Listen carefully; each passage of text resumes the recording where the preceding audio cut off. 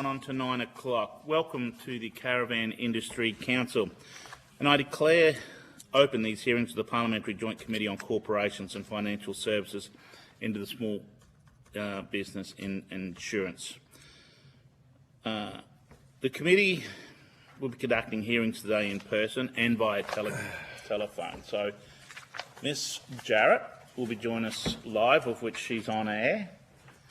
And we're being joined by Moncrief later on. Not at this stage, but at some point. During the day.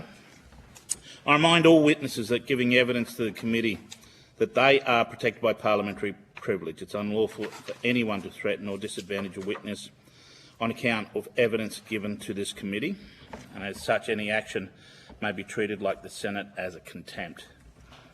It is also a contempt to give false or misleading evidence. Witnesses also have the right to request to be heard in camera, if so desired.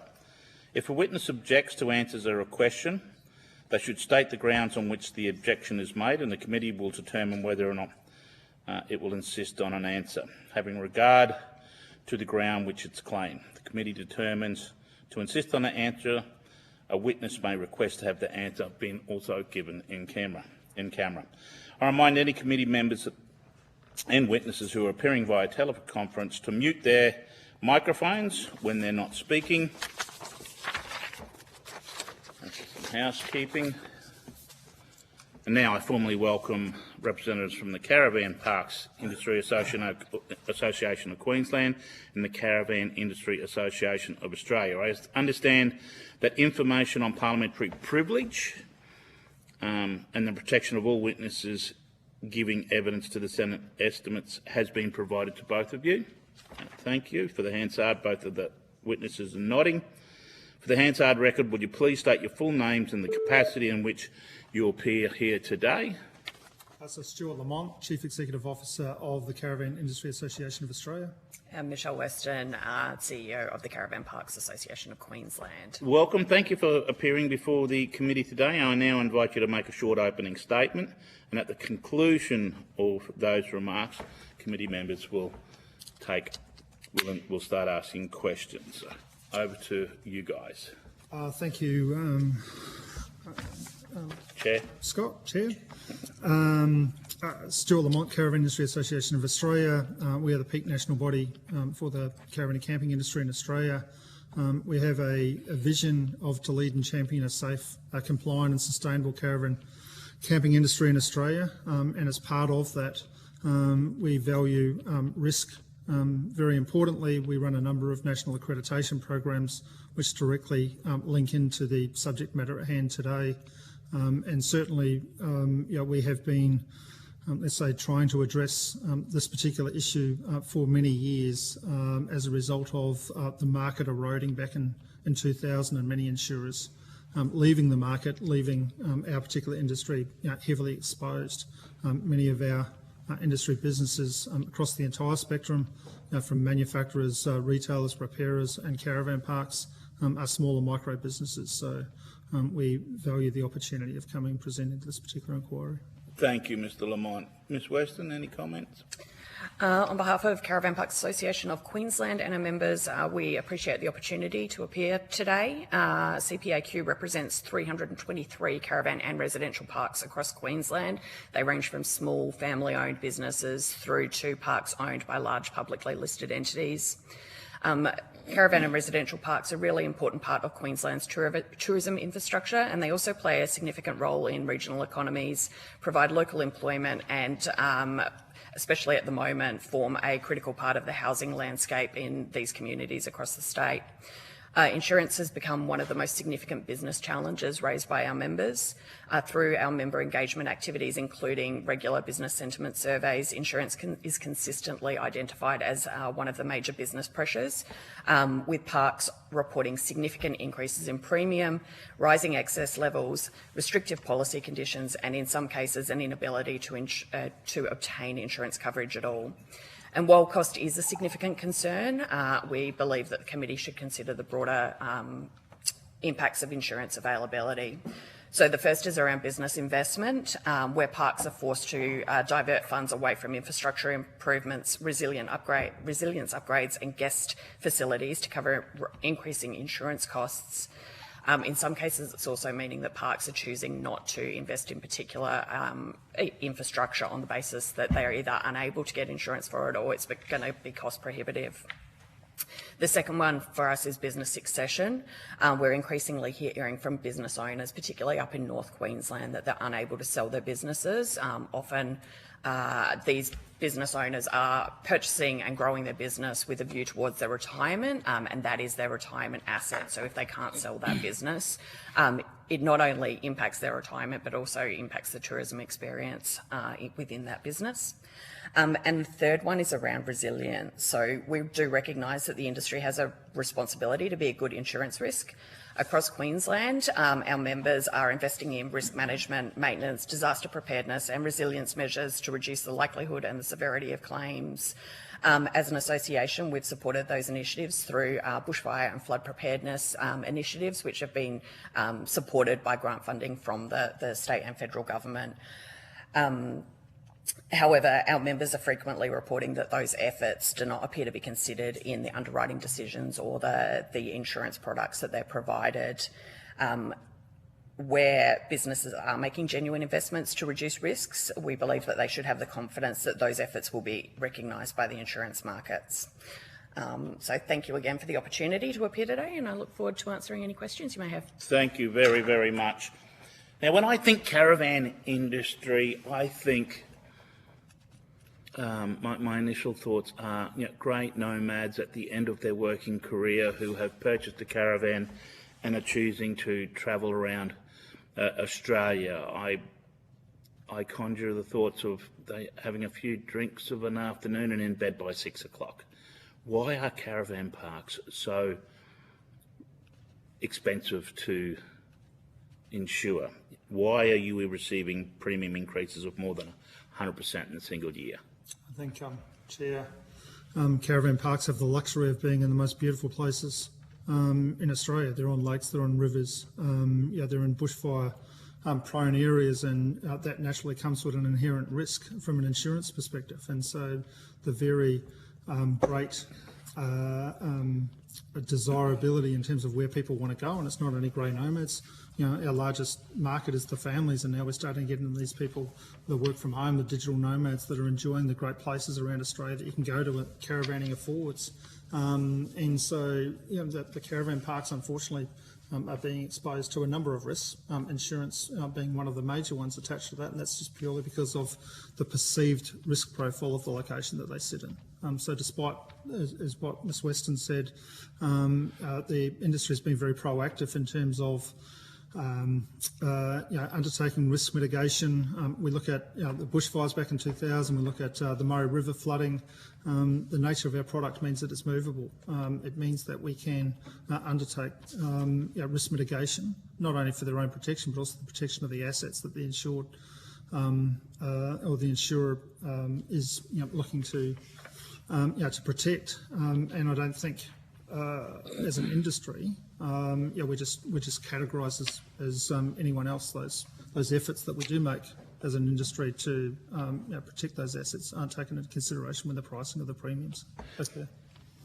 And in particularly recent years, we are seeing an increase in investment in recreational facilities within those parks, particularly attracting the family markets, and largely those products are being addressed with a single view of the risk factors associated with them, as opposed to looking at the individual business practices and how they're managing the risk associated with a jumping pillar or water slide within their business, instead of just, this is a jumping pillar, everyone's addressing it the same way.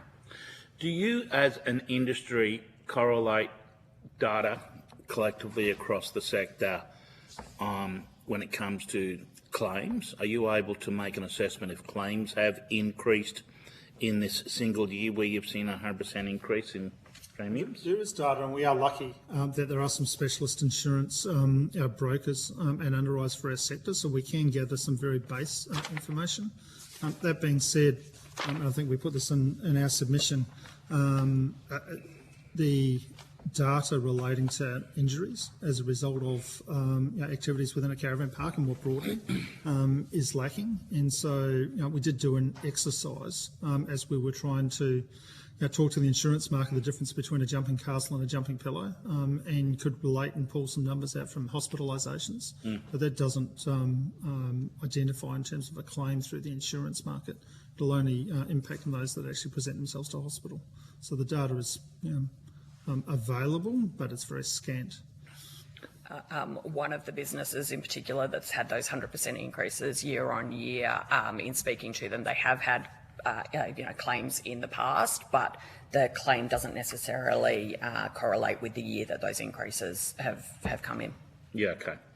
Do you offer, as an industry, we've taken evidence from different groups, organisation yesterday, Steadfast, who act as a cluster of brokers, and they specialise in more hard-to-place premiums. Do you consider, or do you consider getting all your caravan parks together and offering them a buy as one unit or cluster through a brokering centre to get that collective, it's not buying power, but collective risk sharing?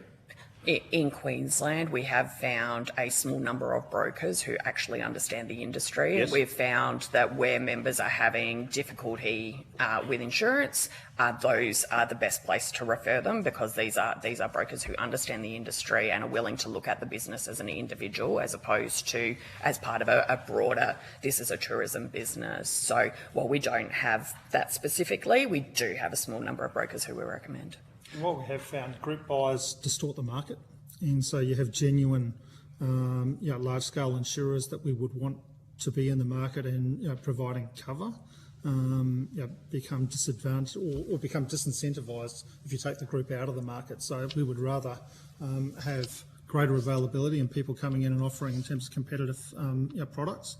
What we did find in 2000 when the market exited, we were very scant in relation to where we could obtain insurance, and so what we were finding is a high level of underinsurance. We were looking at a lot of self-insurance, and we were looking at some non-APRA approved products, Nigerian insurers that all very well take your money, but God help you if there was a particular claim in the back end as whether you ever got paid. And where that was causing stress in market was there were a lot of financial covenants, leases, council obligations, financial, obligations which required insurance, and none of these facilities were considered to be acceptable for those financial covenants. So we were heavily exposed at that point in time.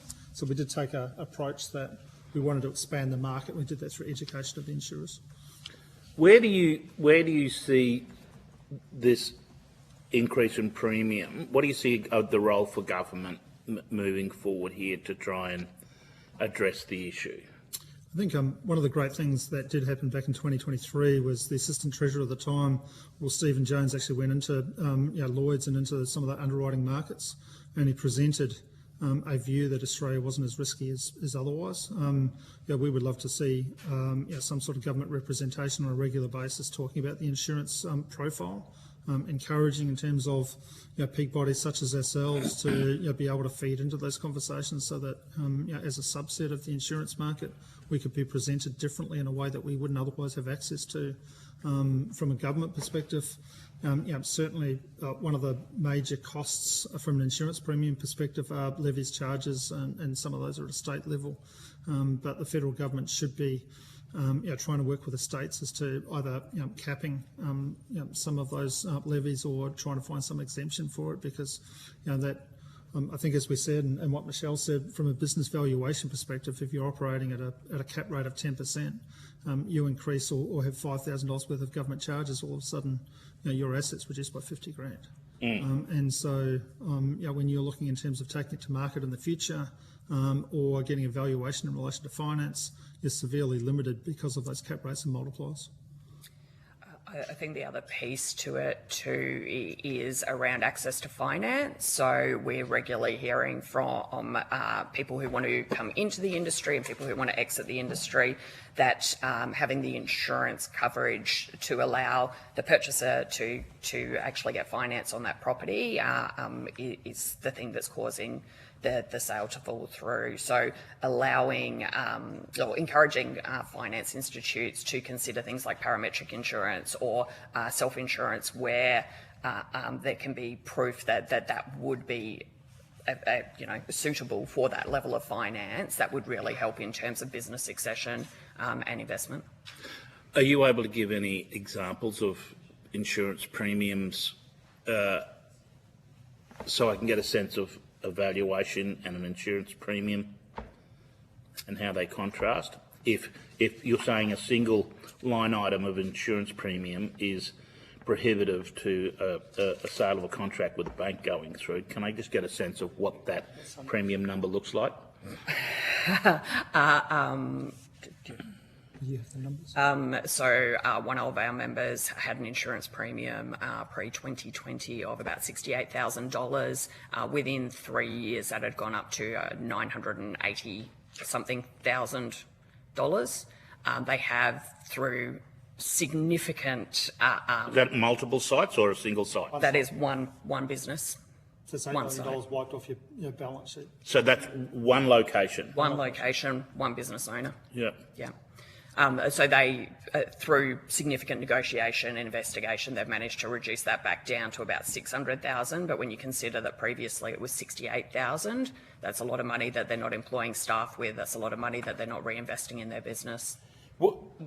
Why such an increase? I mean, has there been a cluster of claims that have kicked that, or is it, as you mentioned, the revaluation of the risk? I think there's a number of components to it. An element of the $68,000 was probably not enough in the first place. The cost to replace the assets in that property have significantly increased just as a cost of doing business. That particular business did put in a water slide park, but you wouldn't think that would account for multiple $100,000 increases. Do the Insurance Council, are all caravan parks the same? I mean, do the Insurance Council look at them the same, or do they have a tiered approach where they'll evaluate risk of, say, a regional caravan park as opposed to an activity action caravan park? I think by definition they are the same. I guess they are complex offerings. And so depending in terms of what offerings you've got on there, you might have a flying fox or a jumping pillow or a water slide, which has different risk profiles and is priced accordingly. And then you also have obviously the location based in terms of whether you're above the parallel, and which it's still incredibly difficult to obtain insurance. There doesn't seem to be an appetite to look at the sector as a whole and price it accordingly. They are pricing it on an individual basis, but I think the biggest thing that can be done at the moment is making sure we don't operate in a thin market. And that's the biggest thing from a government perspective that they could look to encourage. And I guess the other thing, and Chair, you asked the question as to what the federal government could do, or what the government could do. These insurance documents are highly complex. The contractual small business operator who's trying to clean the laundry and do their accounts and manage a family and then do the gardening at the same time. They don't have time to go through 100 pages of contractual documentation. There needs to be some way whereby there is an ease or a service that's provided, maybe through the Insurance Council of Australia, whereby there's an intermediary where maybe you can compare in terms of whether you're getting ripped off or otherwise, a plain English summary sheet in relation to what are the key things from an insurance perspective you are, because what we're finding and what we've tried to educate from an industry perspective is this is a year-round conversation from an insurance perspective. It's about managing risk, and so we've tried to change the dynamics as far as that's concerned. But many of these insurance policies are signed at the 11th hour when, under duress, they just go with the status quo or whatever's put in front of them, and there needs to be a better way in relation to giving accesses and services for small business operators to be able to access and interpret in terms of what their policy is actually saying. Just to go back to that 980,000 increase in premium from $68,000. For a business operator with an insurance line item cost of that, what would be their annual turnover? We could take it on notice and get back to the... I do know that particular business has managed to reduce their Sure. insurance costs.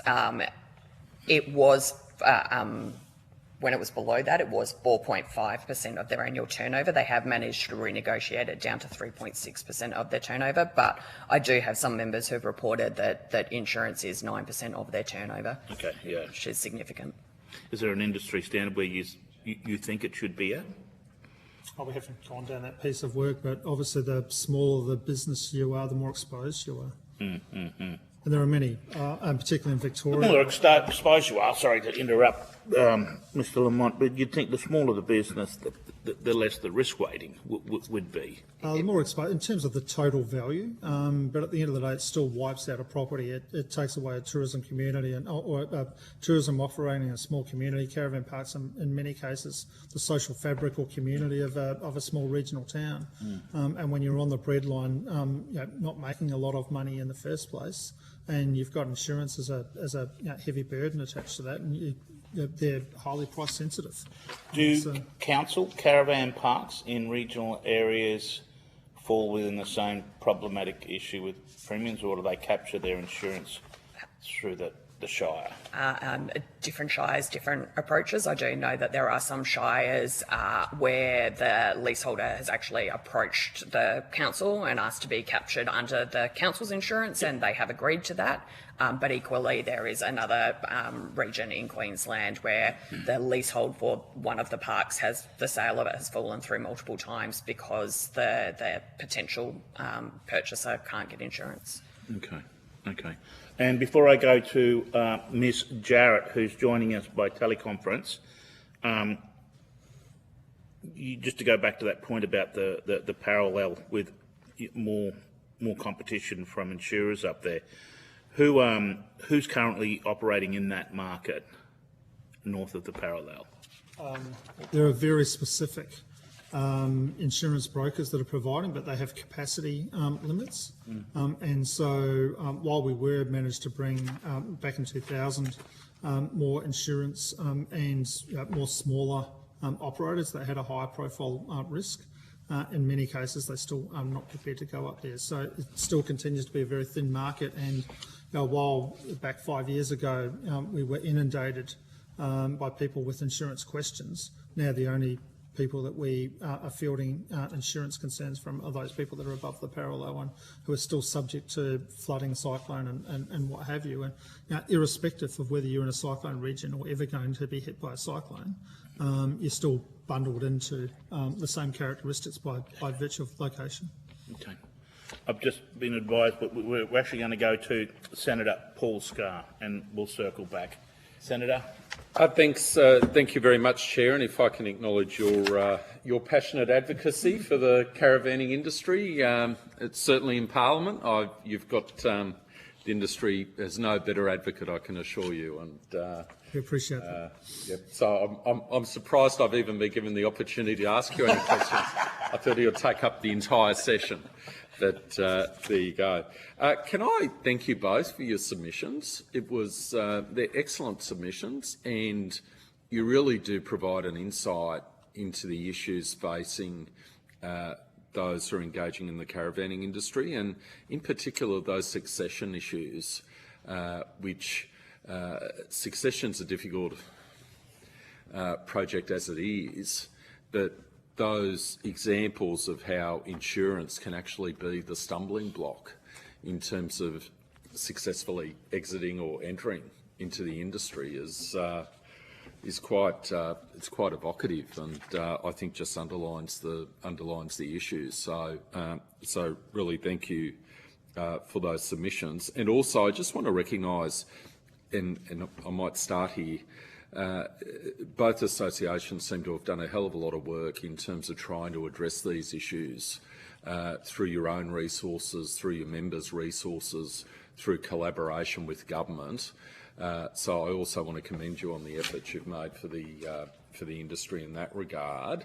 And starting with you, Mr. Lamont, you referred to, and I noted I was going to ask you about it, and you referred to it in your answers to the questions from the chair, the fact the Assistant Treasurer actually went to the United Kingdom and engaged with the insurance market there appear to have had a positive impact. Can you just further elaborate on that? I think what it did do is, again, we are bundled in Australia as being, the backwater. In the moment there is a flood, fire, or what have you, the international news, the entire country is suffering from the same thing. So, what was happening as our specialist insurers were going into the market for underwriting, they were being dismissed on the basis that we were all, from a category perspective, all suffering from the same risk, which isn't the case. So, we were delighted that at the time the Assistant Treasurer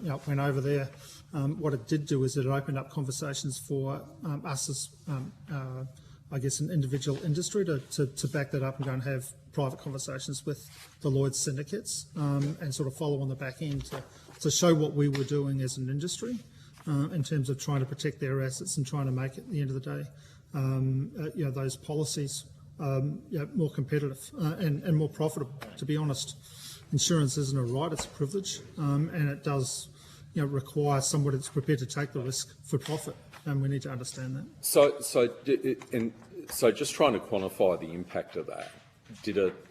How did it lead to better results at the coalface, if I can put it that way? I think what it did do is it brought more insurers to the market. It meant that our brokers going in found it easier to be able to engage with them and open up conversations. And it wasn't a means to an end. We still had to do the work and do the proof, but it did open the doors to enable us to go and have a reasonable and practical conversation, which brought new insurers to the table. Okay, well that's excellent. I wanted to talk to you about brokers, and I think, Ms Weston, in your submission you refer, I think, to the fact that there are a number of specialised brokers who are working day and night trying to deliver results to their customers. But as I understand, your fear is that those brokers might eventually retire or leave the market, and who else is going to step into that gap? Is that correct?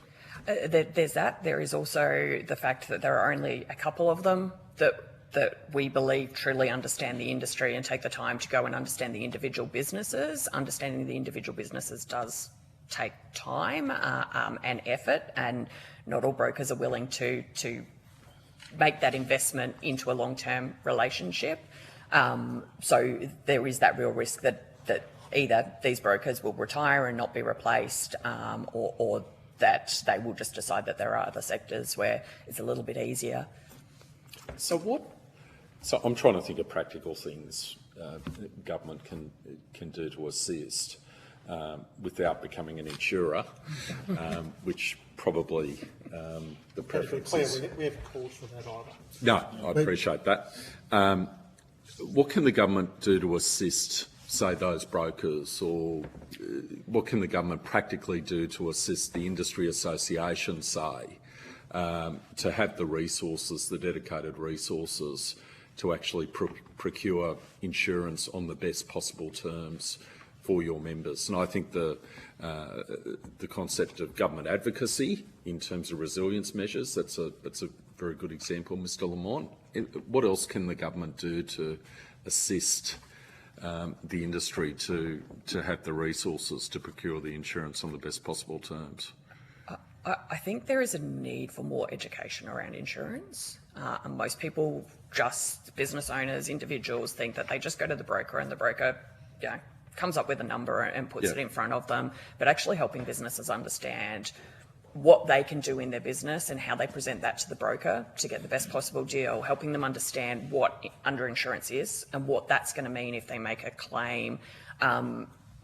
Showcasing brokers who are actually doing the work and getting better deals and how it's supporting their business, so that other brokers go, hang on, that's actually a really good business model. I need to lean into that. So I think there is the potential for an education piece, and as Mr Lamont said, around also helping business owners understand what that product disclosure statement actually means to their business. But ideally, isn't it the case, and I was reflecting on your points, Ms Lamont, about trying to have a simple one-pager that explains the guts of the insurance policy, and in discussions with other witnesses in the course of this inquiry, they would say, well, the broker should be doing that.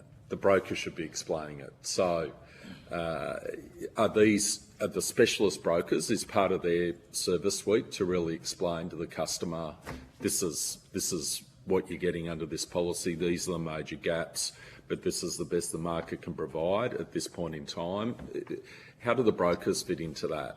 I think there's different levels of brokers, and the specialist brokers we do have in our industry are very experienced. But that being said, to Ms Weston's point, the way that these are presented to the insurer through the broker at times, when you've got a general insurance broker who might be your local broker in the centre of a regional community, is not experienced in the way that a caravan park risk should be, I guess, presented to the marketplace. So standardised templates, better education in relation to how do you make a formal proposal to an insurer, whereby if someone is choosing to use a non-specialist broker, how you talk about the nuances of a caravan park and the risks associated with it, because otherwise an insurer is presented with a number of very risky activities and a group of houses in small concentration. That's not what the caravan park industry is about.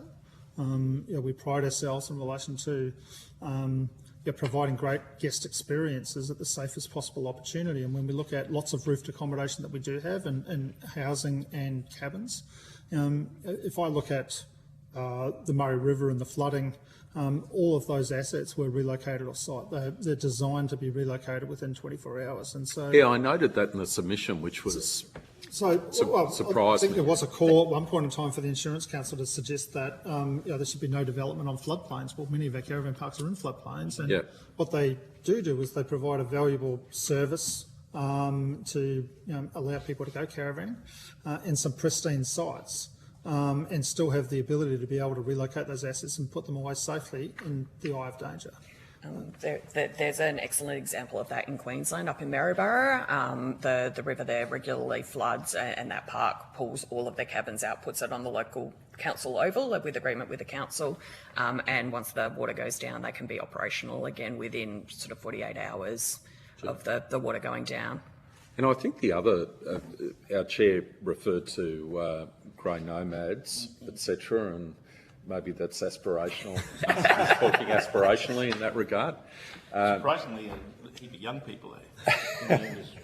But I was, as he was regaling us with his vision for his future, I was actually looking at the other end of the market in terms of we're in a cost of living crisis, and a caravan park provides a relatively, a cheaper option for a family.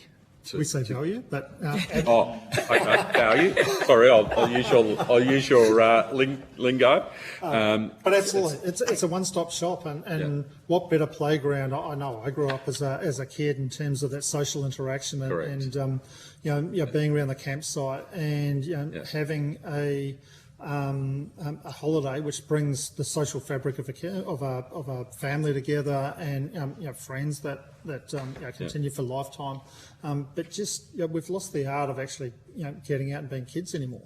And so the caravan park provides an amazing, footprint for kids to get off technology and go out. And we find that children and families who go caravan and camping are better socially aware, adjusted, are better stimulated when it comes to schoolwork. They're healthier, feel happier, they're less anxious. And so there's all these social benefits attached to why caravan parks are a vital piece of the infrastructure and why they need to be protected. They can see Australia too. 100%. So my last question, I just wanted to delve down into this issue of discretionary mutual funds, which is referred to in both of your submissions. Where do you see discretionary mutual funds? If you could just explain how it might potentially work in your industry, and how do you see it being part possibly part of a solution? And how can we assist in that regard from a regulatory perspective? I think how you can assist from a regulatory perspective, if they're set up with good governance and guidelines, they should be able to be APRA approved. And then that would go into assisting from a financing perspective, a purchasing perspective, and so forth. Discretionary mutual funds are very much part of the fabric and part of the answer. Obviously requires a setup and a structure, and both of us have looked at whether we could come to an industry scheme in relation to that as a fallback position, and we chose to go down a different path to try and bring liquidity into the marketplace, which we were able to achieve. But certainly it is a financial instrument which, on some other matters, just last week in our board meeting, talking about consumer deposit insurance, for example, on people buying caravans, whether a discretionary mutual fund is an answer as far as that's concerned, because it's slightly off what a traditional insurer would look to, either in scale or understanding, probably be able to be satisfied by the traditional insurance market. So at the moment, is it your view that the settings are too tight or too difficult to comply with? Well, it depends on the setup from a discretionary mutual fund perspective. So if you can set it up correctly, the only challenge that we would see is being recognised as a genuine financial instrument when it comes to covenants and leases and so forth. So if they were genuinely accepted, that would be one opportunity for opening up the market. But then at the same time, Mr Lamont, you said you have this residual concern about liquidity in the market, that maybe it means some of the major players won't enter the market. Correct. Would we look at an industry scheme from a group buy perspective? Probably not. But if another offering which said that this was part of the mix, I don't think that would distort the market like a group buy would.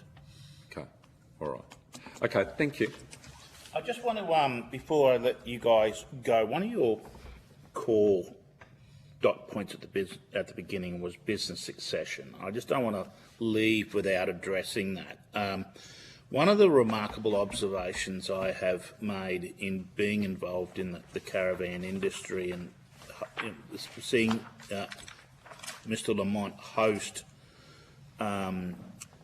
caravan park owners, tourism operators, etc., in the Parliament is just how youthful the sector is. I mean, it's the conjuring of my opening comments is quite a stark reality to what's out there. I want to better understand that risk profile, particularly when you gave the example of caravan parks may often be located in beautiful scenic locations right on riverbeds, etc. By the very nature of a caravan, they're mobile. Yep. If the flood's coming, I mean, it's a very poor business plan that someone's whole business enterprise is designed on their clientele being washed away in a flood. That they want to get them out. You know what I mean? So does that mitigate the risk? And why is it that we seem to have a two-tiered risk assessment? We believe very much mitigates the risk, but I guess as the general insurers, look at us, or they look at the location and go, you're on a river, and that river may flood, and then they use their actuary based on 100-year or 150-year and price it accordingly. They don't make any allowance whatsoever in relation to the assets that are being insured and how movable that they are and where the genuine risk actually is. So that's a challenge, and that's an education piece that we as an industry need to do for the insurance market.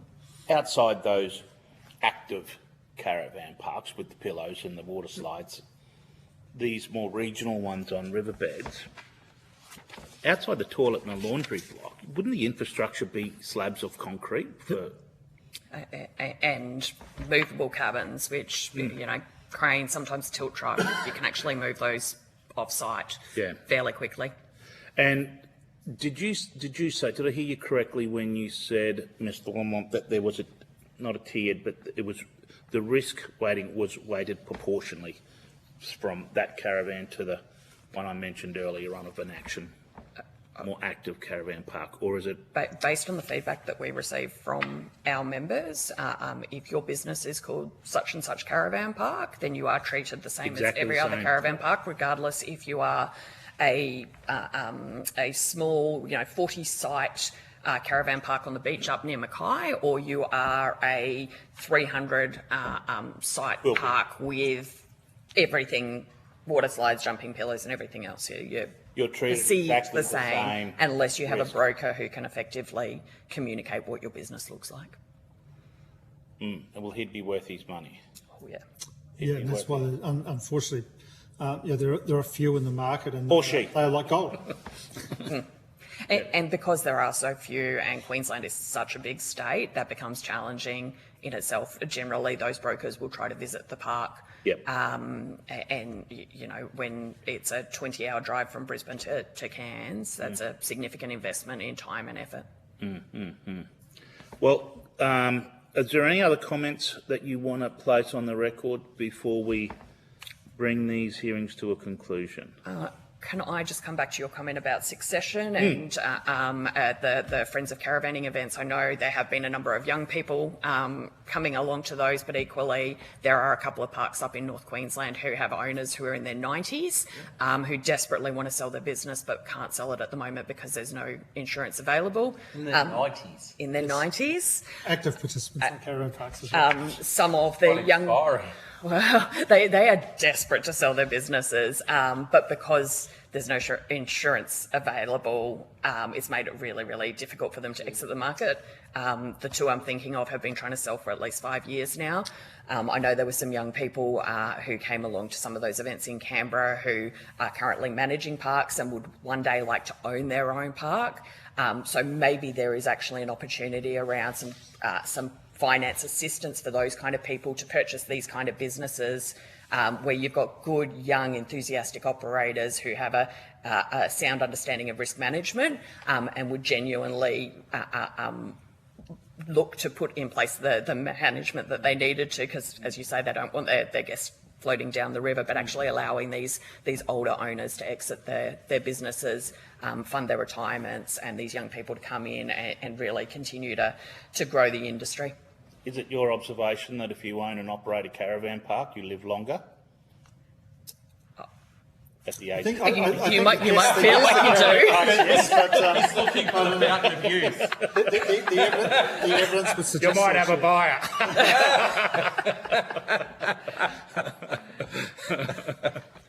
Thank you very much. That was a tongue-in-cheek comment at the end there. Thank you. Conscious of time, 9:42. Some housekeeping. Thank you for giving evidence today. If you've been asked to provide any answers on notice, I think that you said you had one. Thursday the 16th of July, back to the Secretariat, and Hansard will forward a copy of the transcript for you to peruse and make an observation there. Thank you very much for your time. It was we really enjoyed it. Thank you. And thanks for your submissions. It was very impressive. Thank you. Thank you. Now we'll just take Hansard. We'll take a short break if we can, and I'll ask Secretariat just to prepare for our next witness.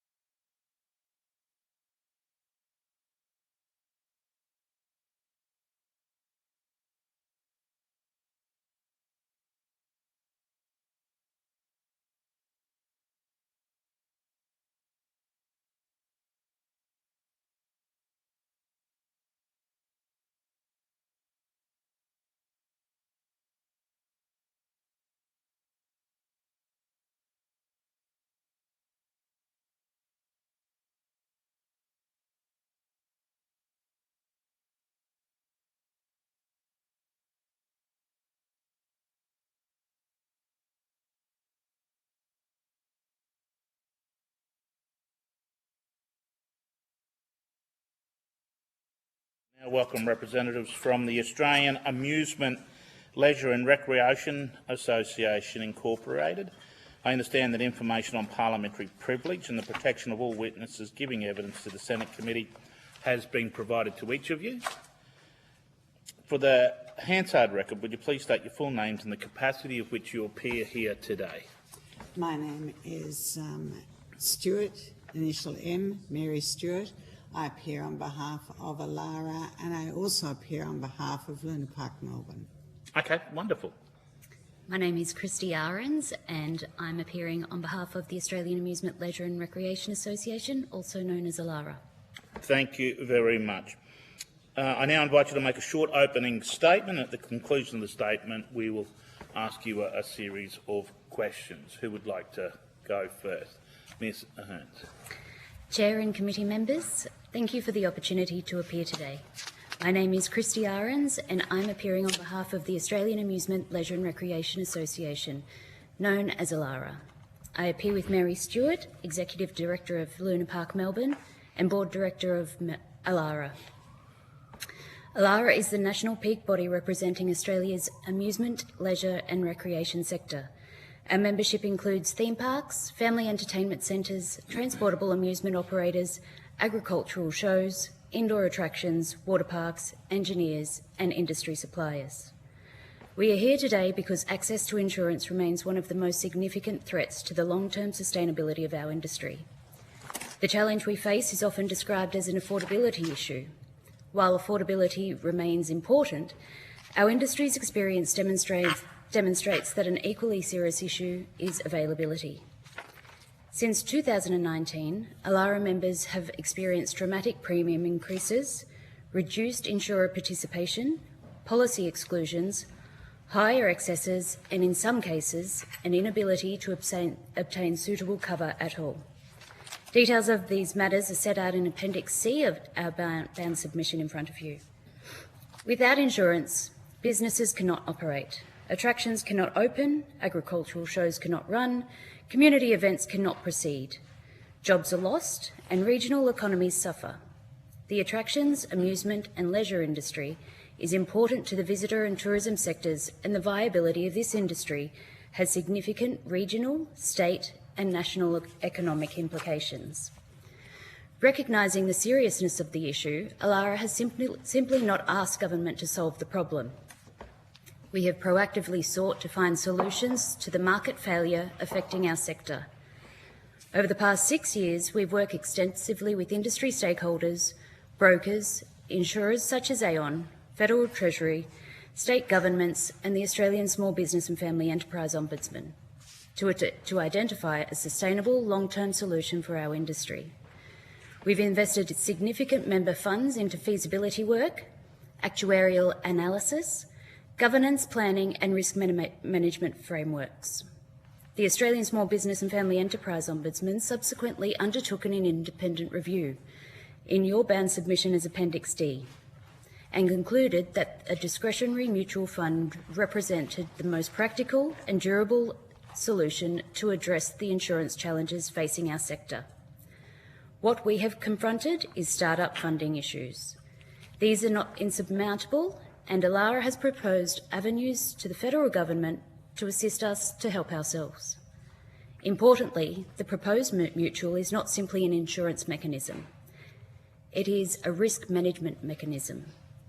Membership of an attractions DMF would require demonstrated strong governance, robust safety systems, digital compliance tools, auditing processes, and ongoing risk management obligations.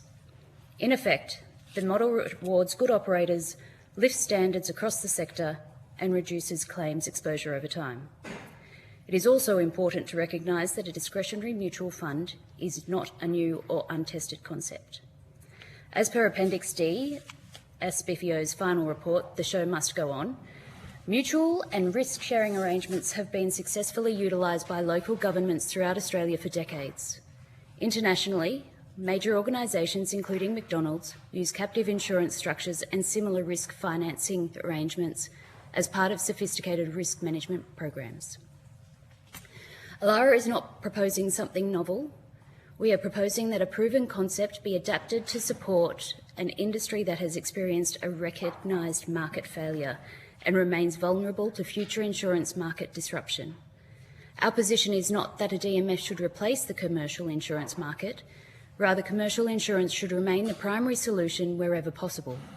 However, industries should have access to alternative risk-sharing mechanisms when market concentration, insurer withdrawal or capacity constraints threaten long-term sustainability.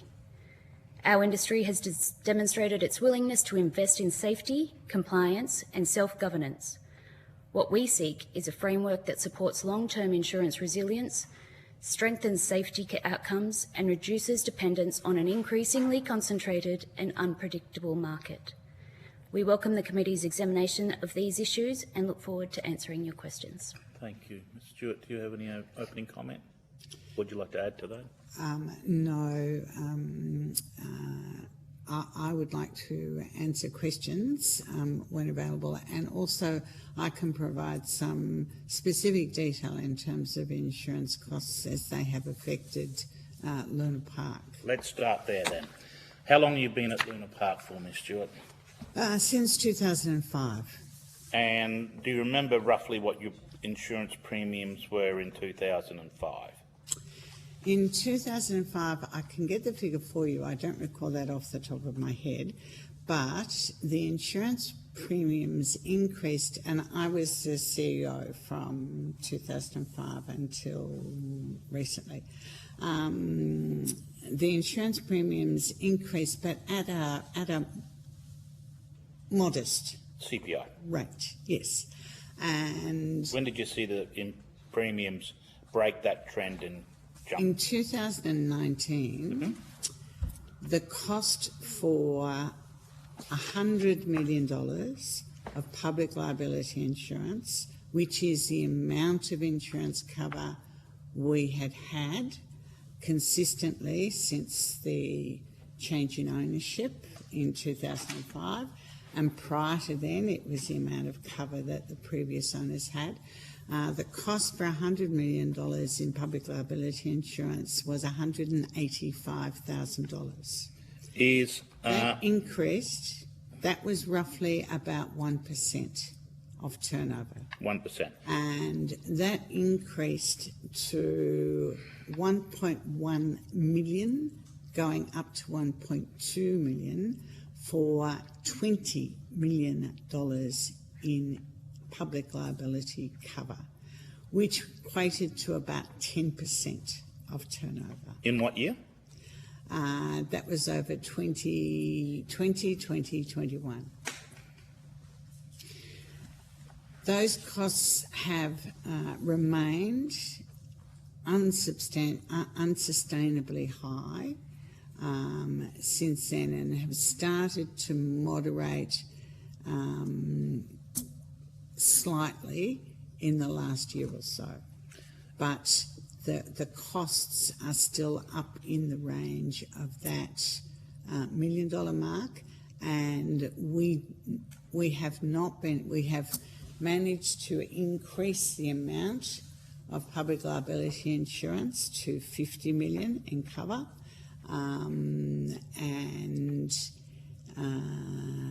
but to get it back to the 100 million amount of cover is just not financially feasible for the business. When you were insuring for 100 million, was that a statutory amount? That was just a business decision that the park had made? Yes, that's correct. The amount that the statutory requirement under the Luna Park Melbourne Crown lease is for 20 million in cover. And when we were confronted with this exponential increase in insurance costs, Luna Park Melbourne had not in the period since 2005 had any insurance claim. None. That is remarkable. None whatsoever. Zero claims. Zero claims, and Luna Park Melbourne remains to this day not having had any insurance claims since 2005 when the current owners took over. In terms of the The cost for industrial special risk, which is equipment and buildings, those costs have also increased in recent years, but they have not increased at anything like the same rate as public liability insurance. So your public liability, just for the Hansard, can you explain for the benefit of the committee some of the other components of your insurance makeup? So I know we've concentrated on the public liability this morning. What are the other components? Well, there is industrial special risk, which covers plant and equipment and buildings. So Luna Park Melbourne has a number of mechanical rides, Yes. and also a number of buildings. And there is also professional indemnity insurance, cyber risk insurance, a whole range of other smaller components. But I have not included any of those in that In this submission. broad figure. You're not here to speak on the rest of the industry, but to your knowledge, the likes of other like-minded theme parks, SeaWorld, here in Queensland, for example, are they experiencing the same thing? Do you have an association body? I can speak on behalf of the industry, having been a long-term board member of the national industry body, and other fixed parks and other components of our industry have been confronted with very similar problems. In Victoria, when we first were confronted with these issues, there was a very real risk that we couldn't get any insurance. And right up until the evening before our insurance expired, we had no cover. And the maximum amount that we could get was $10 million, not 20, as required under our Crown lease.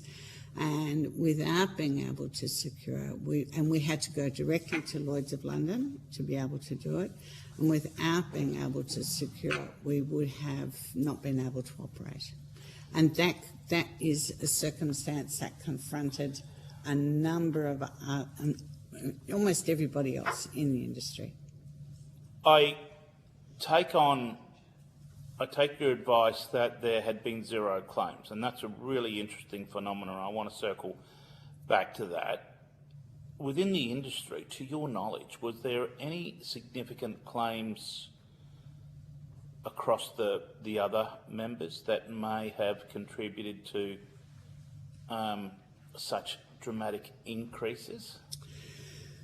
There have been, but they post-dated Prior to 25. when those increases occurred. I can't give you hard data on what drove those increases. What I can inform you of is the colloquial, anecdotal information that was provided to us by our brokers, who said that there was a complete withdrawal of insurers from the Australian market affecting our industry, because it was perceived erroneously as being risk. And there had been significant bushfires in 2019 in California, in the States. There had been fires and other issues in other parts of Europe, and that the international sort of big firms were confronting sort of, reduced or confronting significant claims. They were reassessing their global risk. Yes. I think the evidence still speaks for itself in your particular circumstance where you had zero claims. Well, we had zero claims, and we remain in a position where we have zero claims. That has not made any difference to the cost that we're having to pay for public liability insurance. Amazing, amazing. Mr. Hearn, any other examples similar to Luna Park, zero claims Absolutely. I think that for the overarching experience of our members, it is the perceived risk as opposed to the actuality of their business and their claims history. We have, I think, in appendix, in our submission to the SPIFIO, in appendix B, you'll see that we surveyed our members in 2021, and that was the height of the hardening of the market for our industry. And there are some really devastating case studies in there and quotes in there of organisations not able to secure insurance, in some cases operating without sufficient coverage, and also closing doors due to lack of being able to access insurance. So I'm a regional member of Parliament. So in your opening submission, you spoke about country shows and agricultural shows. I mean, it's show me a local show society which is filled with volunteers that give their time freely to put on an agricultural show to demonstrate the wares, and I'll show you a vibrant community. They're core. Just help me understand, who bears the insurance at a country show? The Showgrounds Association, the council, or the show guild when they travel with the rides? Because I believe that they're part of your membership. The operators themselves, so the transportable operators, yes, which underpin a lot of the traditional fabric of our country, they have to hold $20 million in public liability themselves. Yep. The mandated, yep, set by the councils. Correct. Yep. So they have insurance themselves. The Showmen's Guild, I believe, have insurance as well, and the showgrounds. Okay. Yeah. So it's an event's well insured. It's nearly layered. The events are well insured. The issue that we see as a live and present danger is that the economics of country shows is underpinned by the travelling show societies, yes, and the individual operators who transport their portable rides to those shows, and they pay the showgrounds for the privilege of being able to operate there and sell tickets to ride. And if they cannot get insurance, that has the capacity to undermine the economy of every one of those country shows. Absolutely. Absolutely. Senator Scarr? Thank you. I know you're a very enthusiastic showgoer, and I am. I actually opened a rural show on the weekend, and congratulations to the Lowood Show Society for a wonderful show. So this is, to some extent, as the chair has underlined, this is more about economics. This is about maintaining an important part of Australian culture. So all of us growing up, Chair went to amusement parks like Luna Park, Melbourne, and with friends, and have enjoyed taking children there, ourselves as adults, international visitors, and then the culture of the regional towns and regional centres where these shows provide an absolute wonderful opportunity for the community to come together. And in difficult times, with the cost of living crisis, they also provide a reasonably economic outlet for people to have almost the benefit of a weekend away almost when the show is on in their town. Notwithstanding Wet and Wild, Movie World, Dream Yep. World, all Yep. Sea World over on the Gold Coast, which brings enormous economic Oh, benefit to the huge! state. And especially when you get a cluster of those sites. I want to ask you about the discretionary mutual fund. So I was reading, Ms Aarons, I was reading a very helpful chronology. So thank you very much for preparing that. And I'll just tell you what struck me, because I remember at the time, I think I'd been a newly elected senator, and people I knew in the show industry reaching out to me in 2019 about this issue. And we contacted the relevant ministers, and there seemed to be some discussion, some movement towards this this opportunity to establish a DMF. And I note in this report, the Show Must Go On report, is a discretionary mutual fund the solution to the insurance crisis facing Australia's amusement, leisure and recreation sector? Final report 6 December 2021. And just to read from the foreword written by the then Ombudsman, Honourable Bruce Bilson. Our final report, The Show Must Go On, finds that a discretionary mutual fund is currently the only workable and durable solution for the industry, end quote. So that's quite a definitive recommendation. He also made the point that it's not a silver bullet, that there's all sorts of issues that have to be resolved, but it is quite powerful for him to come to, having engaged in the extensive consultation and expert analysis. It's quite powerful that his conclusion was currently the only workable and durable solution for the industry. So my first question is, why hasn't it been done? Do you want to start? At the time, there were a couple of hurdles, I guess, that they have outlined in that report. One of which being states and territories legislation wording,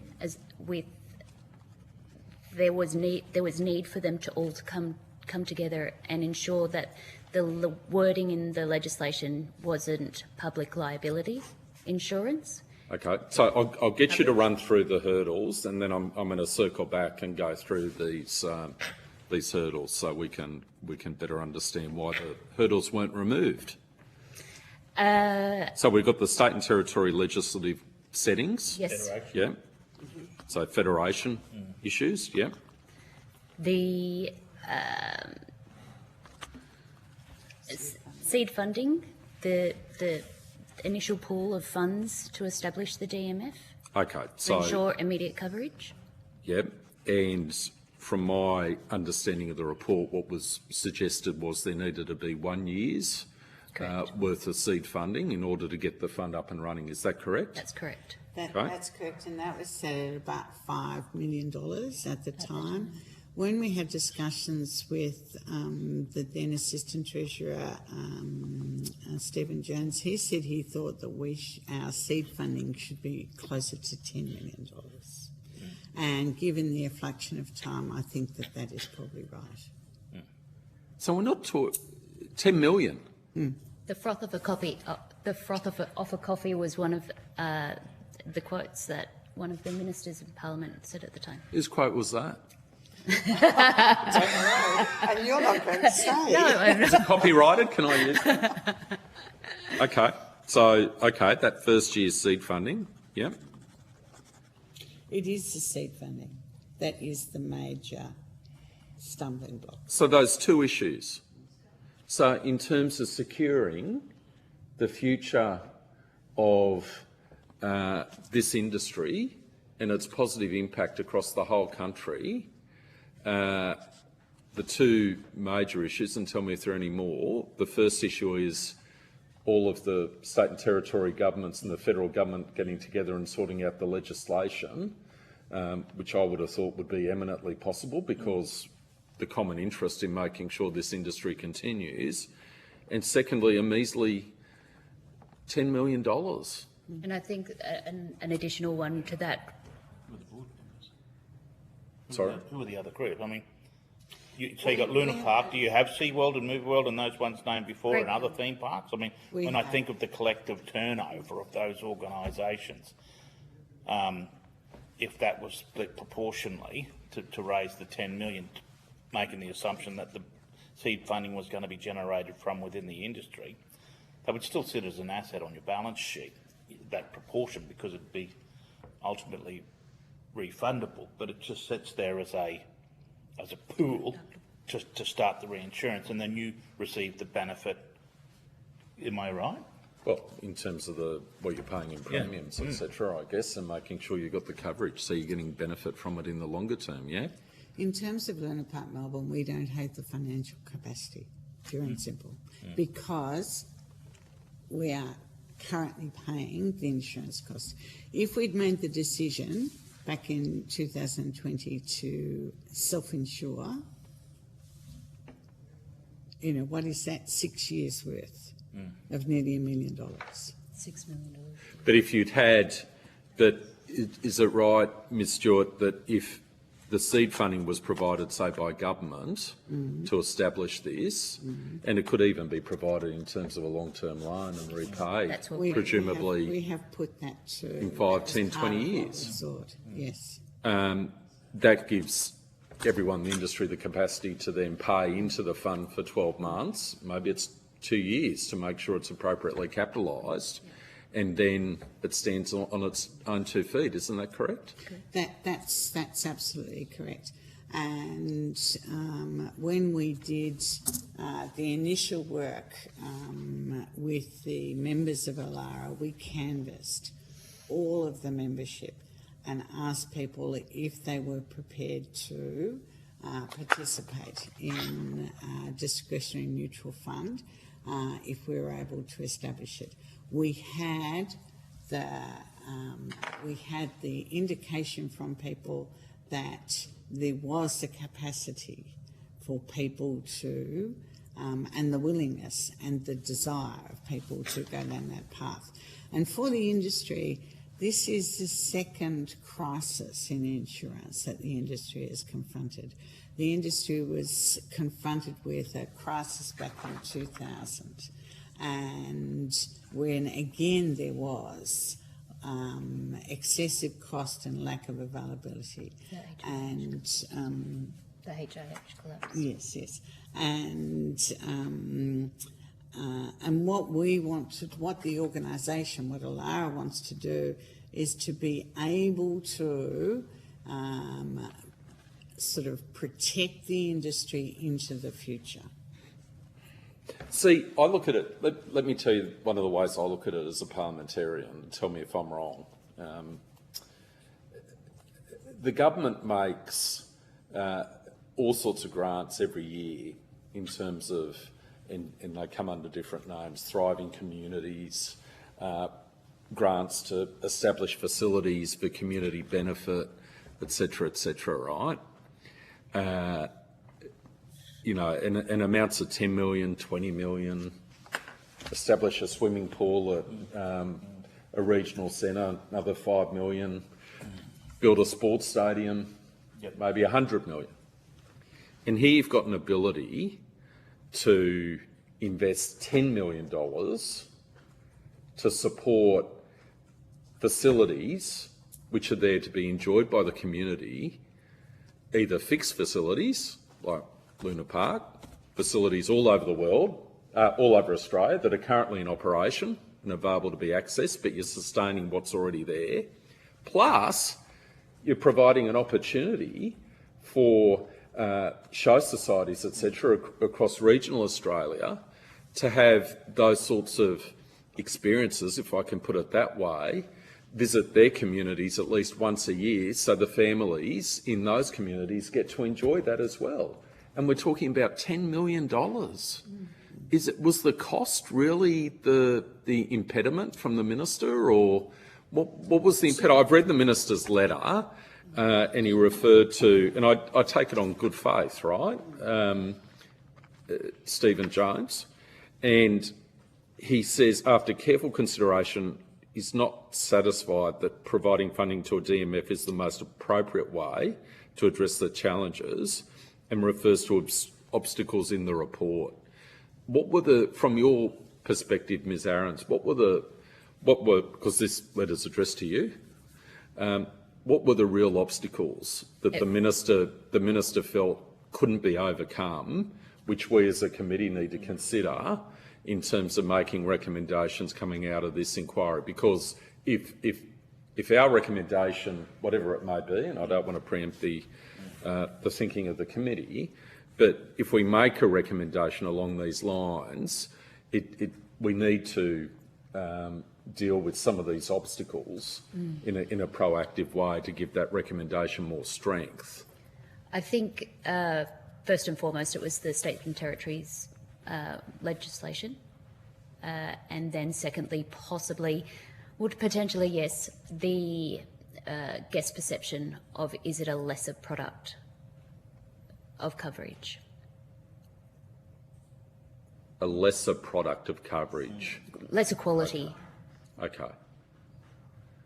Can you the first one, was there any work done in terms of liaising with the states and territories? We did. We went individually to the Treasury departments in each state, as well as the premiers. Yep.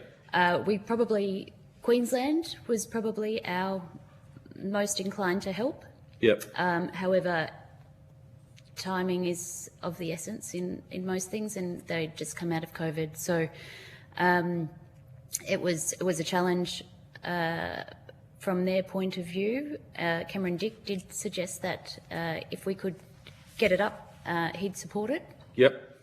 But that was as far as it sort of got with getting states and okay, so there was an issue in terms of getting traction. That was a real issue. Yeah. And the second issue, in terms of perceptions of a lesser quality of insurance, how perception's one thing, reality's the other, of course. But how could that hurdle be removed? I think just education. McDonald's use it, local councils use DMFs without a hiccup in regards to perception of the quality of the coverage. So I think it's just an education piece. Okay. In terms of the view of the then Assistant Treasurer, I think that perhaps we didn't do enough in terms of, because I was at the meeting with the Assistant Treasurer, and perhaps we did not do enough in terms of explaining the work that we had done in terms of developing the proposal. And we have continued with working with members on improving safety and awareness and systems, and there has also run alongside that significant legislative changes relating to the governance of both portable attractions and fixed parks. And I think that the concerns that the Assistant Treasurer had, I think we have addressed them. Can I ask you, just as my final question, to take this on notice? And it's up to you how you want to advocate in relation to this. I think this inquiry, from my perspective, provides you a real opportunity to reinvigorate this proposal.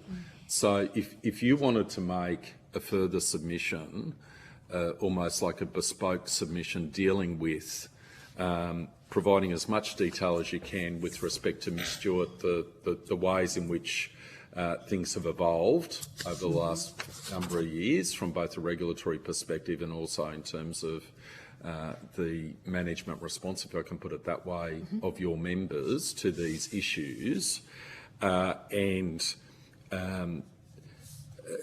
provide as much detail as you can with respect to what you've done that addresses some of those hurdles. Second, what needs to be done to establish this as a endurable, sustainable solution, and the need for it still to be implemented, given the issues you're currently facing. I think that would then give us an opportunity, I think, to put that to the new Assistant Treasurer, and we certainly have witnesses later today from the Queensland Government. I'm going to be putting it to them, right? And whether or not you can get a champion amongst the states to try and push this forward, because it just seems to me we're talking about a pittance that's going to make a material difference in terms of managing this issue. So I would have thought this committee provides a vehicle potentially for you to reinvigorate this proposal and see if we can't, given we're now post-COVID and all those issues that washed out that just consumed all government thinking. We would grab that opportunity with both hands. Excellent. Excellent. All right. And could I just say that I think that one of the, and nobody has, this is my view, that one of the hesitations may have been the setting of precedent in terms of other industries and other areas. And You get a check. What stops the caravan industry coming in behind you saying, "Where's my check?" Then behind them come the live music and entertainment. Every witness that we heard to, they're going to be saying, "Where's my check?" And my answer to that would be to say we are very happy to not have it as a blank cheque. We are happy to have it as a loan, which we repay over time, and that we are happy to have and to meet whatever requirements may be had in terms of the governance and the structure of a DMF. We have gone to the extent of canvassing, who might sit on the independent board of this independent body, and some of the I double checked yesterday, but one of the people that we asked to be on the board of the DMF when we were first looking at it was Bill Kelty, who happens to be the chair of Luna Park Melbourne, and who has significant sort of financial sort of experience. Sorry, who's that? Bill Kelly. Bill No, Kelty. sorry, I'm just joking. It's very well known. Perfect choice. I did speak to him yesterday, and he said, I didn't say yes. I said, but you didn't say no. You said you would think about it. Oh, well, tell him he's on Hansard now. I did say, well, can I mention that tomorrow? And he said, oh, all right. But it is, we're very serious. Yeah. We're very serious about what we want to do. And we think that we can address the issue of precedence.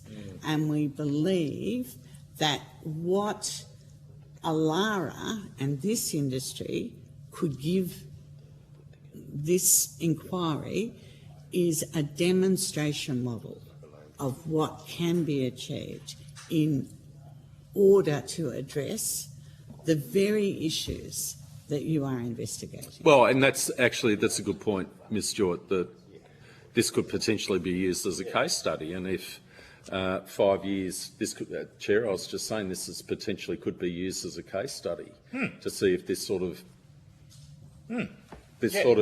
approach works, where the market's not responding. And if 5 years after the event, the initial $10 million of seed funding's been repaid to the extent of $2 million. And it is being repaid, and the model's working. Maybe the model does work for other industries. That's the really interesting point. Are you able to, and we'll just do it through the eyes of your industry, are you able to come back to the committee with what your projections, and I'll be asking this of the next witness as well, just for the sake of, to model what the savings on the insurance premiums would be in the event that the mutual fund was set up. How long would the payback period be? So we're not setting unrealistic expectations. And for absolute clarity, if we were to progress along the Senator's recommendations, it'd have to be inclusive of those other hard-to-place Well, potentially, and sectors as well, on the same principle.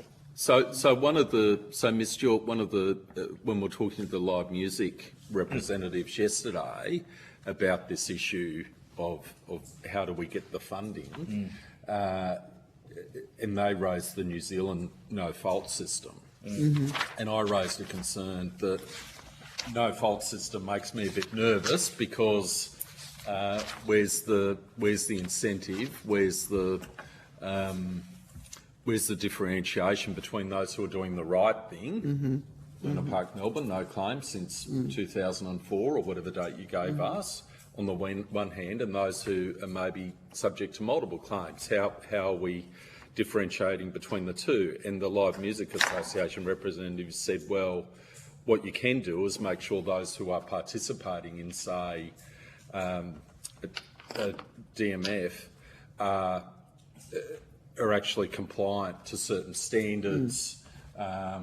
Maybe it's annual inspections, compliance history. So it's only the good operators who can actually participate. Would it be something similar? That is exactly what we want to achieve. But at a standard. Yeah. That is exactly what we want to achieve. Nobody has a greater interest in improving standards than we do. Exactly. We own safety in our industry. And that's where it should belong. Who looks after it now? Who's the governing body that would assess safety? The workplace health and safety regulators in each of the states? Yes, in each state. So it could sit within that parameter. And you'd already be subject to annual inspections. Yep. We have annual inspections. We have there is legislative requirements in terms of the maintenance regimes, the record keeping, the sort of and it varies a little from state to state. But Queensland has led the field in terms of legislative changes, which we have been very actively involved with and very actively have supported. We don't want shonky operators in our industry. No, because that is not in anybody's interest. Well, it destroys your business because someone sees an accident at another facility and they think, gee, I'm not going to go near any of them. Yeah. We're massive advocates, and we bring the regulators from the states and territories together each year at our national conference, so they can come together and work towards becoming aligned as best they can. Yep. Excellent. All right. Thank Well, you. I think you've got some homework to do as an industry to come back to us. I think you have adequately enthused and pricked the interest of the good Queensland senator, who... Which one? You or me? You, mate. You. Both of us. That's it. Yeah. No, so thank you for your Excellent. for your lead on that, Senator. Any final comments before I bring these hearings to a conclusion for you guys? I understand. Sorry? I need to say that we very much appreciate the opportunity of having been able to address you. Our privilege, and we thank you for the efforts that you've gone to. Hansard will provide you with a copy of the Hansard transcript for you to peruse and make any alterations if you feel have been misrepresented. Those documents that you've been asked to provide need to be back to us by the 16th of July, which is a Thursday. You have the Secretariat's details. That concludes this session, and the committee will suspend it now until 10:45. Thank you, Hansard.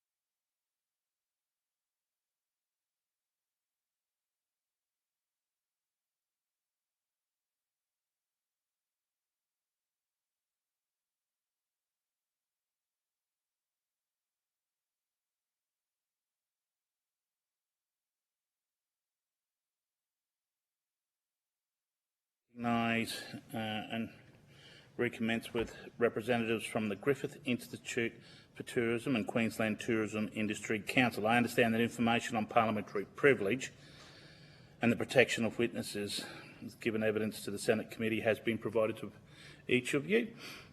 For the Hansard record, could you please state your full names and the capacity in which you appear here today? Hi, I'm Fiona Antonucci and I'm with Griffith Institute for Tourism. Thank you. If you could just state your name, please. Yep, sorry. Fiona Antonucci. Antonucci. Yes. Thank you. Hi, I'm Natasha Wheeler and I'm with Queensland Tourism Industry Council. Thank you, Ms Wheeler, and I believe someone's joining us by teleconference. Can you hear us? Yes, hi. Sarah Gardner from Griffith University. Thank you, Ms Gardner. I'll now invite you to make a short opening statement. At the conclusion of your remarks, members of the committee will ask questions. Ms Antonucci. Thank you for accepting Griffith University's Institute for Tourism submission into the Small Business Insurance Inquiry. It's important for this committee to understand the insurance affordability challenges facing our visitor economy. Public liability insurance is a critical enabler for the visitor economy, including tourism, hospitality, transport, arts, culture, events, sports and education. 95% of businesses in Australia's tourism industry is classified as small businesses having less than 20 employees. Our submission to the inquiry contains a summary of evidence collected over 3 years from 180 industry leaders. Our studies were focusing on examining the drivers for increasing public liability insurance costs, the impact on the visitor economy, and possible actions to improve insurance. There is a shortage of supply of insurance for our visitor economy, and there's limited appetite for this sector for our domestic insurers. We have found that without insurance, the experiences that are available in today's visitor economy in Australia will slowly disappear. Not because we don't want to take the risk and participate, but because it's no longer financially viable to insure the experience. Also, without structural and legislative reform, there won't be adequate protection for injury risk. I take this opportunity to highlight 5 policy options identified in the study for the Australian Government to consider through this committee. First is to increase support schemes for small business risk management and safety compliance, alongside development of accreditation programs that formally recognise existing regulatory compliance. The second is to invest in mechanisms to expand insurance supply, including reinsurance support for public liability or discretionary risk mutuals, as discussed earlier today, for visitor economy businesses. The third is to look at the reform, the tort reform, and the Commonwealth could develop model civil liability amendments, including introducing active recreational activity limitations, which can then be adopted by the states and territories. We ask for the Commonwealth's leadership in this regard. The fourth is the implementation of a national personal injury insurance reform, incorporating statutory caps on fees and damages and structured mechanisms to direct compensation spending towards our medical treatment and rehabilitation. The fifth, and I think you spoke about the other parts of the economy talking about this, but take action on the National Injury Insurance Scheme to deliver a fully funded national no-fault insurance program for injuries caused by accidents. So these are not simple reforms, but change is needed.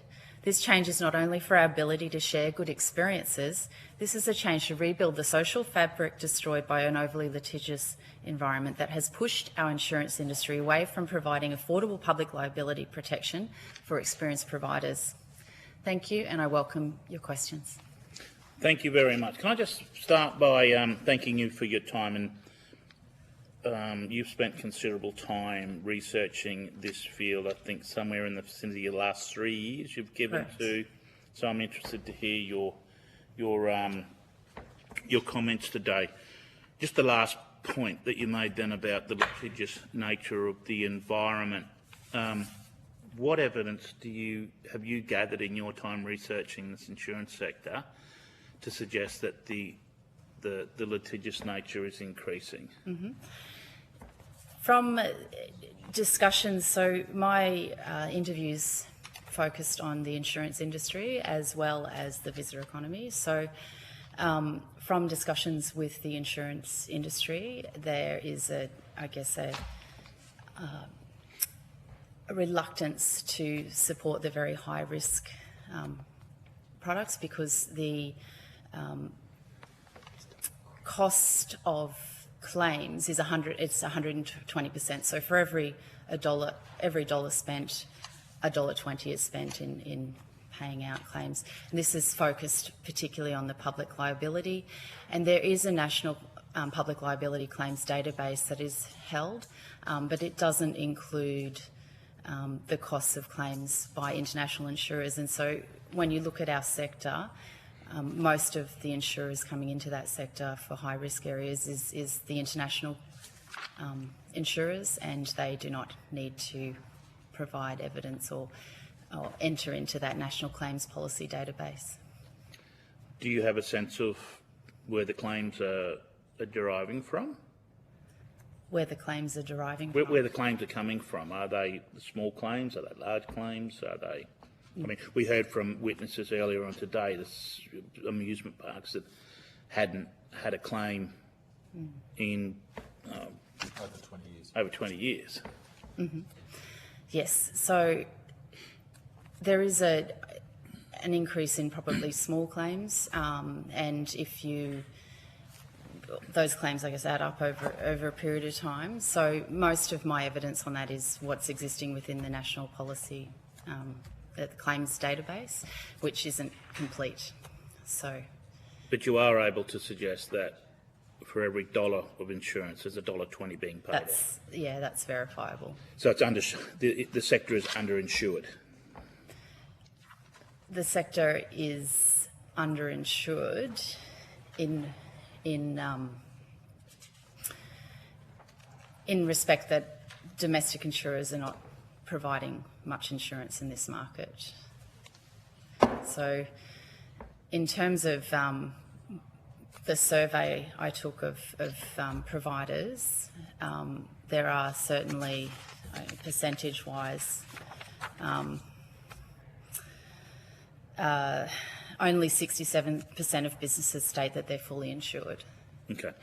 Are you able to ascertain from which sector the claims are coming from, of the high-risk insurers? So my insurance was focused, my studies were focused on public liability insurance. So this is litigation through to the insurer. Most of it is outside of the litigation process, so it's settled claims that happen, and smaller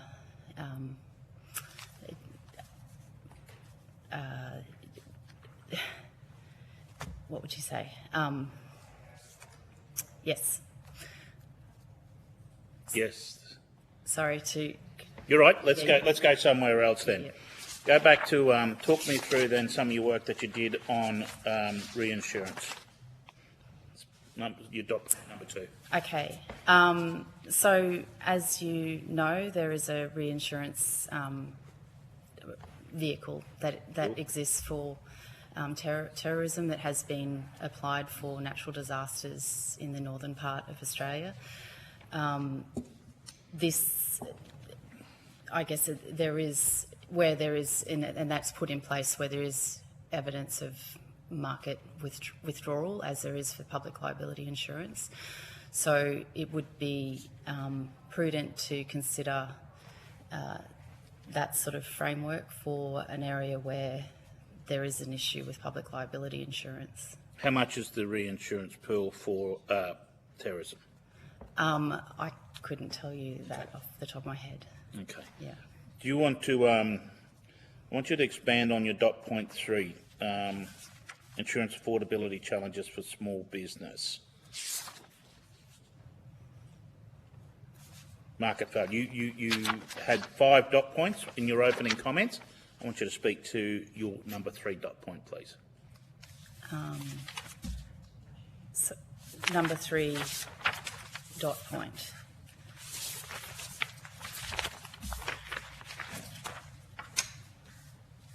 As in number 3 recommendation? Yeah, recommendation, Yeah. sorry. Okay. So the Commonwealth could develop model civil liability amendments. So this was a process that was done in 2000, so when there was a major public liability crisis with the failure of HIH insurance. So there was, the Commonwealth did set out and create civil liability amendments that have been watered down over the period of 20 years through litigation, legal action in this space. So it would be worthwhile to look at that scenario again and address particular areas like there should be greater ring fencing around when people can make a claim. So right now, if you fall over and hurt yourself, you've got 6 years to make a claim. You don't have to tell the venue that something's happened. So having a situation where people need to alert suppliers or venues right away that something has occurred rather than wait, 6 years down the track. Yep. Those sorts of things is quite easy, but the more difficult things would be to put recreational activity limitations. So there exists some of that right now. So if you're doing skydiving and things like that, there are protections in the law, but generally there is not protection for adventure tourism and that sort of high-risk activities that happen in the visitor economy space. So there is an avenue, I guess, for the federal government to look at model settings, and the most, I guess, extreme would be a limitation for active recreation. Yep. Active recreation. And the no-fault recommendation. Yes. What are the shortcomings of that? I think we have a very established legal system, and there's a whole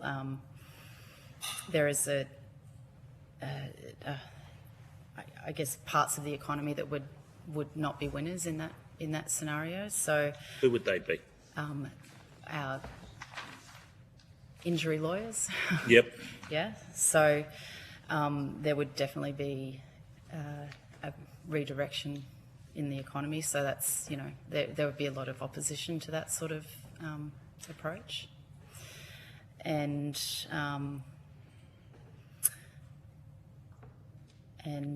however, on the positive side, you are putting extra money into the system. So businesses, rather than sending their money offshore to get insurance, they're putting into a central pool so that Australia can look after our own public liability rather than offshoring it. Yeah. Have you done any work with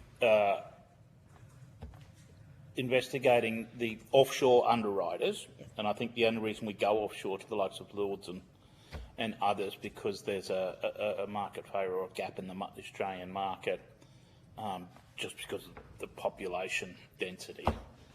Have you had a look at the profitability of the 4 major global underwriters? The profitability. Profitability. So as we see insurance premiums rise, the underwriter takes a percentage of that premium to offlay the risk.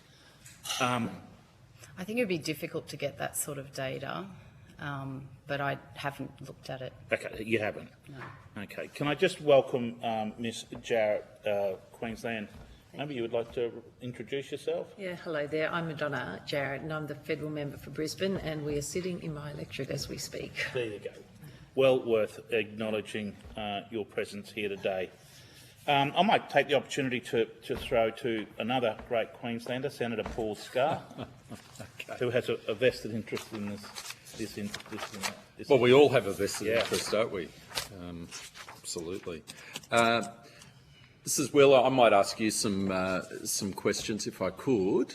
in relation to the Queensland Tourism Industry Council submission, and thank you for making the submission. It was excellent submission. How many members do you have? We have 1,500 members, but represent through our model the 60,000 businesses. So we actually support many businesses, regardless of membership as well, at certain levels. Yep. And what sort of businesses are we talking about? Everything from tour operators, attractions, accommodations, hospitality businesses, events. In regions like the Whitsundays, 1 in 3 jobs are tourism jobs. So the mechanic might choose to be a member of our organisation because they understand the benefit and that their business relies on it. We have service providers, support industries. Yep. And in your executive summary, which is very powerful, you say, I quote, insurance has shifted from a manageable operating cost to a material threat to small business viability. I just want to give you an opportunity to expand on that. I'd love to. Thank you for the question and the comment. It is. When we are talking, and I did in my opening remarks have some examples to share with you, which if you'd like. Yes, please. I'll provide that. A Whitsunday adventure tourism operator, 11 years in business, 0 insurance claims in the past 4 years, recently received their public liability renewal. Their broker approached 10 insurers, 9 declined, not on price, on occupation, simply because of the category of tourism activity they provide. 1 insurer quoted, that operator is now effectively dependent on a single underwriter for their licence to trade. So that's the viability piece that we're talking to in that submission. We have over 150 submissions from operators of many different parts of our insurance challenges, from public liability to property insurance, as well as situations around the reinsurance pool where operators have been left out of that due to structure. Thank you. So just before we move off your example, what is that tourism operator actually doing? Segway tours. Segway tours, okay. Very tour-led, guide, flat paths. It may be deemed as adventure. It is a operation along a foreshore. But in a situation where they're being led by a tour guide, correct? Presumably doing not health free. And safety briefings. Yes. Signing waivers. The segways. What is a segway? It's one of those 2 wheels, stand up. Skateboard with a handle on it. Oh, okay. Yeah, I was just trying to picture it. Good example. Yeah. Okay, all right. Well, there's lots of experts on segways. Quite a piece of, quite a mechanical piece. Okay, and I'm going to resist the temptation to say I'm going to use this as a segue to go on to something else. But, and this is a situation where they're not modified or... No.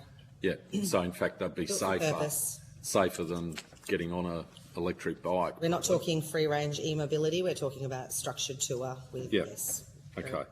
So you touch upon the diversified mutual fund as well in terms of your submission, but you also talk about another type of structure, if I can get to it, a GPB.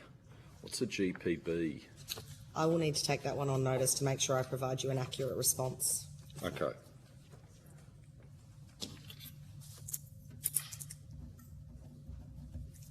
Okay.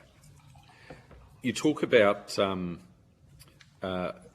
well, before I move off that subject, in terms of the discretionary mutual model, get the term right, discretionary mutual model, is this something which the council has looked at in any great depth? We had a insurance forum in March where we invited brokers, insurers, industry representatives, associations.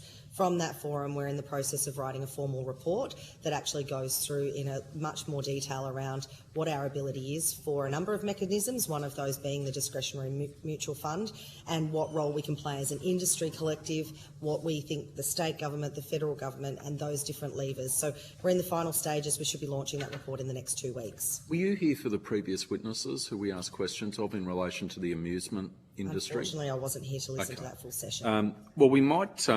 I might ask the Secretariat to send you the Hansard in terms of the discussion, or actually to give you, probably worthwhile just to give you the, I don't know if we got one of those packets.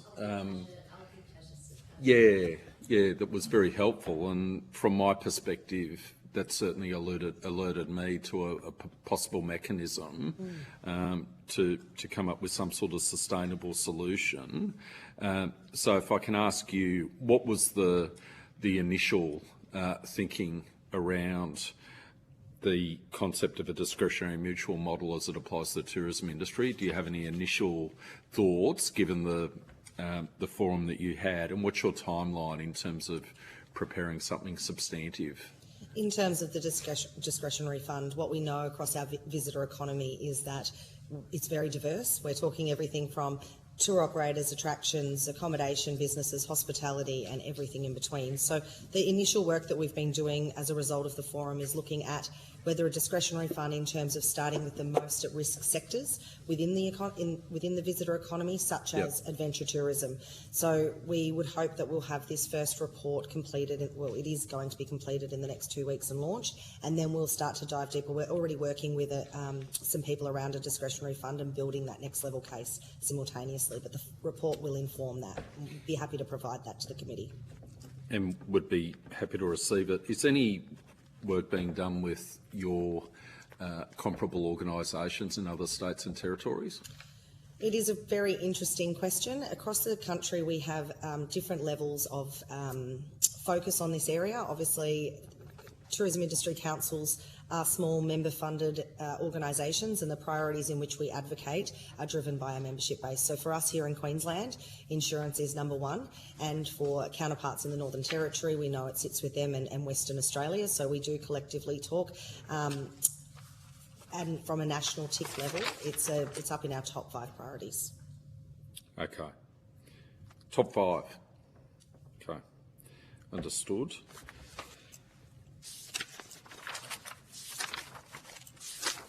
In terms of state government taxes and charges, so we've received evidence from a number of witnesses during the course of this inquiry that one of the issues with respect to the stamp duty regime and the GST regime is you have what's been referred to as a tax on resilience. Does the council have any views with respect to that issue? We do believe that there are some opportunities within stamp duty at a state level as well, but the greatest challenge we have around our insurance is the fit-for-purpose modelling from a national level. So we want to look at that across the country and then break down, which is what our report will inform, those levers, as you say, around stamp duty and where we sit as a state and what can help contribute to a better outcome for operators. That concept of GPPs, I've seen that there's another reference in your paper which provides the wording of the acronym, which is group purchasing bodies. So presumably the thinking there is group council purchases for the benefit of all its members.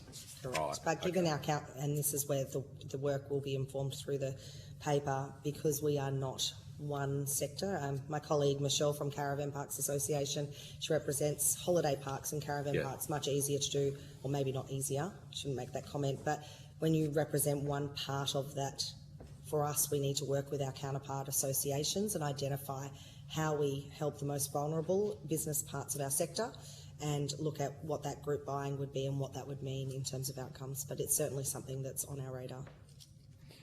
Another issue which you raised, which is a perennial issue, and I don't think it was, I can provide some editorial comment, I don't think it was thought through properly at the time, but access to things like Australian standards, etc., and having to pay for those standards in order to comply with obligations, etc.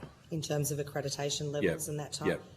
One of the good things from an accreditation perspective is across Australia we have a range of accreditation mechanisms that start at $320 for a small business or a medium business, right up to the thousands. So accreditation isn't a barrier to being, if there was a mechanism that could come in where insurers were benefiting and rewarding those businesses that went through accreditation standards, it would have a positive outcome and it wouldn't put a barrier in place for small to medium enterprises, because there are a number of accreditation bodies that offer everything from $320 up to thousands and thousands. But that can also, we received evidence earlier today that could also work in the context of a discretionary mutual fund, insofar as you only get to participate in the fund if you've got those accreditations and you've gone through those those checks. Yeah. Yeah.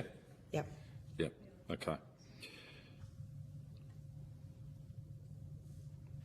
From our side, we don't see that as a bad thing, if I may comment, in terms of our diverse visitor economy and having accreditation standards we're actually very committed to. Yeah. Oh, I think it's a wonderful thing. And how important is this from a Queensland perspective in the lead up to the Olympics 2032, where we want our tourism industry to be humming and to maximise the greatest economic benefit for the greatest number of Queenslanders from that monumental event where the states investing in the Commonwealth are investing billions of dollars. How important is this resolution of this issue in the lead up to the Olympics to make sure we get the maximum leverage out of the Olympics for the economy? It is absolutely critical. We have some businesses in the state where their insurance premiums went up 525%. That is significant over the course of 7 years. I can firm that up in writing. But in terms of leading into the Games and where we're heading right now, the supply chain that will deliver the visitor experience around the Games is built from small business. We've got an opportunity here where we'll get the most decentralised Games that we've ever seen, where the impact and the support and the legacy goes through many communities in a state and a country, not just into one city. So the opportunity for us across the visitor economy, for regional operators, event organisers, hospitality and tourism providers, if we can get this right, this will be another legacy outcome of the Games. Infrastructure decisions, business investment, workforce development are happening now, but the capacity needs to be built over the next 2 to 3 years, otherwise we won't be able to see that reality. If insurance settings are not addressed in this window, our capacity as a state won't be there. We're hearing regularly about businesses that are not able to continue operating either out of accessing insurance, cost of insurance, and these are businesses that are structurally very sound businesses, been in operation a long time. Also, if they can't get that insurance, they can't sell their business. So the timeline of this inquiry and the Commonwealth's ability to implement structural reform over the next 2 to 5 years directly aligns, and we are so thankful for the time you're spending on this and what you're committing at a national level, because it is a real business issue for us in small to large organisations, as you've heard from some of my counterparts today. So just my final question. You've given us examples of the astronomical increase in premiums. From your perspective, from that operator's perspective, what's the cause of that increase? I know you're not the insurance company who's calibrating the premium, but from your perspective, what insight can you provide this committee with respect to the cause for that increase? From what we can understand is the decisions around underwriting are being made at a global level. They're seeing and not understanding the sheer length of space we have in our country from one place to another. We struggle with it in terms of a weather crisis. Something will be happening in Cooktown and everybody cancels their holiday to Cairns. As we know, that is a really long way. We see the impacts in Brisbane. If we're struggling with that perception on a Southern Australia level, how we're struggling with that in London is even worse. And so that perception of where we're at, that lack of understanding around what businesses are actually doing in their resilience day to day. We have spent so much time and money as an industry in helping our businesses, and our businesses are investing their time to be more and more resilient. But when decisions are made about an insurance availability, a cost, without taking into account that business's structure, what they're doing day to day and how many claims they've had, we can see that there is a very big challenge there and an issue that is not about whether they're insurable or not. So from an economic point of view, we're not getting the full benefit of all the mitigation measures which are being undertaken both by government and by the private sector in terms of mitigating risk. Is that a fair comment? That is a fair comment, and if I may add to that, in my time, I lived in the Whitsundays for 9 years and I was running tourism Whitsundays up there. It was a time when... Why are you here? Because this whole state is amazing and I'm very honoured to be able to represent all parts of Queensland. It's a good answer. You should go into politics. But the federal government at the time building the reinsurance pool was absolutely fantastic, and as a regional Queenslander, I was so grateful to be able to see something that could help our industry. But that, again, that's another part. This topic is so diverse because there's so many elements to it, but the reinsurance pool, if I may, so good structurally, but when you have an impact like a cyclone coming through the Daintree and Cape Tribulation or Port Douglas, but the impact of that is outlying and the rain that comes for days after, none of those businesses can actually be a part of that claim and that support that comes with that fantastic initiative. So I think there's opportunities there as well. Okay. And lastly, one of our previous witnesses referred to the positive impact of the Assistant Treasurer actually going to the UK and pitching to the insurance market. From your perspective, is that something that could help promote understanding at a high-profile way?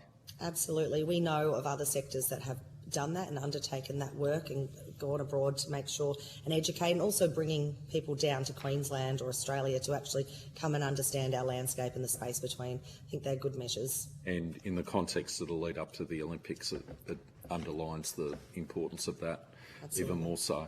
Agree. Okay. Thank you. Thank you, Chair. Ms Jarrett. Thank you. Thank you for being with us today. My apologies for being late, and I am going to apologise if I ask you a question or so that you may have already answered, so please just say already answered and we can move on.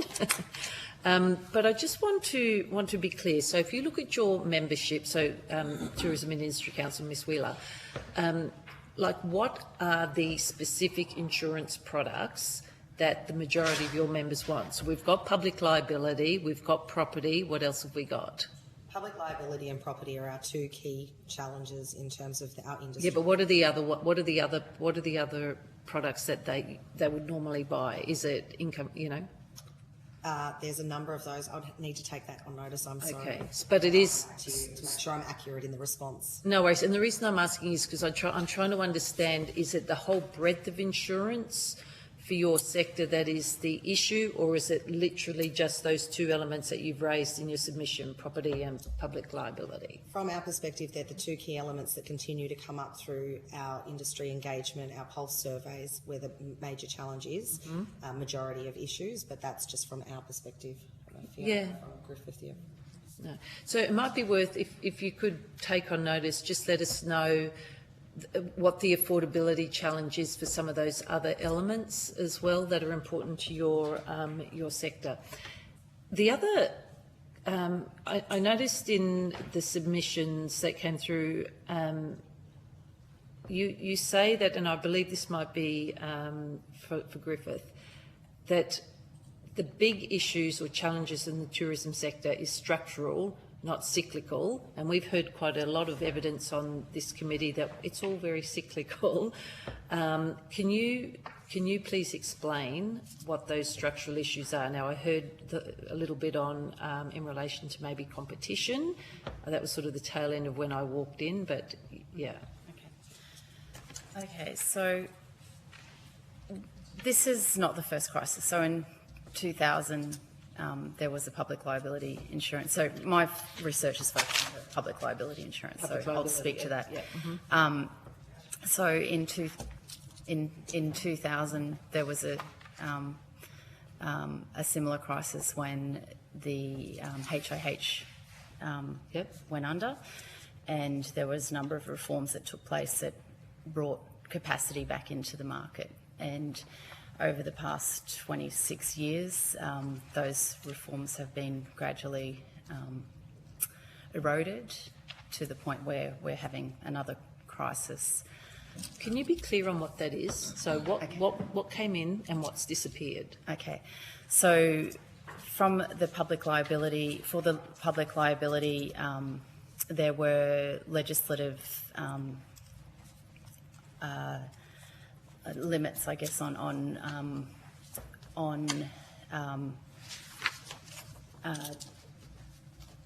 what is it? Recreational activity. So there were limitations that were brought into place legislatively at the national level, suggested and then adopted in some of the states and territories.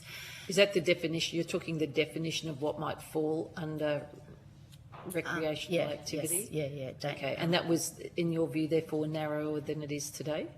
No, that there was protections put in place, but they have been eroded through litigation and action against. have you got an example you can share with us, or if not, put on notice and share that with us, just to help us understand exactly what you're talking about? Because I think it's always good to look at what's happened in the past and see what needs to change. I think I can give you a better answer accessing my papers. So yeah, that would be terrific. Thank you.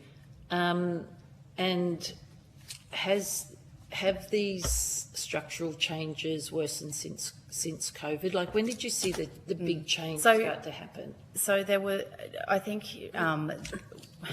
from 2019 there was a lot of noise around affordability of public liability insurance. So just before COVID, unfortunately, what happened during COVID is businesses were just trying to survive, so they cancelled their insurance, and then when they went to reinstate their insurance, many had issues reinstating their insurance. So it became very visible through the COVID crisis that this was a problem. I think the problem was bubbling up over time, but it was with the wholesale close down of the market during COVID that businesses were really shown that there is an issue because they weren't able to get their policies back, and there was, I guess, even less appetite in the market. So if you look at the structural side of things, it's a limited, there is a limited domestic market. There's also an insurance burden for asset owners. So if you run the rides that they were talking about earlier, or you have a major asset, agritourism, you are more likely to have a claim made against you because you have higher insurance and you have to protect your assets. You have assets, so you're more likely to have a claim against you. Why would you be more likely to have a claim against you? You're more likely to have a higher level of insurance or higher level of coverage. And you think that encourages people to make claims? It can. Is that what you're saying? Yeah, there's definitely frivolous claims occurring in the market. Then the other issue is the complexity of injury compensation. So you've got workplace health and safety, and that's businesses have to opt into that. You've got CTP if you're running vehicles. You've got public liability insurance if you've got all of these areas where you need to protect your workers, you need to protect your own income. You might have income protection insurance for if you're a small business owner. So there are a lot of different areas where you have to actually pay for injury protection for your business, and that creates, I guess, a layering of insurance required. And also, that hasn't changed though for decades, right? I mean, that sort of insurance would have been a requirement. Correct. Yeah. For effective operation and efficient operation. Yeah. May I add to? Please. It has been for a long time similar. For some of our businesses, when we surveyed them, the collective insurances can represent beyond 37% of their overall business expenses. So that significance, I think, is what's changed. Yeah. Okay. Yeah. And also, as you know, you've spoken to brokers. It's a heavily intermediated market, so there is not transparency around broker remuneration in this space. So there's there's a lack of transparency around. Yes, correct. Yeah. Okay. So because we're hearing that the use of brokers is potentially helpful for many businesses. So and we have actually heard this, that there is a bit of a lack of transparency there. And is that in terms of where they go to source the insurance, or is it more the assessment of the risk that they're bringing back to you in terms of your insurance products? I'm just sort of trying to get a sense of where the transparency or opaqueness is. Yes. Yeah. I think there has definitely been calls for more feedback on what the risks are and why the prices have increased. So there's definitely that transparency around pricing. I think insurers are very protective of how they price things, and that might be their commercial in confidence. They don't want to share that necessarily, but there's also remuneration is not clear. It's not required to be clear, and there was a look at this previously. However, it was left to the insurance industry to provide a guidance, I guess, on how brokers should behave, but that has been unsuccessful. So there is room to look at that from a legislative standpoint. Thank you. Just a couple of quick ones, Yeah, is that yeah, all right? Something that came up yesterday, and this related to the construction industry, and I'm just wondering whether or not it relates to the tourism industry, was if a business in that sector goes through a formal restructuring, that can actually end up voiding their insurance. So it's a bit of a sort of vicious cycle, so to speak. Are you seeing that affect your sector?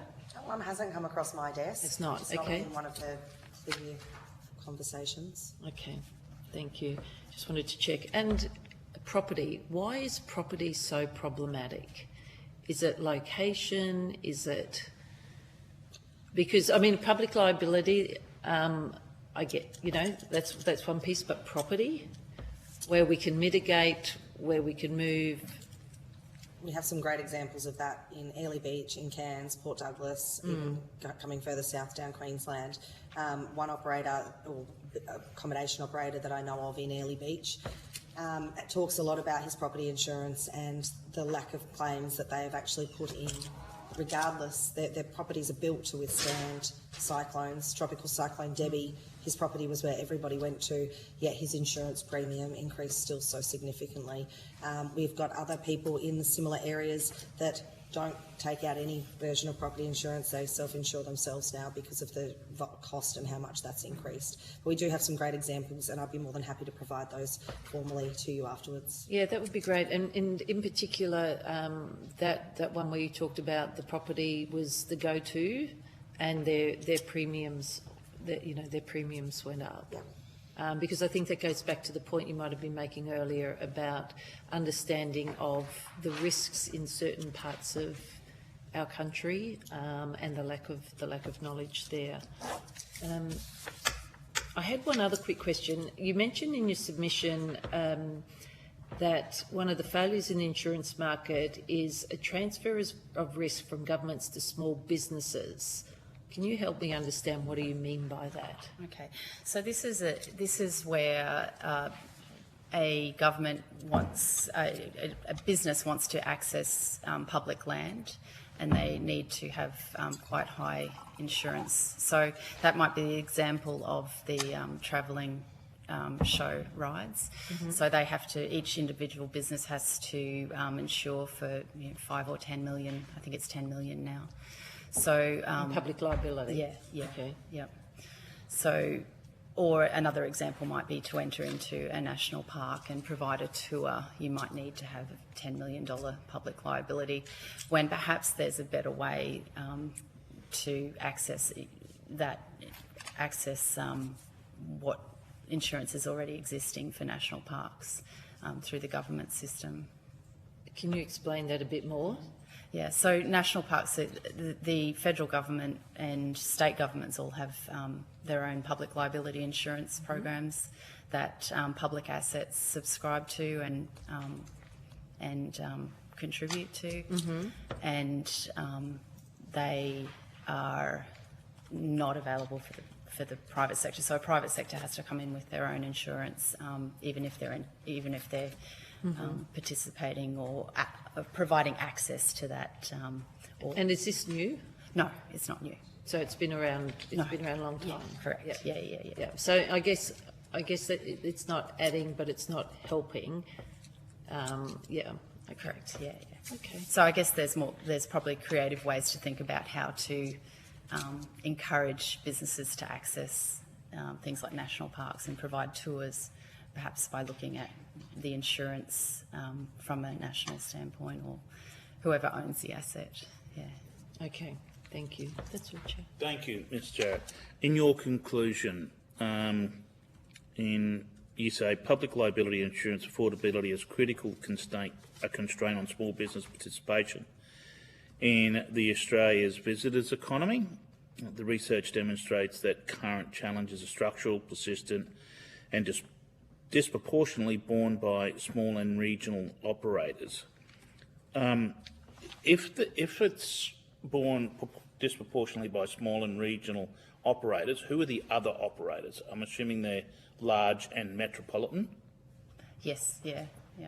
So I think the thing is, when you are in a metropolitan area or you have a higher uptake of visitation, you can probably absorb some of that cost a bit better, but the smaller operators and small business regional operators would have less capacity. We heard from Luna Park earlier on. They said that their insurance was 10% of their operational cost. But the next part, coordinated policy action is required. Tell me what the policy action you're recommending.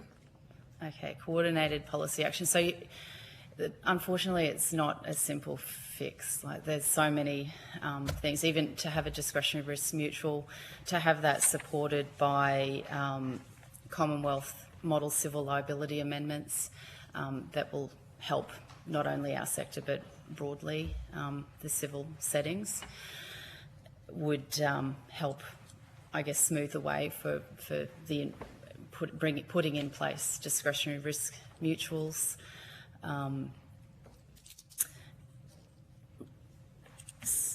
And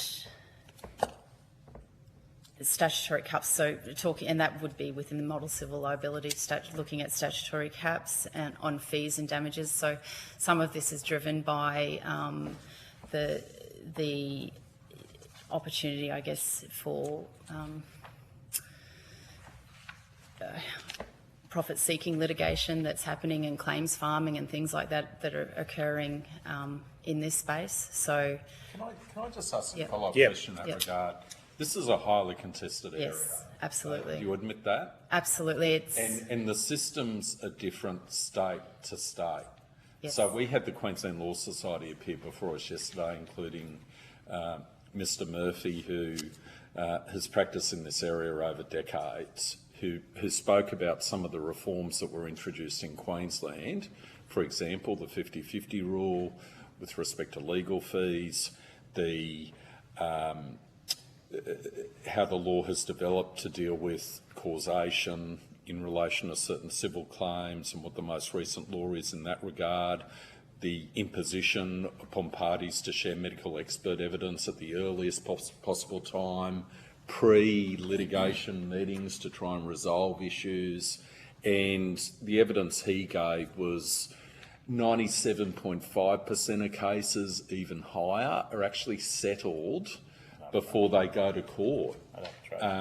And in those early mediation processes. And the call from the heart, which the witnesses from the QLS said, is it's one thing to theoretically talk about things like caps on liabilities, etc., etc., etc., but you're talking about real families who've suffered loss as a result of an event, and their lives can be transformed in terms of no longer being able to work in their occupations, needing care, etc.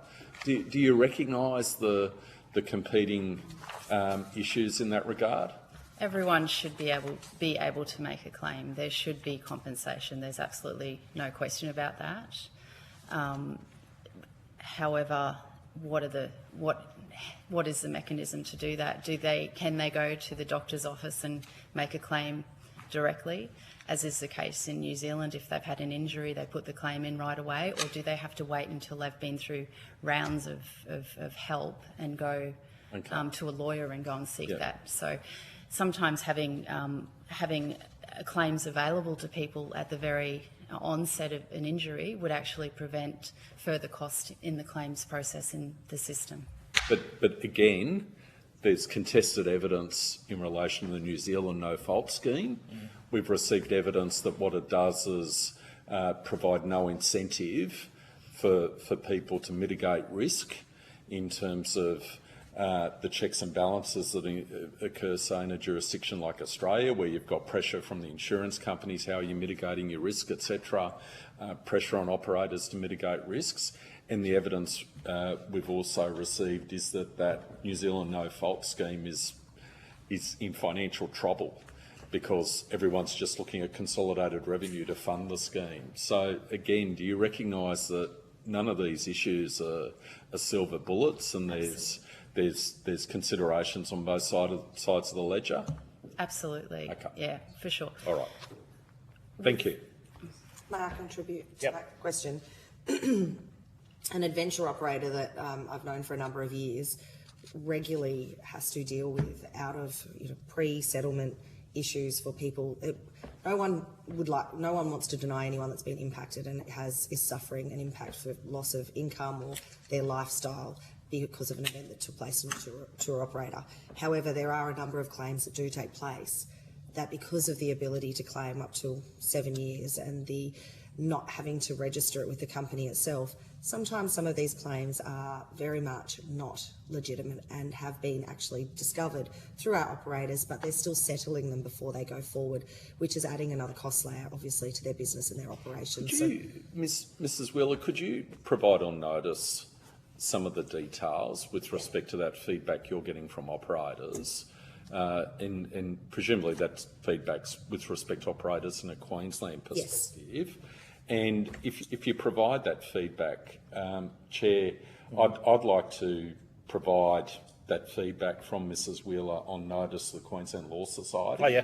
And actually give them an opportunity to respond and have that ventilated on the public record, because I think this is really important to try and bring people together, that we hear the concerns from people at the coalface in terms of running businesses and what they're coming across. Yeah. We did hear evidence from the Queensland Law Society yesterday that they think the Queensland system, following reforms over the last 20 years or even more, is working quite effectively to address some of these issues. So I'd really like the opportunity to put some of these real concerns you have and real-life examples to the Law Society and get their response. Is that something you'd be able to do? Absolutely. Thank you. We'd appreciate the opportunity. Thank you. And Ms Antonucci, would you be able to take on notice with the statutory fee caps that you spoke of, to tell me what those caps need to look like, so we can attach that through to the Law Council, Queensland Law Council as well?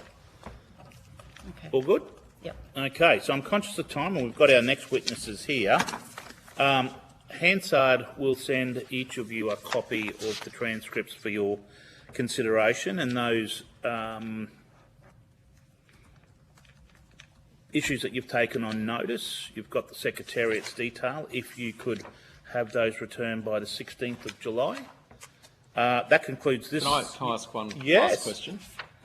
Ms Antonucci, when do you become a PhD? When do you become a doctor? When? Yeah. I have to submit my thesis. Okay, good luck. Yeah. I think you're on the right track. You got through a joint standing committee process, so that should add to whatever credit your professor's giving you. Thank you. Sarah's on the... I know they're on the phone, that's why I said it. Thank you. She did well. That concludes this session, and the committee will suspend for a short time, and we'll allow Secretariat to, if I can get Hansard just a break, please.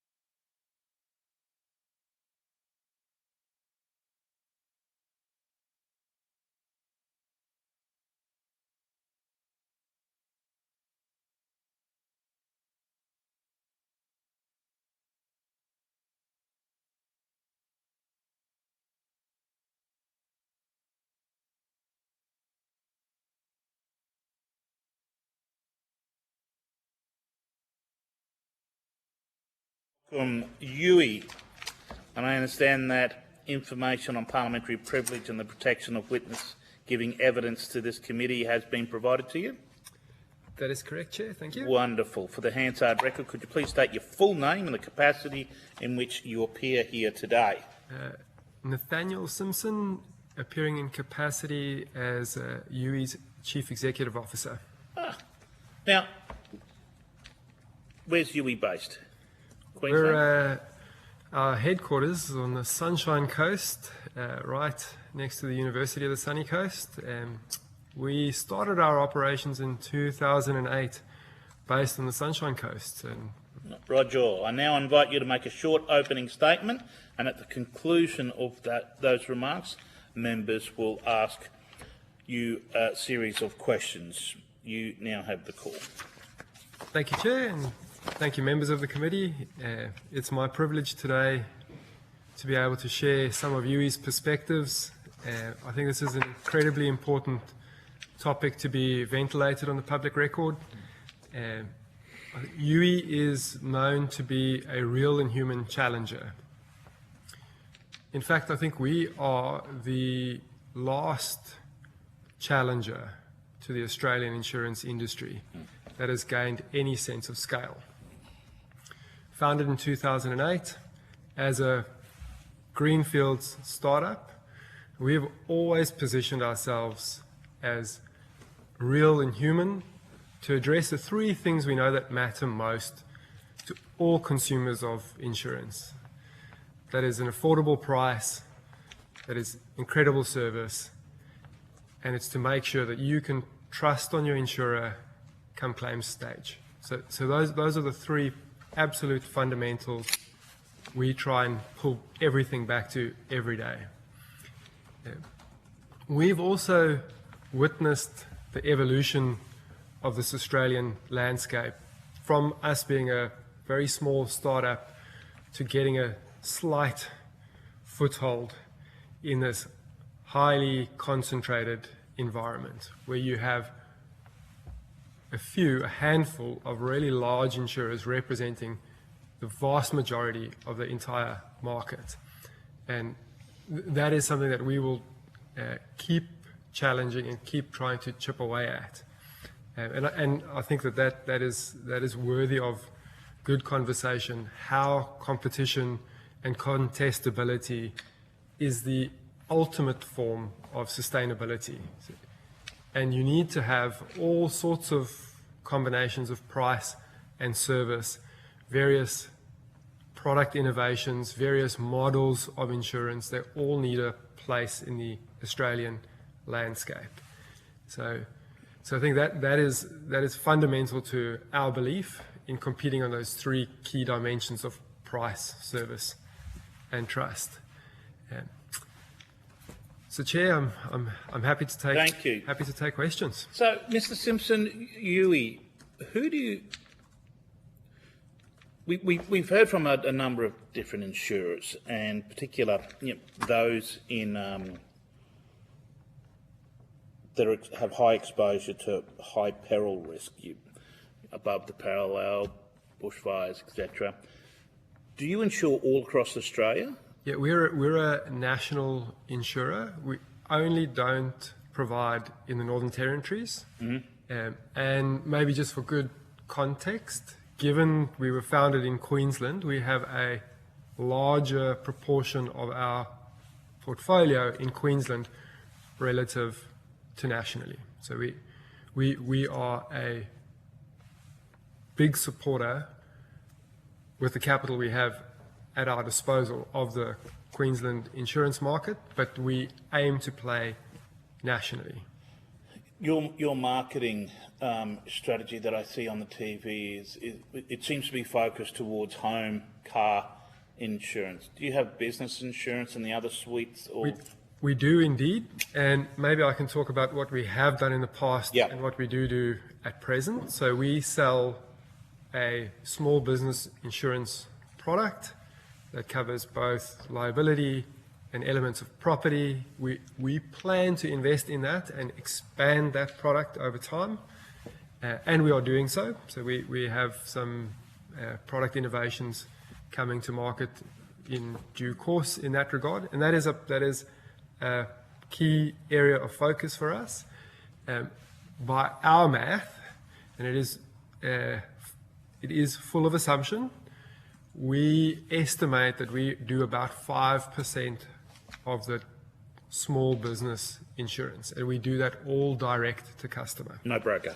No broker. So talking to what we have done in the past, we were a major shareholder in an MGA, so an organization that sells on our behalf through brokers. We have that experience owning a piece of that distribution puzzle, as well as distributing through brokers, and we have since ceased those operations and no longer a shareholder in that regard.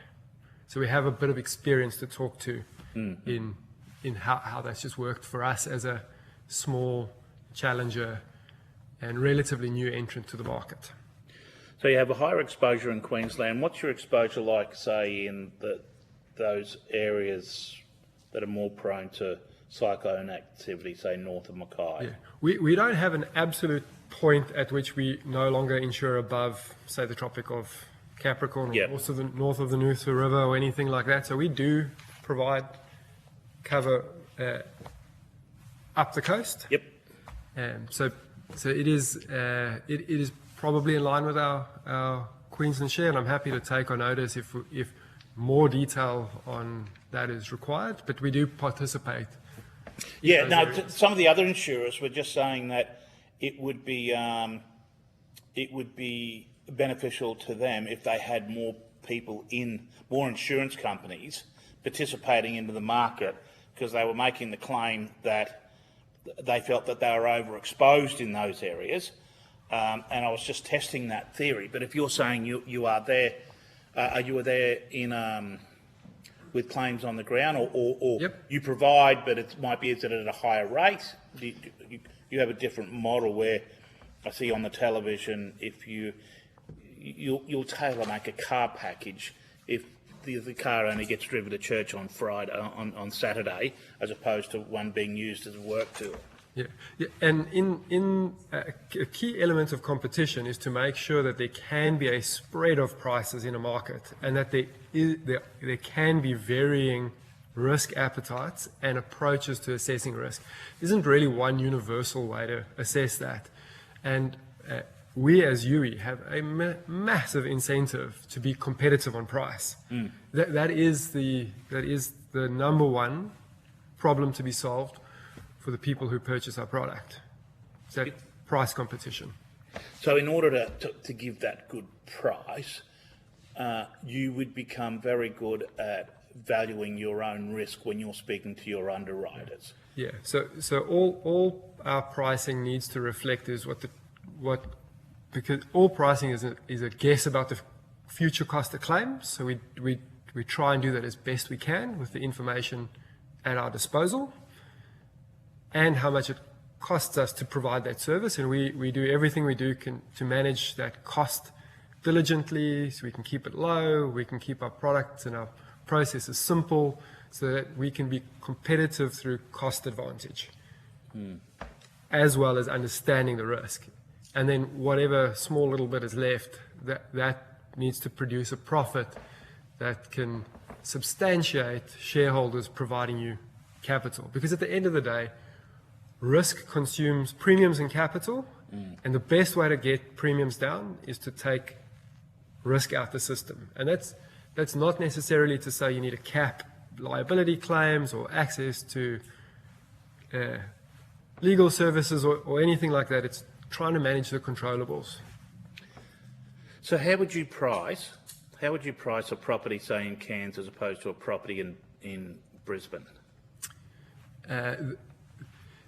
That is an incredibly complex question to answer with trying to attach specific details to that. It's also quite an important part of our intellectual property. Yes. But what we would try and do is let's not compare a Brisbane property to a Cairns property, but if we were to compare two Cairns properties, we would try and form the best view of the risk of either.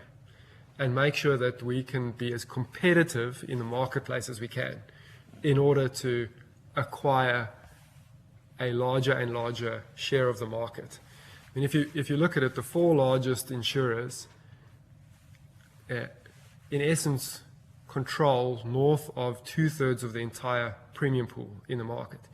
Say that again? The largest four insurers control more than 2/3 of the entire premium pool of the market. Okay. They also represent, of order, 50 different brands. So you have a small number of underwriters representing a very significant number of brands. So you as a consumer, if you go to market, you might feel you're testing a wide variety of offerings, but they might all be manufactured by the same insurer. So that is an interesting market dynamic. Do you offset your risk through your underwriter with one underwriter or multiple? We are our own. We carry all that risk ourselves. We hold that risk. It's on our balance sheet. So we are underwriter and distributor. We are direct to customer. So we are the primary in that. Is the underwriting part of your business? I asked it before. I'm not prying into you specifically. The question I asked before: are the underwriters profitable? So is that part of your business? Is it profitable? That is the only part of our business. Yeah. And important in that is insurance's profitability moves in cycles. Yes, we've heard. And those cycles can be long and they can be large. Yes. Important to comment is through the cycle, we feel that we get a fair go and we return a fair return on capital, as does the market. But you need to be able to ride the peaks and troughs and have a bit of a stomach for volatility in the short term in order to operate in a type of business that has those peaks and troughs. Is UE publicly listed? We are not publicly listed. We are privately held. Yep. Our ultimate parent and shareholders, our largest shareholder, is publicly listed on the Johannesburg Stock Exchange. Okay. Ms. Jarrett? Thank you. I was interested in a comment that you made that you used to have, worked through brokers and a distribution channel, and of which I believe you said you were a shareholder, but you've walked away from that, and now you have your own setup, I guess. Do you want to explain why your approach is, or why you walked away? Sure. I think it really comes back to what we believe our core purpose is. That's to compete on price, service, and trust. And when we take the limited capital we've got and deploy it to the opportunities we see in the market, we really felt we could have a more compelling offering to small businesses by doing it direct. Now, I'm not for an instant saying that brokers don't play an important role in the market, but we feel that because we have a strong brand and we have a really good ability to distribute direct to consumers, that can save cost. And as a result, we can pass those savings back to our customers through lower premiums, which solves their number one challenge. And maybe just building out my response there a bit more fully, Treasury are doing some fantastic work around the quality of advice reform as part of the better financial services outcomes objective. And that reform focuses in on a direct-to-customer brand or business like UE being able to give simplified and scaled advice to a small business. And that would be very beneficial for the small business. Having been a shareholder in a business that distributes to brokers, it is very difficult, given the commission structures, for brokers to service some of these small businesses. The revenue for the cost of the service they need to provide may be inadequate. And that's why we feel being able to directly serve those customers meets their needs on economics that work for us as a direct-to-consumer business, where those economics may not work for a broker, given the remuneration model.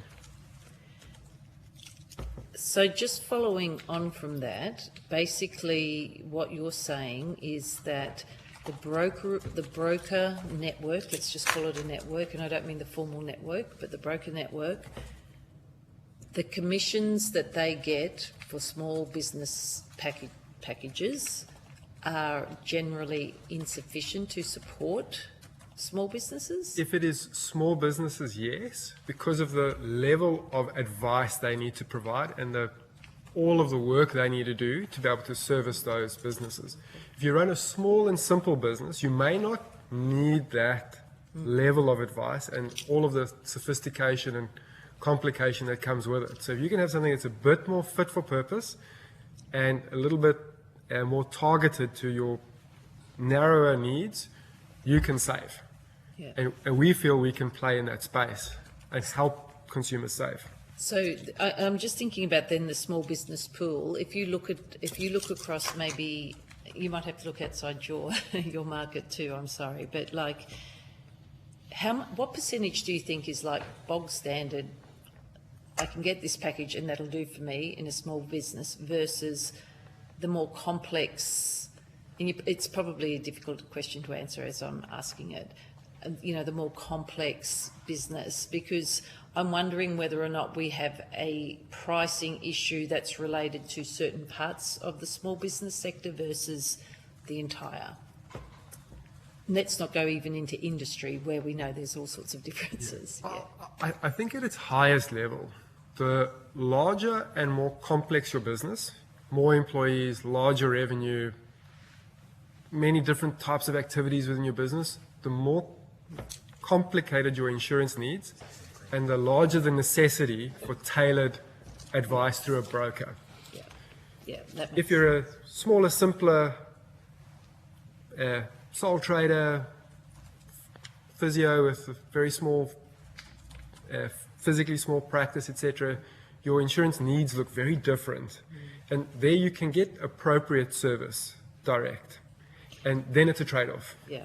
Yeah, and the products that you sell, are they bespoke, all of them, or do you have like a package of a suite of products that you sell versus then the bespoke, or does everything have some bespoke element to it? And does that help keep the price down? They are all reasonably generic in their construct, but you do have the ability to adjust some of your policy settings. How much cover, your excesses, those sorts of things, which allows you to make sure that you are balancing out the level of cover and the price that you can afford or are willing to pay. Okay. So are there areas, therefore, and given you're so price sensitive, are there areas or industries that you don't operate in? So it's like to keep to keep the pool safer. So the straight answer is yes, and there's maybe a nuanced answer as well. Okay. The reasons for some of that can be quite different. Some of the ability to service a wider and wider span of industries is just a function of us being able to learn how to underwrite those and gather the data so we can do so safely without compromising our prudential standing, which is really, really important. Yeah. We want to know that we can be in business regardless of what the future throws at us. And to do so, you need to expand your underwriting appetite incrementally, responsibly, so that you don't take on more risk than you understand that you're taking on. So for us, there's a bit of a learning. But, I mean, we would love to expand that underwriting appetite, and that is something we actively work at. So we had the Queensland Tourism Council in here earlier. Is that a sector that UE plays in? It is, okay. And I made sure we took a couple of good notes about the Segway operator, because that's the sort of thing we'd like to have a look into. Yeah, yeah, but you would have heard their testimony around the difficulties with public liability and property, but you're telling us that you, as a relatively new entrant into the market, you can play in that space and you can offer products to small businesses in that space that are affordable? I cannot categorically say that we will and that we will necessarily be able to provide a premium that everybody would Consider affordable, okay. And for me, that's just an unknown. What I can say is we have the appetite to expand our underwriting footprint and to bring competition where practically possible, because that's our role as a challenger in this marketplace. And are there regulatory burdens to that, or is that just a matter for your own operations and your own risk appetite and capabilities? So there definitely are some refinements to the current regulatory settings that we think can do two things simultaneously. They can improve competition, but without creating more exposure for customer harm. And maybe if I single out two of those, I think two that are really front of mind for me. The first is this work that Treasury are doing around the quality of advice reform, because I think that will see a great match of the needs of consumers and the services we can provide, and to do so safely. So I think that they're definitely on the right track there. Another is some minor adjustments to the anti-hawking provisions. Now, I want to just make a few points. The anti-hawking. Yeah. I want to make a few points about the anti-hawking provisions and legislation. It absolutely hits the mark in the vast majority of what it aims to achieve. It has definitely improved customer protections, all of which we agree with. There are some nuances in it where it makes it a little bit difficult to actually meet customers' expectations. And we have an ongoing dialogue currently with Treasury in that regard. And I can give some simple examples. Yeah, I was going to say that would be helpful. If a small business rings us up and let's say they run a florist from the garage, we might learn on that conversation that they sell flowers and they need a variety of different coverages, but they contacted us only for the small business insurance. They just happen to, in the conversation, talk about the fact that they have a van that they use to deliver the flowers. We, by definition of the anti-hawking provisions, cannot introduce an offer for the insurance for that van. Now, customers often expect us to be able to do that. Another point around that is, if you've just gone through the process, you're in the market, you're testing the market, you've taken time out your day, you're a small business owner, you're time poor, you've taken time out your day, it's a great opportunity for you to just spend a little bit more time to test the market, because the number one way consumers can save is to shop around and test the market. And that gives them a free option. Sometimes they'll find a better price. If they do, they can lock it in and they can realize a saving, which they can put back into their business, which goes back into the economy. So that's a very practical example of a small adjustment, which doesn't compromise consumers in any way, with all of the other safeguards that are in place that can stimulate shopping behaviour and competition. Thanks, Chair. I think joining us is another committee member on the line, Mr. Moncrief. Are you there, Mr. Moncrief? Yes, I am, Mr. Chair. Thank you. Lovely. Mr. Simpson's ready for you. Thank you, Mr. Simpson, and thank you for coming before us today. I just wanted to talk a little bit around the advice that you have proposed to be able to give. And I just wanted to clarify around what requirements you would envision being in place if we're not giving holistic advice and target advice.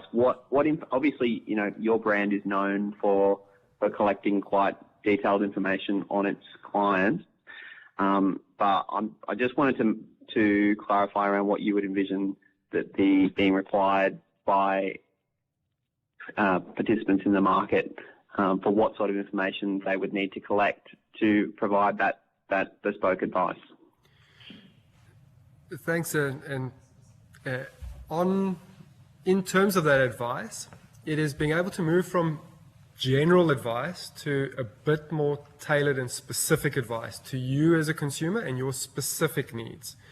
Now, if you look at a broker type model, they provide comprehensive advice. There's a detailed needs analysis, which is timely and costly, but in many instances necessary. So I think that that's the, if I put that on the extremes of a spectrum, that's the most complex form.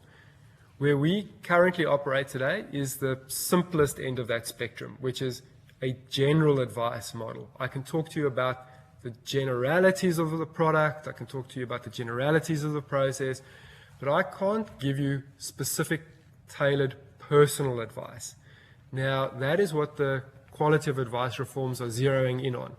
That ability to give within tightly defined parameters by appropriately qualified and skilled individuals, limited advice. So advice limited in a very clear set of parameters in order to help you to tailor your insurance needs, specifically small business insurance needs, to your specific circumstance.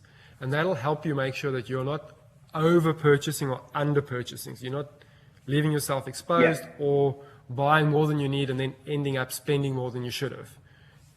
Yeah, understood. Well, my question, Ms. Simpson, is, as I said, I understand that your brand is very, very focused on collecting that information, but would you be concerned if your competitors were not collecting information about people's or customers' specific needs before they were giving that sort of advice that you're proposing would be suitable?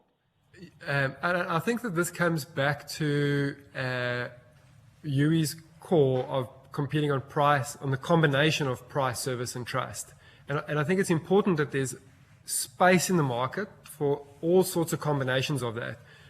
A competitor that may exist now or into the future could choose a different combination of those. They might not want to give advice, and they might want to keep premiums razor sharp. Or you could head into the direction of some scaled, simplified advice, the type of the nature I'm talking to now. Or you could do what many already do and service through brokers where you have comprehensive and detailed advice. And I think it's important that there are all of those options available to consumers, because that's how you're going to get the best match of need and service. Yeah, sure. But is your answer that you wouldn't be concerned if there were looser regulations around what information was required to be collected outside of that broker model? No, apologies. I misinterpreted the question. I don't think it would at all be appropriate to provide the advice without the requisite data and discussion. So, and I think that, and I think that that's critically important, because you can't leap to a conclusion without having the fact base in order to provide that type of advice to a consumer.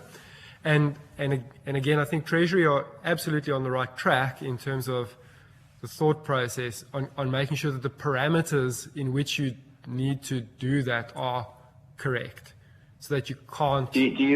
And if you do go outside those parameters, you can be pulled up on it and held to account. Yeah. And what's your view on what those parameters should be?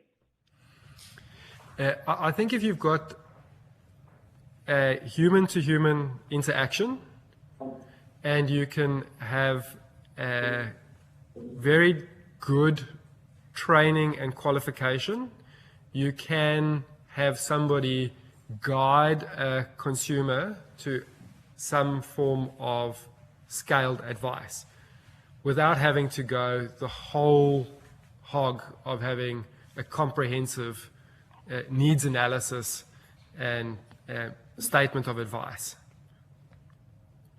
And that is a model, and maybe just to complete that, that is a model that has worked well in other parts of the world too. Have you got examples of where that's worked well? That is a model that has been in play in the South African insurance market for quite a number of years and has worked. Right. Okay, cool. All right. Thank you. Thank you, Mr. Chair. Thank you. Senator Paul Scarr from Queensland.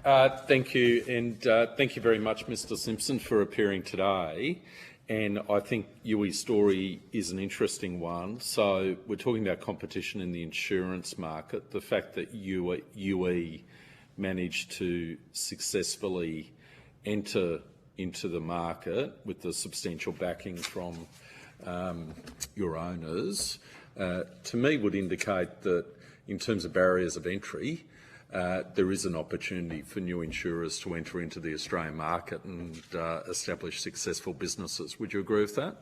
So Senator, I mean, I've got to make sure I don't wade into too turbulent a set of waters here, but you don't need to be apprehensive. The environment, or please feel free. The environment we entered into and the environment we operate in today are materially different.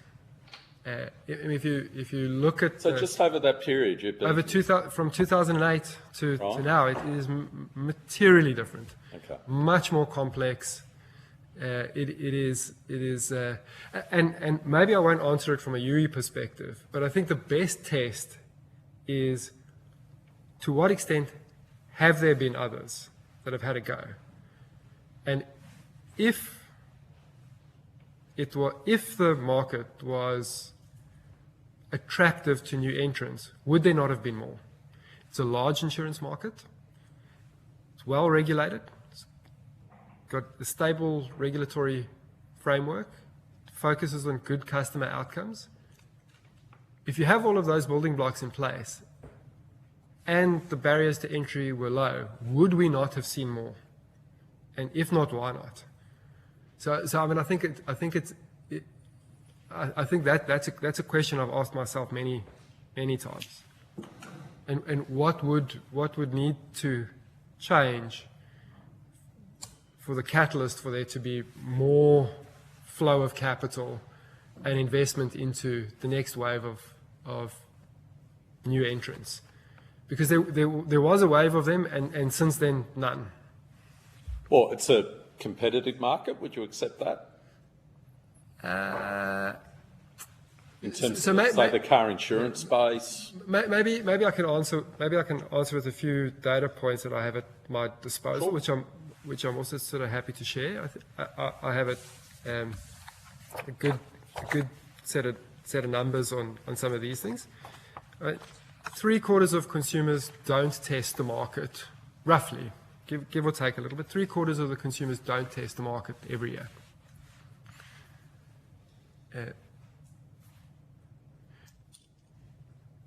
I can try and answer a little bit in the negative as well.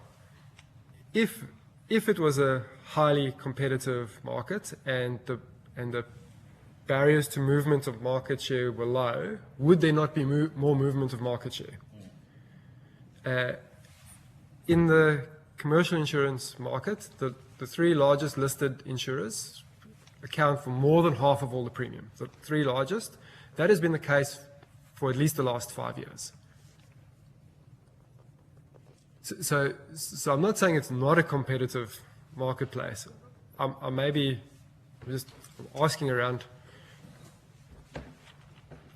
if dynamics were in place, would there not be more of a movement, and would there not be more consumers testing the market? Would there not be more consumers giving alternatives a go? So maybe an answer to that, though, is that consumers don't test the market until their quote reaches a certain price point, and they're very minded to focus on things like trust, responsiveness of their insurer when they have a claim, and there are a range of other factors which they consider before they test the market. So that would apply, Mr. Simpson, to your customers as well as any other customers. If they're happy with Yui, if they've made a claim and the claimers, they've successfully navigated the claim process, why would they look elsewhere? So maybe in building out a response to that, if you went to 4 different brands that all were manufactured by the same insurer, would you have felt that you have tested the market? And if you got roughly similar premiums and roughly similar offerings from all, would you think that, these are my alternatives? So I think it may also be a little bit to the construct of the market. But by the same time, there's nothing stopping one of the users of those multiple brands, which are hosted by the same corporate entity, from going to UE and obtaining a quote, yeah? Absolutely. Yeah. Okay. I want to talk to you about the anti-hawking provision. So that was a major focus of your submission. The anti-hawking provisions are there for a reason, as you would know, to protect consumers from aggressive sale tactics, from cold calling, from being badgered, if I can use that term, by a sales team to try and get insurance or a financial product of any type. And this committee, during hearings during Senate estimates, looked at the First Guardian and Shield issues in the superannuation industry, which isn't your industry, but it's another financial services industry where there were very successful, in inverted commas, sales teams which convinced people to shift their superannuation into high-risk products, and it's been a financial disaster. So you appreciate the reason why we have anti-hawking provisions? Absolutely, Senator, and I mean I will maybe just reiterate, I completely agree with the vast majority of what they do, and I also have seen the consultation around the curbing the lead generation activity piece that's being led by Treasury, which I also categorically agree with. So I think you're absolutely on the same page.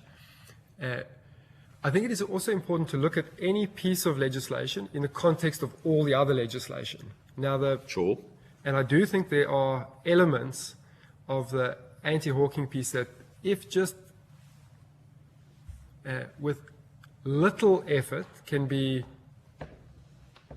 made a bit more fit for purpose, would create more competition and opportunity for consumers to save, without introducing any marginal risk for harm to them, given all of the other articles that are in play.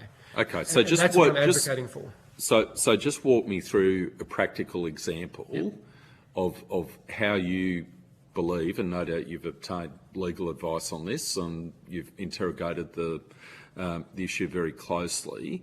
Just walk me through a practical example of how you think the anti-hawking provisions, as they are currently drafted, prevent UE or other insurers from providing opportunities to consumers. I like the florist example. You run a florist at home, out of your garage, you pick up the phone, you ring us specifically about getting cover for that small business.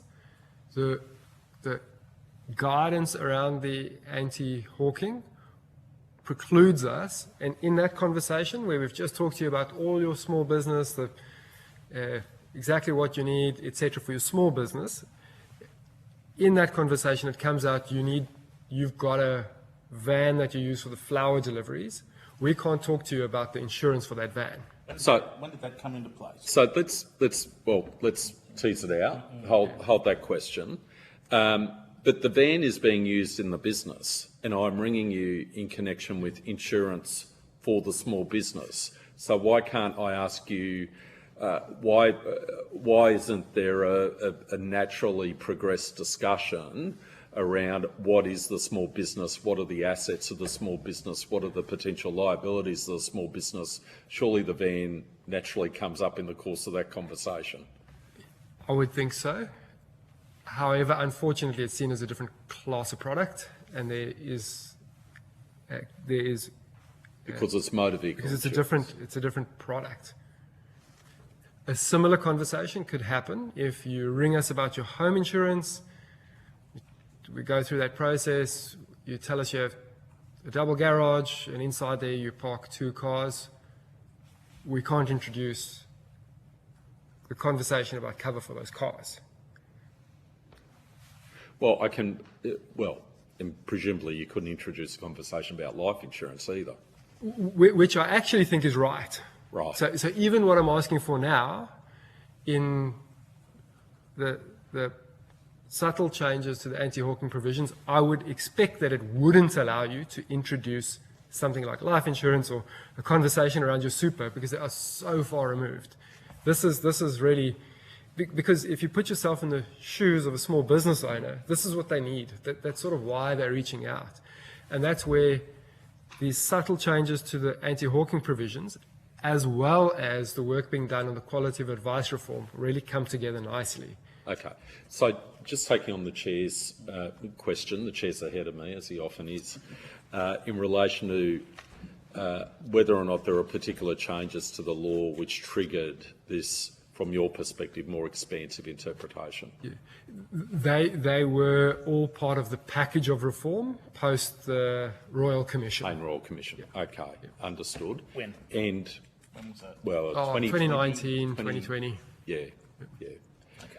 And have these issues, has UE raised these issues, or has the Insurance Council of Australia? Are you a member of the Insurance Council of Australia? We are, yes. Have these issues been raised? They are being raised, and we are actively discussing these. So this is not a new topic, especially not from UE's point of view in our advocacy and efforts to drive competition on price and service. Yeah. And is that part of any formal process, or is there an informal process? Is it a so when I say that, is this part of a public process of consultation, or is this more advocating for the industry? It is much more advocacy and engagement with Treasury.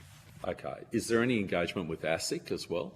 We are in regular discussion with ASIC, and it is something that we have flagged with them that we are exploring and advocating for. Okay. All right. Well, we might, Chair, again, I might foreshadow with you that I might put some questions on notice to ASIC and Department of Treasury in relation to the issue, and just provide them an opportunity to give their view with respect to the issue. Okay. Yeah. Thank you, Senator. Yep. Thank you, and thank you for your evidence here today. A copy of the Hansard will be provided to you to have a look at and seek any points of clarification or remedy there. I think you do have a couple of points that you've taken on notice. I think that's right, yeah. Yep. So Thursday the 16th is when the Secretariat will need it back, the 16th of July. Not June. Yeah. TikTok. Thursday the 16th of July, and that concludes this session, and we will suspend until 2 p.m. Thank you, Hansard. But for members that are still on board, remember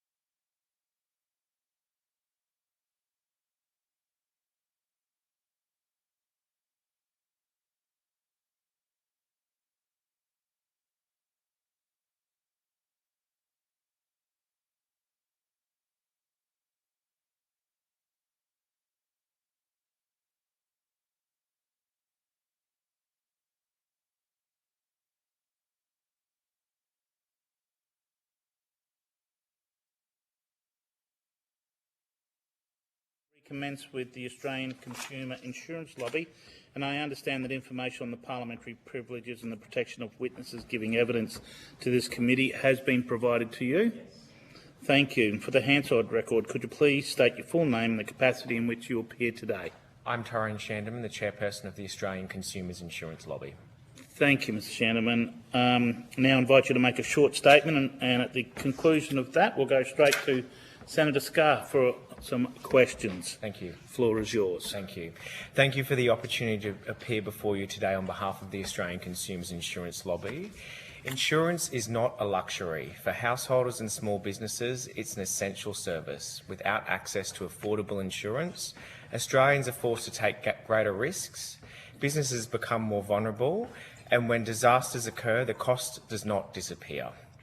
They're often transferred to governments, communities, and ultimately taxpayers. That's why insurance affordability and availability should be viewed as a matter of national importance.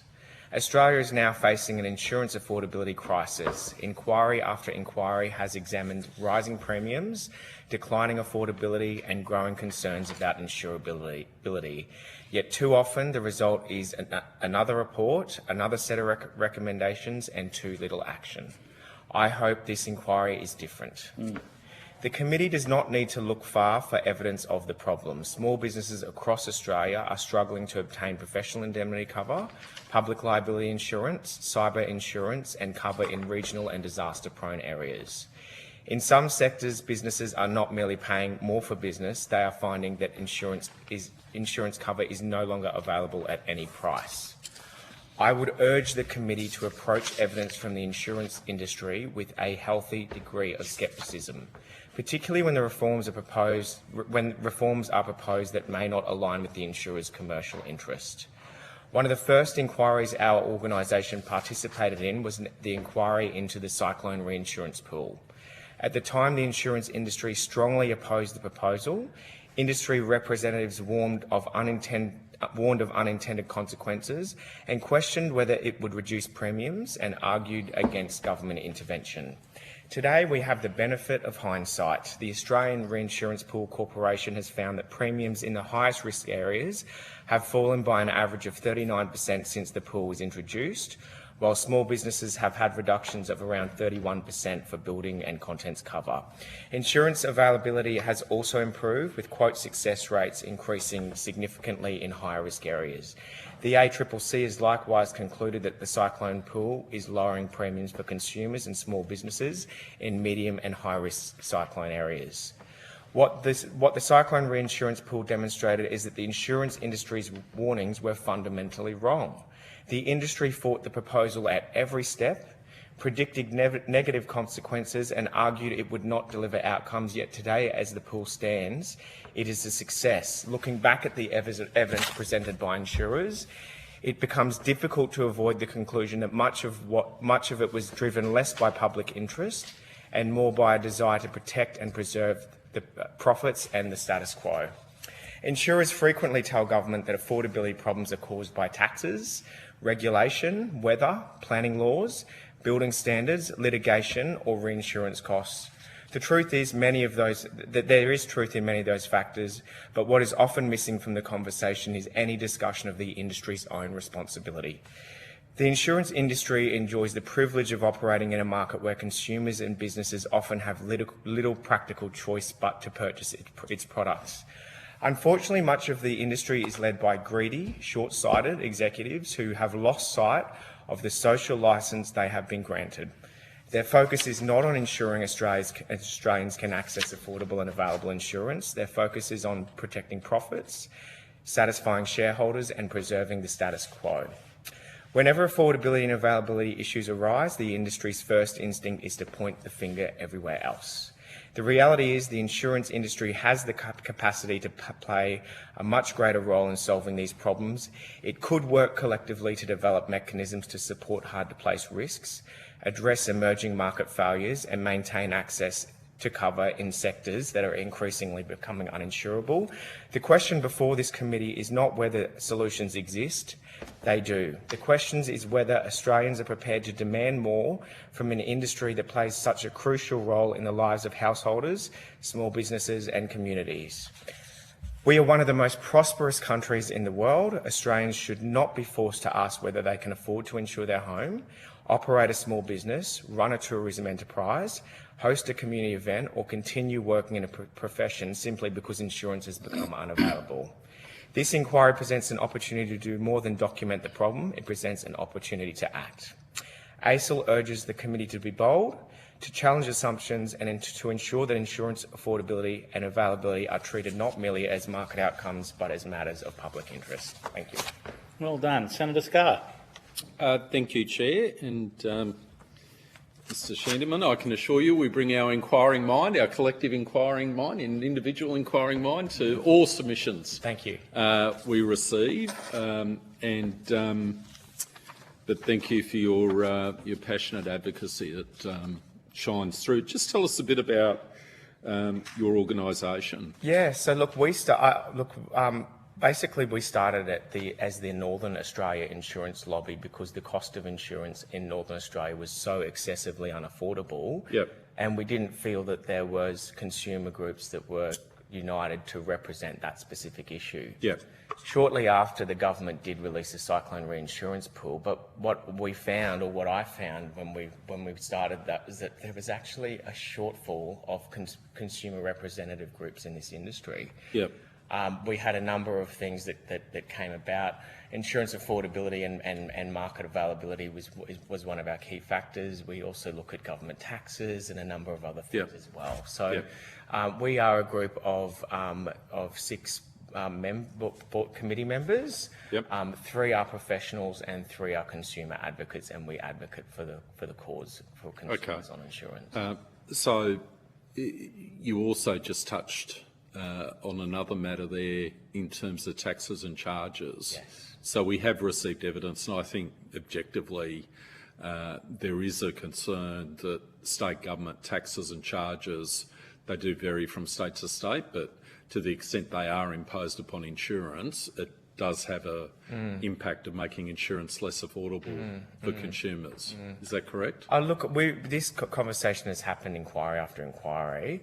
I know that QBE seems to think in their presentation that it's the most effective and immediate way to reduce insurance premiums is removing these taxes. But tell someone that's paying, hundreds of percent more that their 9% stamp duty is the reason that this is failing. Yes, taxes do impose more cost on consumers. I've certainly sat down with David Janetsky 3 times to talk about this issue and ask him to look at the stamp duty charges in Queensland.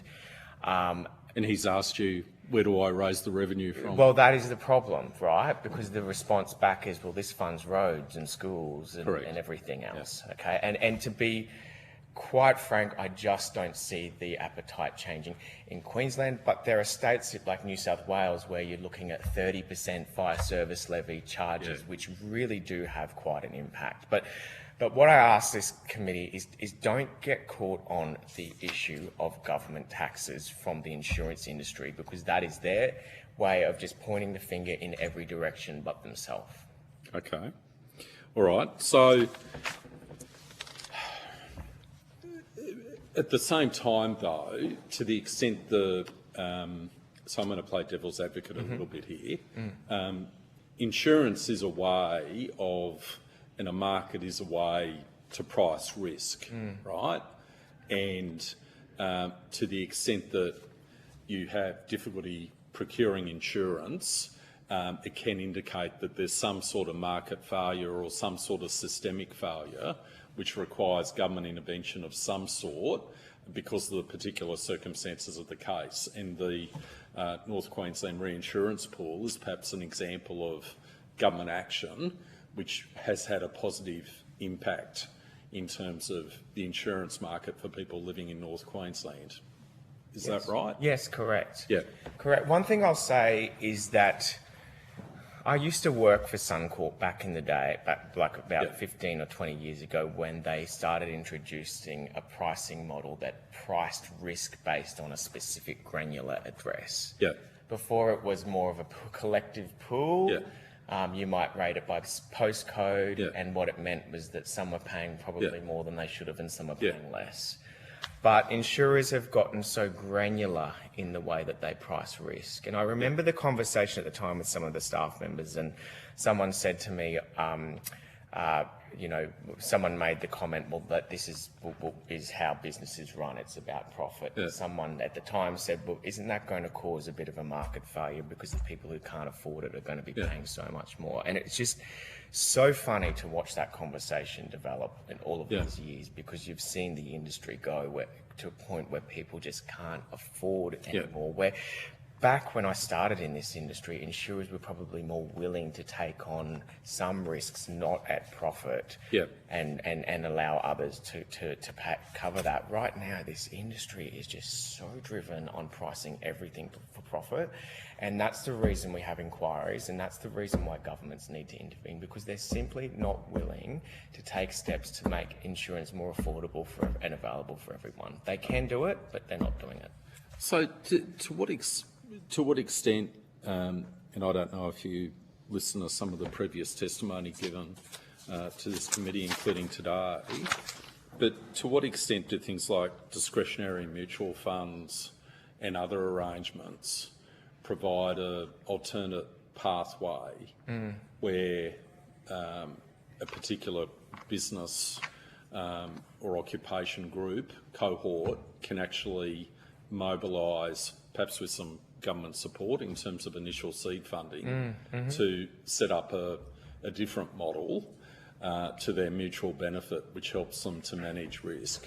Yeah, so risk management is a great way of reducing the cost of insurance. Definitely there is some merit in what you're saying in terms of having mutuals. I suppose that they would probably not also have a profit margin in those as well, possibly. I think we've put in our submission that the industry makes 5.2 billion in profit. It collects 66 billion in premium. We put to the Insurance Council to get from all of its members $100 million to invest in affordability and availability measures, which would be less than 2% of the profit and 0.1% of the premiums that they collect.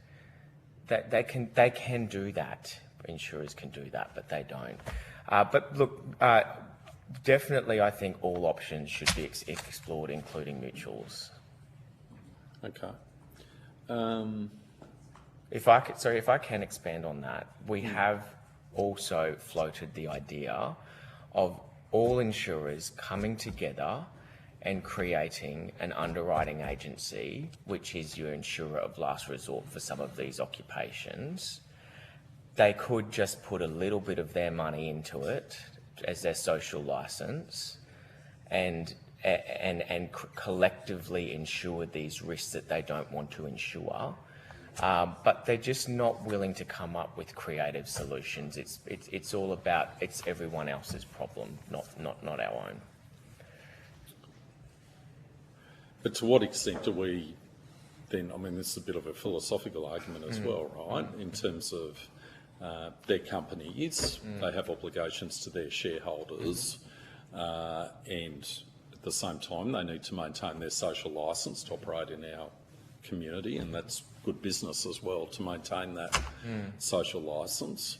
To what extent does the government have an obligation, just like it discharged through, and I supported the introduction of the reinsurance scheme for North Queensland as a Queensland senator, strongly supported it. You say it's had good outcomes, so we're considering what things can be done by government to try and assist. To what extent do you think the government can come up with solutions to assist some of these particular cohorts? What are those bold measures? Absolutely. The government itself can come up with its own pools, or its own underwriting agencies, or whatever you would call it, its own mutuals, government-funded mutuals. It may not even be mutuals; it could be a mutual, and it could fund insurance for, like, it could fund the establishment of that. and I guess, insure those, and it would come at a cost. You can't do this for free, right? It would come at a cost, and it would be a government-funded mutual, and you could work out, well, how much do we need each year to provide a 50% saving or whatever it is for these specific businesses that can't get insurance or it's too expensive, and price and come up with a model in that. Is there a middle way? I mean, it's interesting when you look at Queensland's history, right? You had the state government insurance office. It was owned by the Queensland state government. Then it was essentially privatised, right? So is there a middle way where the government can provide assistance? And again, I come back to the discretionary mutual funds in terms of providing initial seed funding, and it might be done by way of a loan to get a alternative scheme set up, and then the government, the taxpayers, repaid that initial seed funding that is based on independent advice, independent boards. So the government provides a hand up, if you like, to different cohorts, whether it's in the tourism industry, the caravanning industry, live music we've heard from, but different cohorts where there appears to be market failure in terms of covering the risk for whatever reason, and then withdrawals, and then you come up with a sustainable solution. Yes, you could do that. The concern I have, Mr. Schienemann, is okay. So we decide as a government we're going to enter into the insurance underwriting business. It's sort of, we're going back in time to do that, and what are we left to insure? Everything the private sector doesn't want to insure, right? Yes, but going back to my opening statement, I would say this. Are we a country that should have tourism? Are we a country that should have events and entertainment? Or do we just not do that? Like I see event businesses just completely shut down because they can't afford insurance. Oh, absolutely. Are we absolutely? A country? And is it worth taxpayer money going towards ensuring that we can have these things as a country? But I would say this. Yes, you could establish the pool as your own mutual fund as a starting point. If it was profitable, you could then turn that into, I guess, a privately owned business. Oh, well, sorry, misunderstood. What I was suggesting is the middle path of, say, for example, the amusement park rides industry, and they've already proposed something like this, and it went up for consideration by the Small Business Ombudsman, who thought it was a sustainable method of covering risks. So instead of the government setting up this mutual fund that the government has to manage for all time, what it does is, working with industry, provides initial seed funding for a mutual fund, which is paid back over time, and gets the industry, the cohort of occupations through that initial startup period. So they've got a sustainable long-term solution that the taxpayers repaid. So that's a bit of a different model. It comes down to a question of, will the claims exceed the premiums that are being collected? Sure. And will it be a long-term sustainable thing? And another, like, just going on what you're saying here, maybe a consideration could be a government grant to start mutuals, so that you're not forever funding these mutuals, and they may fall down or they may continue, but you could give a grant as a starting fund. That would be taxpayers' money, but it would assist in this issue of affordability. Could be a grant, could be a loan, it could be a combination of grant and loan. Absolutely. I absolutely think that it should be something that should be explored. The status quo isn't acceptable, and we have to explore the options, and I think that is something that would be worth. What do you do now, Mr. Schienemann? In terms of... Apart from this, what's your... so I'm one of the professionals in the group. I'm an insurance broker. I own Strata Insurance Solutions. So I've had that for 15 years. So I do have a very strong background in... So in broking? Yes, correct. And just whilst we have you here, there seems to have been profound positive benefits coming from the reinsurance scheme for Far North Queensland? The benefits have... I started this organisation myself because strata insurance in Northern Australia was the most, people were paying 8 times the cost of insurance. Now they probably pay 2 or 3 times, right? That's made significant impacts to not only people being able to afford their levies, but the prices in far north Queensland have gone up because your strata levies are not as high as well. So the reinsurance pool has absolutely done big favours for the industry. And in that regard, 2 issues have been raised during the course of this committee. First issue, should the same concept be expanded across all of Australia and cover other events, so not just cyclone events, but bushfires, etc. And second, the limitations imposed by the 48-hour rule in terms of flooding. Do you have any views with respect to those 2 issues? Absolutely. Look, the benefit of government pricing of a pool is you can move away from the we must price everything for profit model to a, well, these people in this area might pay 10% more than they probably should, but we can wipe out this problem of people choosing between feeding their family and not being able to afford insurance. So definitely we think for location-based risks like fire, bushfire, flooding, and certain perils where your location is a problem, absolutely. 48-hour flood issue, the 48-hour rule on the cyclone reinsurance pool, look, we say approach it with scepticism. The pool was designed for the people of North Queensland. You have a cyclone that starts in Townsville and Mackay and tracks down to Brisbane, floods the Brisbane River. The people of Brisbane get the benefit. They weren't the people that the pool was set up for. It's people up in Northern Australia. So it's a double-edged sword, but what we would say is don't worry about the 48-hour rule. Just put flood in the pool, no matter how long after a cyclone. If you just fully cover flooded through the pool, you won't have an argument over whether it's 48 hours after a cyclone or not. Okay, all right, thank you. Thank you. Interesting comments that you made, which is good to hear. Given you're a broker, I am going to ask a specific question because we did hear from UE earlier this morning. I don't know if you heard their testimony, but one of the comments that was made was they were part of a broker, were using broker networks. They've walked away from it, and one of the reasons that they walked away from it, in their view, and I'm hoping I'm paraphrasing them correctly, was that the commission that the brokers get is insufficient to manage small business insurance, and therefore the small businesses weren't getting the proper support that they would need. Like, what's your take on that? Look, well, basically the pricing reflects all of the costs involved, including commissions. So whether you go direct to UE or through a broker, I do believe there is a higher cost in broking, not only because you've got the commission, but because you've got a broker that's behind you fighting your claim as well.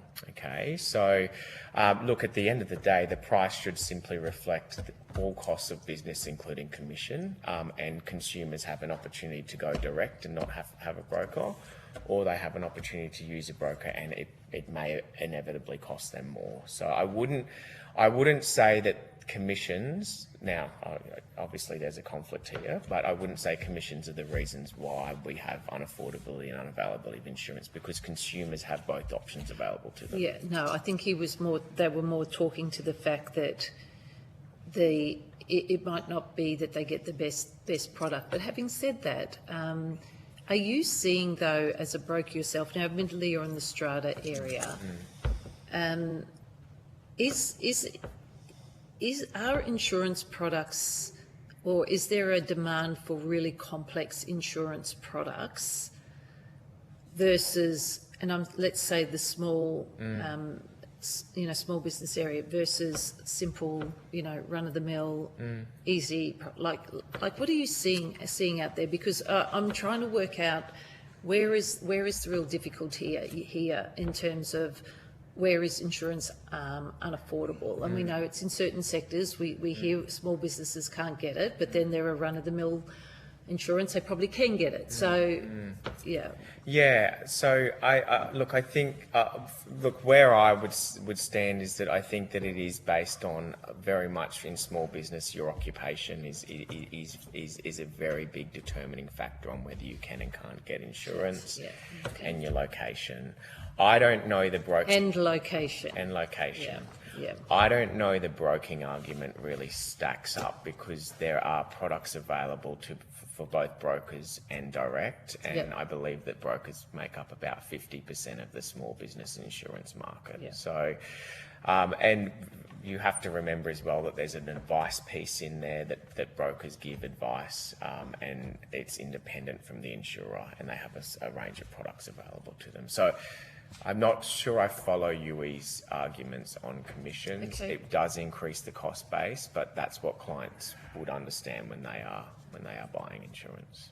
Okay, and let's go back to cost base, because you made some pretty important comments about how the industry can work collectively to address some of the shortfalls and come up with the solutions. That was one piece.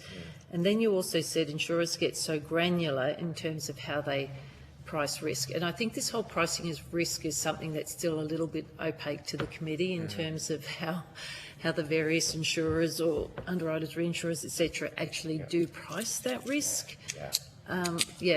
So go on the first point. Insurers could collectively get together and say, okay, well, we might create our own underwriting agency or mutual. Which is what you have said that they did, right? But what I'm saying is the whole industry could get together. The Insurance Council could get all of the insurers in a room and say, right, we want to completely resolve the issue of small businesses not getting insurance. We need $100 million a year out of your $5.2 billion for our social licence, and we want you all to underwrite the risk of these in unaffordable and unavailable solutions. They could do that.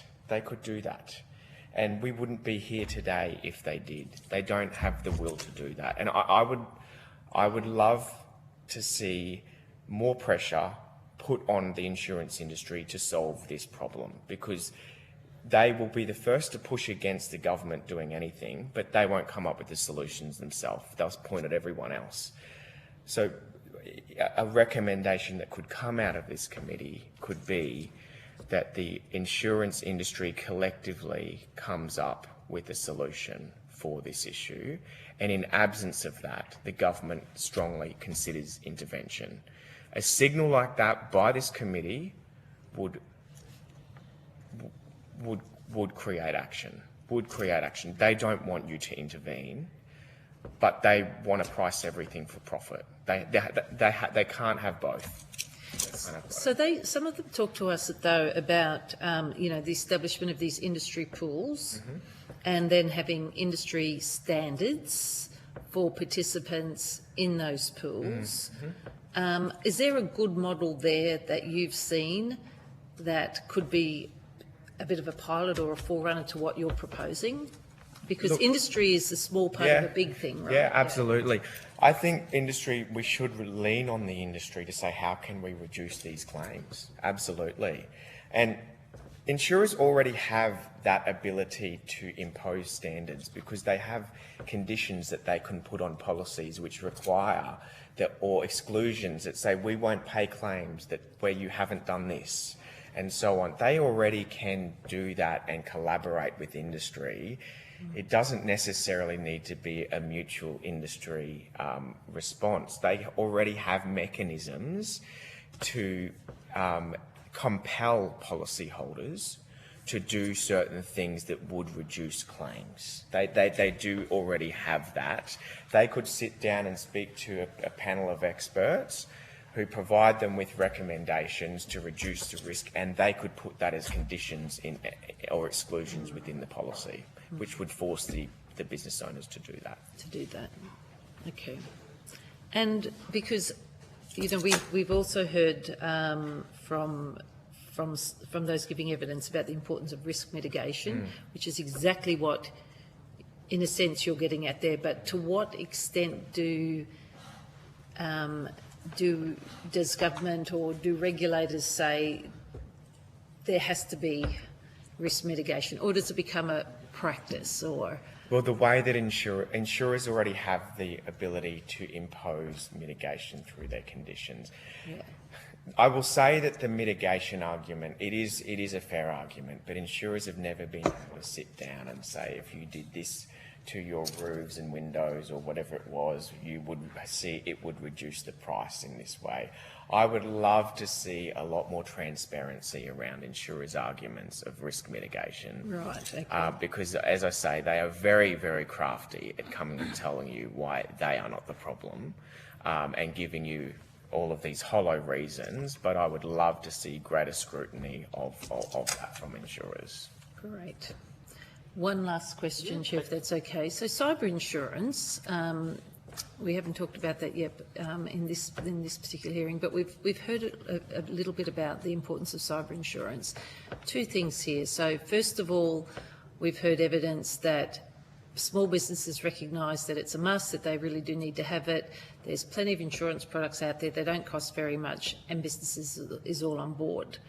And then I read, I think, yes, it was in your submission, you're almost saying the exact opposite. So can you give us a sense of where you're coming from? Yeah, so cyber insurance, absolutely necessary.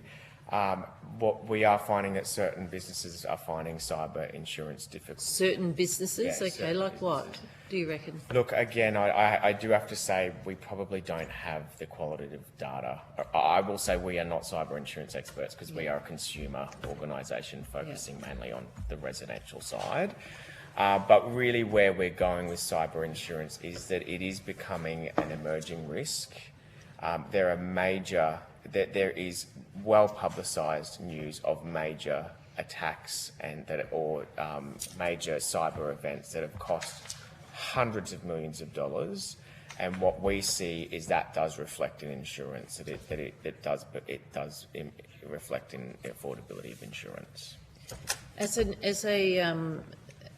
somebody who I guess sells insurance, develops insurance products, yes. I guess. Yep. What do you see as the because as you price that risk of cyber, at the moment we're not seeing huge numbers of cyber attacks, but as our technological friends get more advanced and that increases, like how does that sort of cycle go of peaks and troughs? In like, if you looked at 10 years, would you be really worried about the cost of cyber, say 2 years, 5 years, 8 years? I'm already worried about it. Okay. I really am. I feel it is something businesses need, and yeah, the sky's the limit on the losses that you can have through cyber. It is an emerging risk, and where government plays a very big role in this is it has ASIO, which oversees the cyber.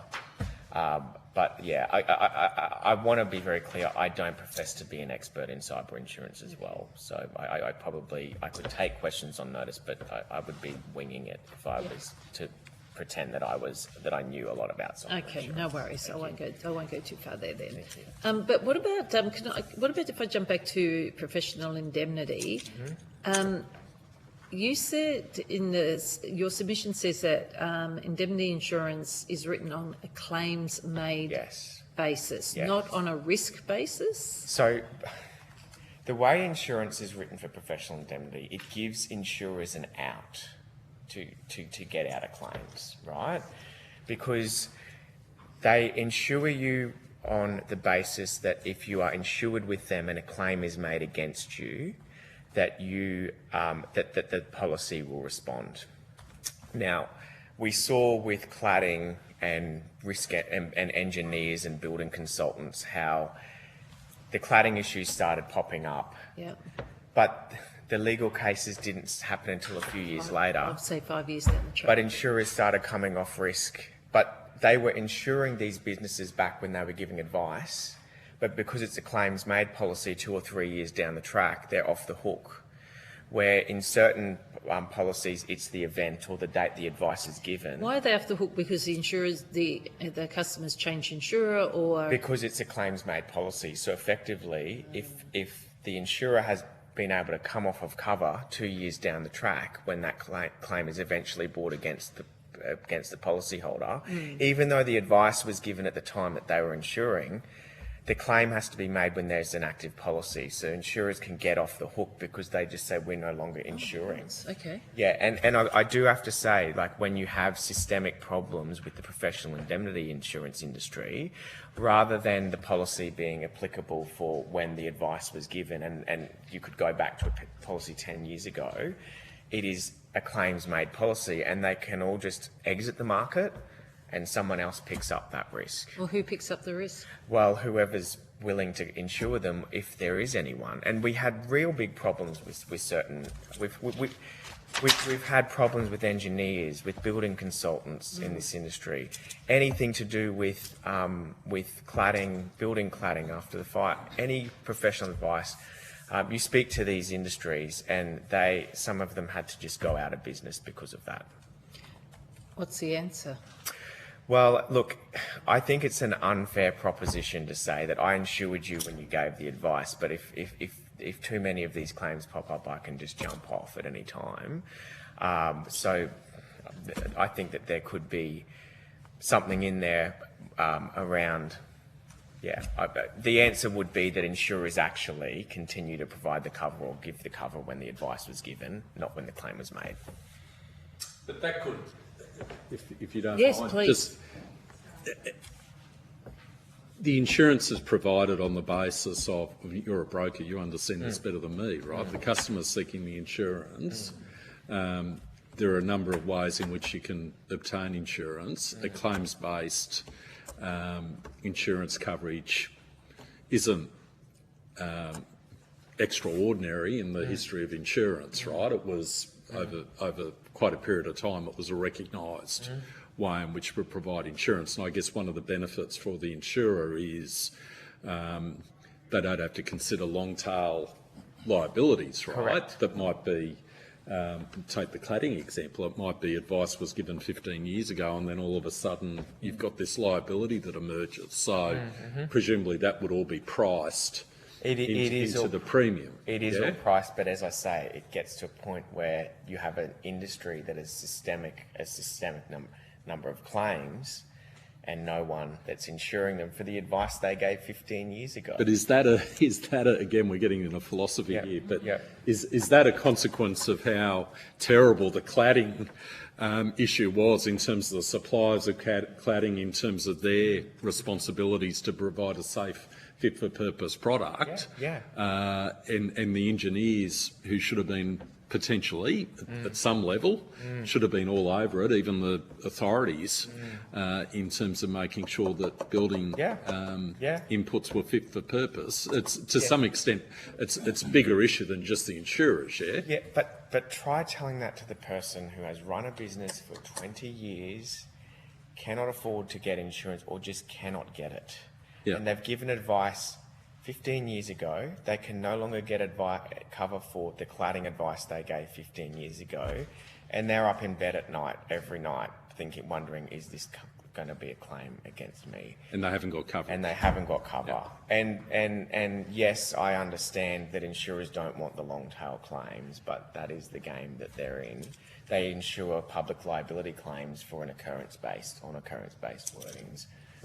I'm not necessarily saying the solution is that professional indemnity should move to occurrence-based, but as you can see, there is a real problem for small business owners when insurers just decide that they want to...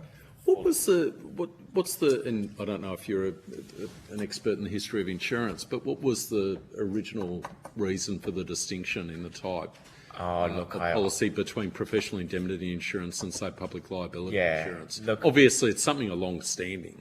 Well, so claims-based has been professional indemnity since I've worked in the industry, and it is definitely a long-standing. There is definitely reasons behind why insurers do that, right? But I would be, again, winging it if I was... No, it's okay. But the long story short is that you get to a point where people just... I understand. I understand the issue. Thank you, Madonna. Good on you. Is it well known in the industry what hard-to-place insurance products look like? I know you've mentioned certifiers, tourism operators, jet boats. Is that like we've heard today, the leisure sector, live music, caravan parks, they would not have been, the caravan parks definitely wouldn't have been in those. Is it well known that as a broker, this is going to be difficult to place? Absolutely, yes, absolutely.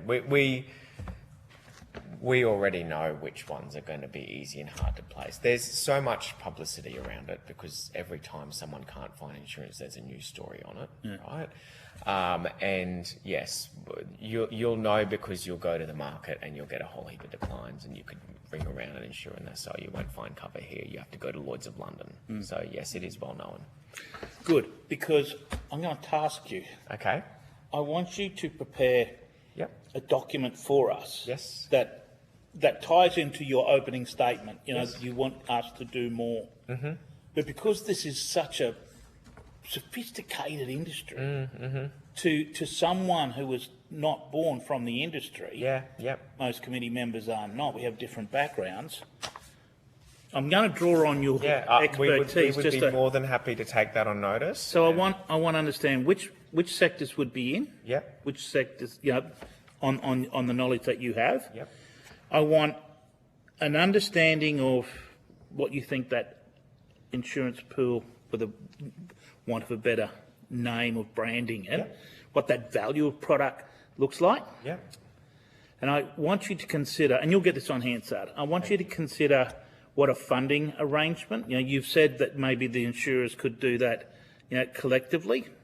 Consider widening the scope to consider a pie with insurance, state government, federal government, a number of stakeholders there to reduce the burden, and we may get a greater level of participation if one sector of that is not carrying the entire bag.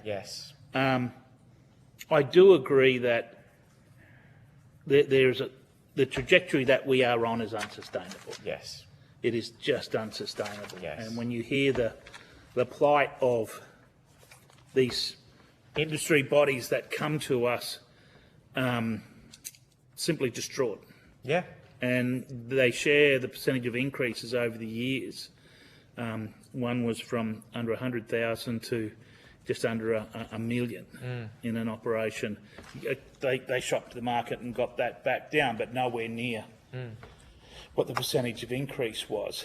And 90-year-old caravan park owners who can't sell their business in North Queensland because of the insurance issue. No one wants to take it on. It's not we need caravan parks. You can't just not have them. They need to exist, and it's just not. The status quo isn't acceptable. We would be delighted to put a submission in to you with a suggestion around a model that could be co-contributed, and we could talk about which occupations would be occupations that could apply, how it would be administered. You've already got insurers that have got expertise in this. Lean on them. But yes, there is definitely. Put together your best case scenario in a model. For us at least then to start using as a bit of plasticine to have a template to mould with. And I think, is that the furthest that you've ever progressed with submissions? You mentioned you'd spoken to previous committees. Yes. So we haven't been asked to provide a model of this sort. It will be a very loosely monetary figure amount, but it would require a lot more work in the background with people that have greater skills like actuaries. I'm sure what you will do in an afternoon would have taken our department's 12 months. No, absolutely. We would be delighted to submit something to you in this regard. And just put all your assumptions in there so that if we start to circulate those workings, to take input from other bodies, they can understand what the assumptions were. That would be great. Any other questions, members? Thank you. So, spot on time, 2:45. Thank you. So, Hansard are going to send you a copy of that transcript. That may be helpful in unpacking the homework we've left you. Excellent. You have got the Secretariat's details. Thursday, the 16th of July is when we'd like to have that work back to us by. And so with that, leaving you with that task, I'd just offer that this concludes this session. and the committee will suspend. But, committee, do you mind if we just keep going through the break? Our next ones are here and we'll finish early. Do you have any objection to that? I have an objection.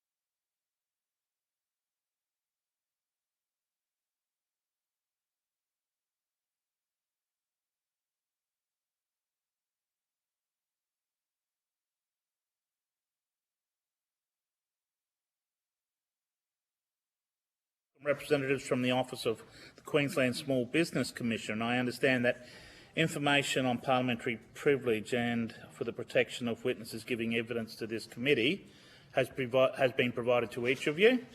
Yep. Yes. For the Hansard record, could you please state your full names and the capacity of which you appear here today? And I'll start with you, Commissioner.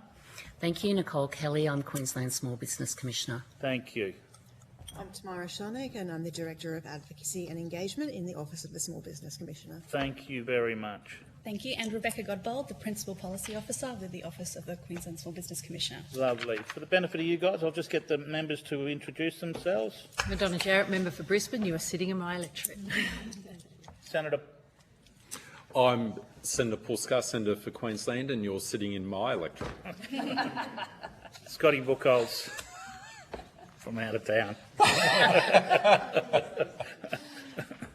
I now invite you to make a short opening statement. At the conclusion of your remarks, these wonderful committee members will ask you a series of questions. You have the floor. Thank you, Chair, and members of the committee for the opportunity to appear today. I welcome this inquiry and the committee's focus on practical reforms to make insurance more accessible and affordable for small businesses. My office has an objective to enhance the operating environment for small businesses and to reduce red tape and the time and costs of resolving disputes involving small businesses. Let me briefly set the scene for Queensland.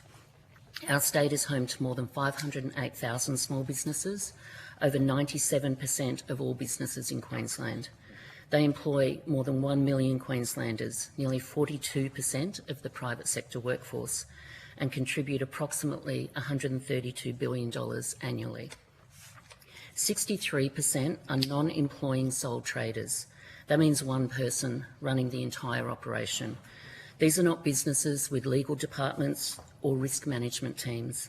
They are tradespeople, health practitioners, tourism operators and shopkeepers. Construction is Queensland's largest industry, and our state is renowned for our unique tourism and visitor economy offerings. These are sectors where access to insurance has become constrained, and I know that you've heard in detail in earlier statements from some of their respective industry associations. Unique to other Australian states and territories, 45% of Queensland's small businesses are located outside of our greater capital city area, in the regional and rural communities who are most exposed to natural disaster risk and, in some cases, most affected by insurer withdrawal. Access to appropriate and affordable insurance is not a nice to have for small businesses. It is a critical operating requirement to help them manage risk, recover from disruptions and meet obligations. Yet across Queensland, we are hearing that the insurance market is failing to meet their needs. And in an already challenging economic environment, insurance premiums are escalating at rates many businesses simply can no longer absorb. Building on our written submission, I'd like to highlight briefly the following areas of concern. Affordability. According to a recent Business Chamber Queensland survey, insurance premiums are now the second most significant constraint on business growth in Queensland and have consistently ranked amongst the top constraints in recent years. Public liability premiums have increased 200% in some cases. And in our disaster-prone regions, premiums commonly represent 20% of a small business's annual operating budget. Businesses that invest in resilience measures such as flood-proofing and cyclone-resistant construction report seeing no reduction in their premiums. Insurance availability. Queensland experiences approximately 60% of the nation's natural disasters. We are seeing businesses in disaster-prone areas become uninsurable. As an example, a wellness clinic operator in Queensland reported to us that she experienced multiple flooding events, and when her insurer declined to renew, no other insurer would cover her. In some high-risk sectors, such as the amusement and leisure sector, and I know you've heard from them, insurers have withdrawn or only one insurer remains, leaving small businesses with limited coverage options. Underinsurance is also a growing concern. We have been advised that some businesses are deliberately reducing coverage or increasing their excesses just to afford their premiums. Others are unintentionally uninsured. For example, a North Queensland business found that after a cyclone event, the cost of replacing damaged equipment had doubled. This is not an isolated scenario. With inflation, rising construction costs and supply chain pressures, the gap between what businesses are insured for and what it actually costs to rebuild is widening across Queensland. Underinsurance can also be invisible. A business may not realise it lacks coverage until a loss occurred. A Brisbane travel agency lost over $70,000 to a cyber attack, only to discover its policy did not extend to cyber theft. The unrecovered loss cascaded into rent arrears and family hardship. This is a very real and emerging risk for small businesses, with 57% reportedly not covered for cyber risks. Access to affordable, fit-for-purpose coverage is essential for small business productivity and future economic resilience for Queensland. Thank you again for the opportunity to provide this statement, and I welcome any questions from the committee. Thank you very, very much. And you're our last witness today, so you're in a very unique position that we've taken evidence from a number. So some of the questions that we learned today may have been born from that earlier evidence. In your opening comment, you've outlined what some of the problems are. Has your commission given any thought to what a solution looks like? Because that's what we're charged with. We need to find a solution. Sure. I don't think there's one solution, but I think if I could go into potentially around affordability and availability. Queensland, as I said, is unique. The prevalence, the frequency and the severity of natural disasters are quite significant. I would encourage, if you haven't heard from them, and I can either take it on notice or encourage you to reach out. I know that the Queensland Minister responsible for state natural disasters has convened a couple of roundtables, and insurance has been a topic that has come up, and so they have been conducted throughout regional Queensland. We can either get you some information or get you the details of who to reach out to. I think that one of the issues that I raised is around businesses who want to do the right thing and so who are trying to build for resilience, for betterment, so that they're not affected again and again. They're seeing absolutely no sort of carrot to do it. There's no reduction in their premiums. People are looking at postcodes often, from what I understand, in insurers. And so I think there's something there that if it's shown in price reductions in some level of the pricing model, that it encourages businesses and communities to build back more resilient, then that could help in that major space. So that sort of rebuilding, we're also seeing, and I think it was just referred to in the previous thing, there are industries that are being priced out, and so it's really difficult. We have examples of industries that they cannot, or small businesses cannot get onshore insurance, and so they're either choosing not to insure, which puts them at risk. They're choosing to insure with an excess that will be more than it would cost to rebuild the business. Well, hospitality, certainly. Ones that you've heard around tourism, leisure industry. They're the key ones that probably Through our office, yes. stand out through our office. There's another issue through our office. One of the functions we provide is dispute resolution, and so we have small businesses who are in dispute, for example, with a commercial lease arrangement. They contact us and we help them to try and self-solve, or we have a panel of mediators that we can refer them to. So they're in a commercial lease situation that they don't always have control over things like insurance because it's included in their building outgoings. And so we have an example, for example, an auto workshop tenant saw insurance costs quadrupled from $2,000 to $8,000 after new landlords decided to increase the sum insured of the building from $300,000 to $1 million. They had no say in that coverage level, and they just have to absorb those outgoing costs. In another case, a manufacturing tenant. You know what location that was? I could get it for you because it's come through our dispute resolution line, so I'm happy to take that on notice. In another case, a manufacturing tenant saw their lease outgoings, which included insurance coverage, increase from $6,800 to $15,000 over 3 years. A Cairns base, so I can tell you this location, engineering business reported being charged building insurance as an outgoing on top of lease specified fixed outgoing with no itemised breakdown. So sometimes, and this is what we try to encourage businesses to deal with, they don't know what they're signing up for. And so some of it, which we did highlight in our submission, is around education, but education of what products are available in a way that's easy for small businesses to consume. We have a very diverse small business environment in Queensland, so if I could just flag 1.5 are Aboriginal and Torres Strait Islander owned, 15% cold owned, defined as speaking a language other than English at home, and 25% are owned by persons with a disability. So that's great that we have such a diverse small business environment. We do have reports from those cohorts that it can be really difficult to understand legalese, to understand some of the options that are out there and what it means, what they're covered for, what they're not. May I just interrupt just to say that auto workshop tenant, they were located in southeast Queensland and inner Brisbane. Okay, thank you.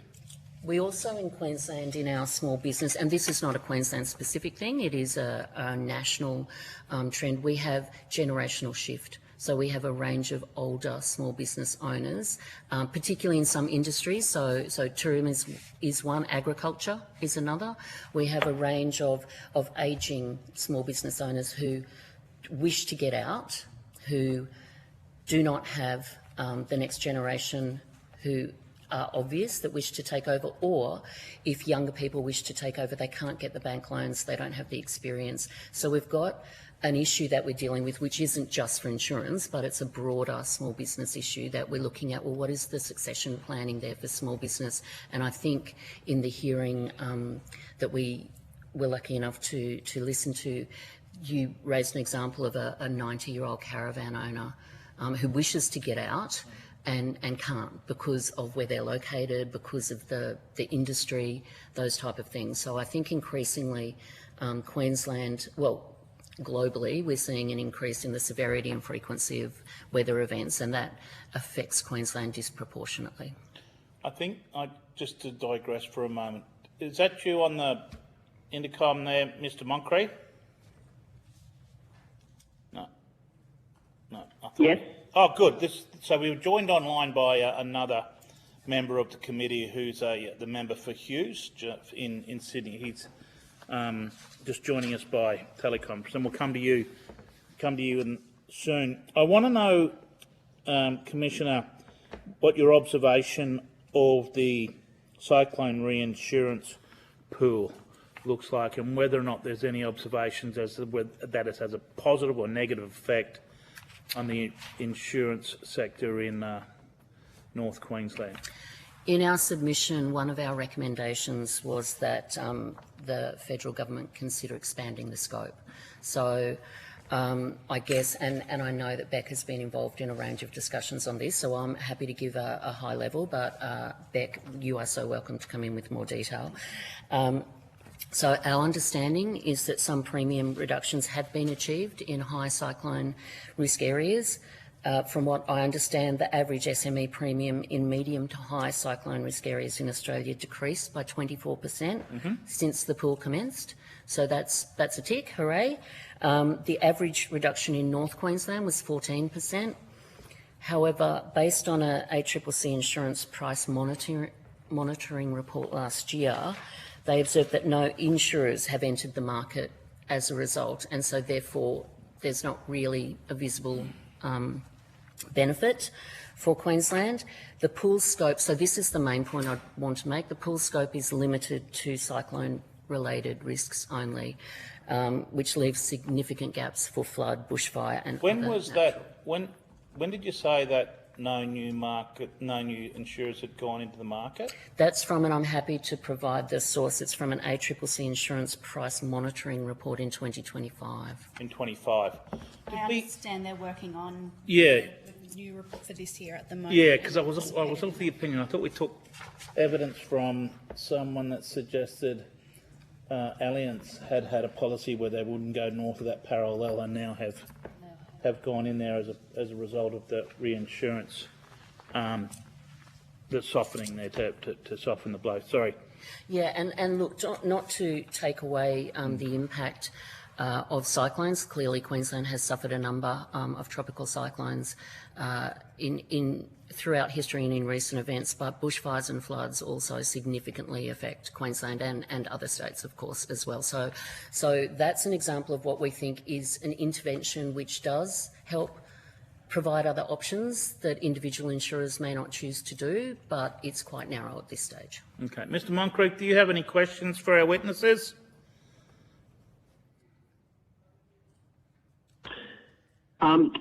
Yeah, thank you, Chair. With the cyclone reinsurance pool, we had some witnesses talking earlier about whether it could be expanded to other forms of insurance. I wonder whether you could touch on that, whether that's something that would be suitable in your view. Yes, certainly. I think just to give context of the scale and scope of how Queensland is impacted by disaster events, as I understand it, 75 of Queensland's 77 local government areas and one town authority, which was Weipa, were activated for DRFA assistance in 2025-26. As DRFA reconstruction programs have a minimum of 2 years for completion, when the disasters from the previous year of 2024-25 are taken into account, I understand that every single jurisdiction in Queensland is currently carrying out some type of active program of works funded under the DRFA. So the cyclone reinsurance pool is around cyclones, and so significant tracts of Queensland were flood affected. A few years ago, and I'm not a disaster expert, so I don't have the details and can't name them, but there have been significant tracts that are also bushfire affected, and so our recommendation is to expand that pool to cover a wider range of natural disasters. Have you looked at including different types of natural disasters, how each individual one would affect that pool? We haven't in my office. That wouldn't be under our scope of focus, but I'm sure that areas within government would have some modelling that they could probably give you on that. If you want us to follow that up with broader government, we're happy to do so. I guess the reason we raise it from an insurance around small business perspective is that, you know, the less frequent business disruptions, the quicker that they can get back on their feet, the less insurance claims, which we do have reports of, and I know that broader in government there are reports of the delays and what that takes in an insurance claim actually being paid from a disaster event.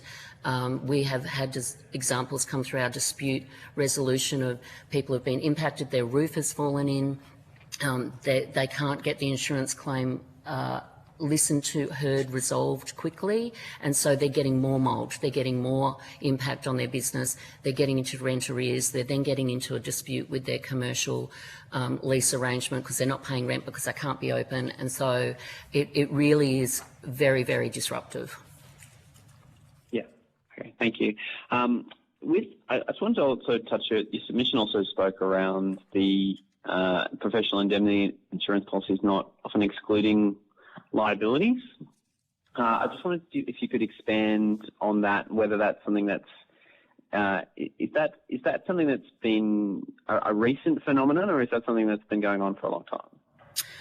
The information that we have through it has come through some of our industry bodies. So we consult broadly, and I run 2 roundtables. One is with industry bodies and one is with chambers of commerce across Queensland. Certainly Consult Australia have raised with us, and we heard in the previous witness as well, that professional indemnity insurance is a mandatory requirement for many professions, those already named in the prior hearing, consulting, engineering and some other professional services. It's frequently required in government and private sector contracts. It is a major pain point because the costs are rising. The market has limited competition, reduced coverage options, and the key point, I guess, that has been made to us is that the General Insurance Code of Practice classifies professional indemnity as a wholesale product, which excludes it from some consumer protections that apply to retail insurance. So AFCA cannot hear disputes on professional indemnity insurance for small businesses, which means that there's no accessible, affordable, quick external dispute resolution pathway for these products. And so when a dispute arises, it can take quite some time to be heard. So who is it heard by, if not by AFCA? It goes through, my understanding, could I confirm that? Because my understanding it goes through a legal recourse process. Sorry, I didn't actually hear the question. Who hears it with AFCA? Oh, I think they've got their own panel, but again, we can confirm that. Okay, great. So is this exclusion of liabilities, is that something that's like, why is it that insurance, is it a specific feature of the insurance sector that this exclusion of these liabilities, or is that something that happens across multiple sectors? The advice we've had, most of the major advice we had around this came through Consult Australia, and they work very much with the professions of consulting, engineering, professional services in that space. We can certainly put it out to our industry roundtable and chambers groups to get a more fulsome picture, if that would be useful. Yeah, great. All right, thank you. All right, thank you, Chair. Thank you. Ms Jarrett. Thank you. I just want to, you're listening to our previous witnesses here, and they proposed a number of potential solutions to address the lack of insurance for high-risk sectors in the insurance industry. Did you hear some of that? Or regrettably, I have not. I know that that someone in my team has been listening to it. That's okay. I don't have all of that with me today. Look, what they were proposing was that they felt that it was appropriate that the insurance sector itself step up, and we went from a full insurance sector step-up model, discussed the potential government model, and then a hybrid in between. And what that basically meant was the establishment of a pool, which would then be would be effectively the underwriter for insurance for those uninsurable businesses. And as I said, one option is that the insurance industry itself step up and create that pool and take a little cut to their profits, etc., to the other extreme, government step in, or a hybrid in between, which might be a loan to establish these mutual funds or whatever.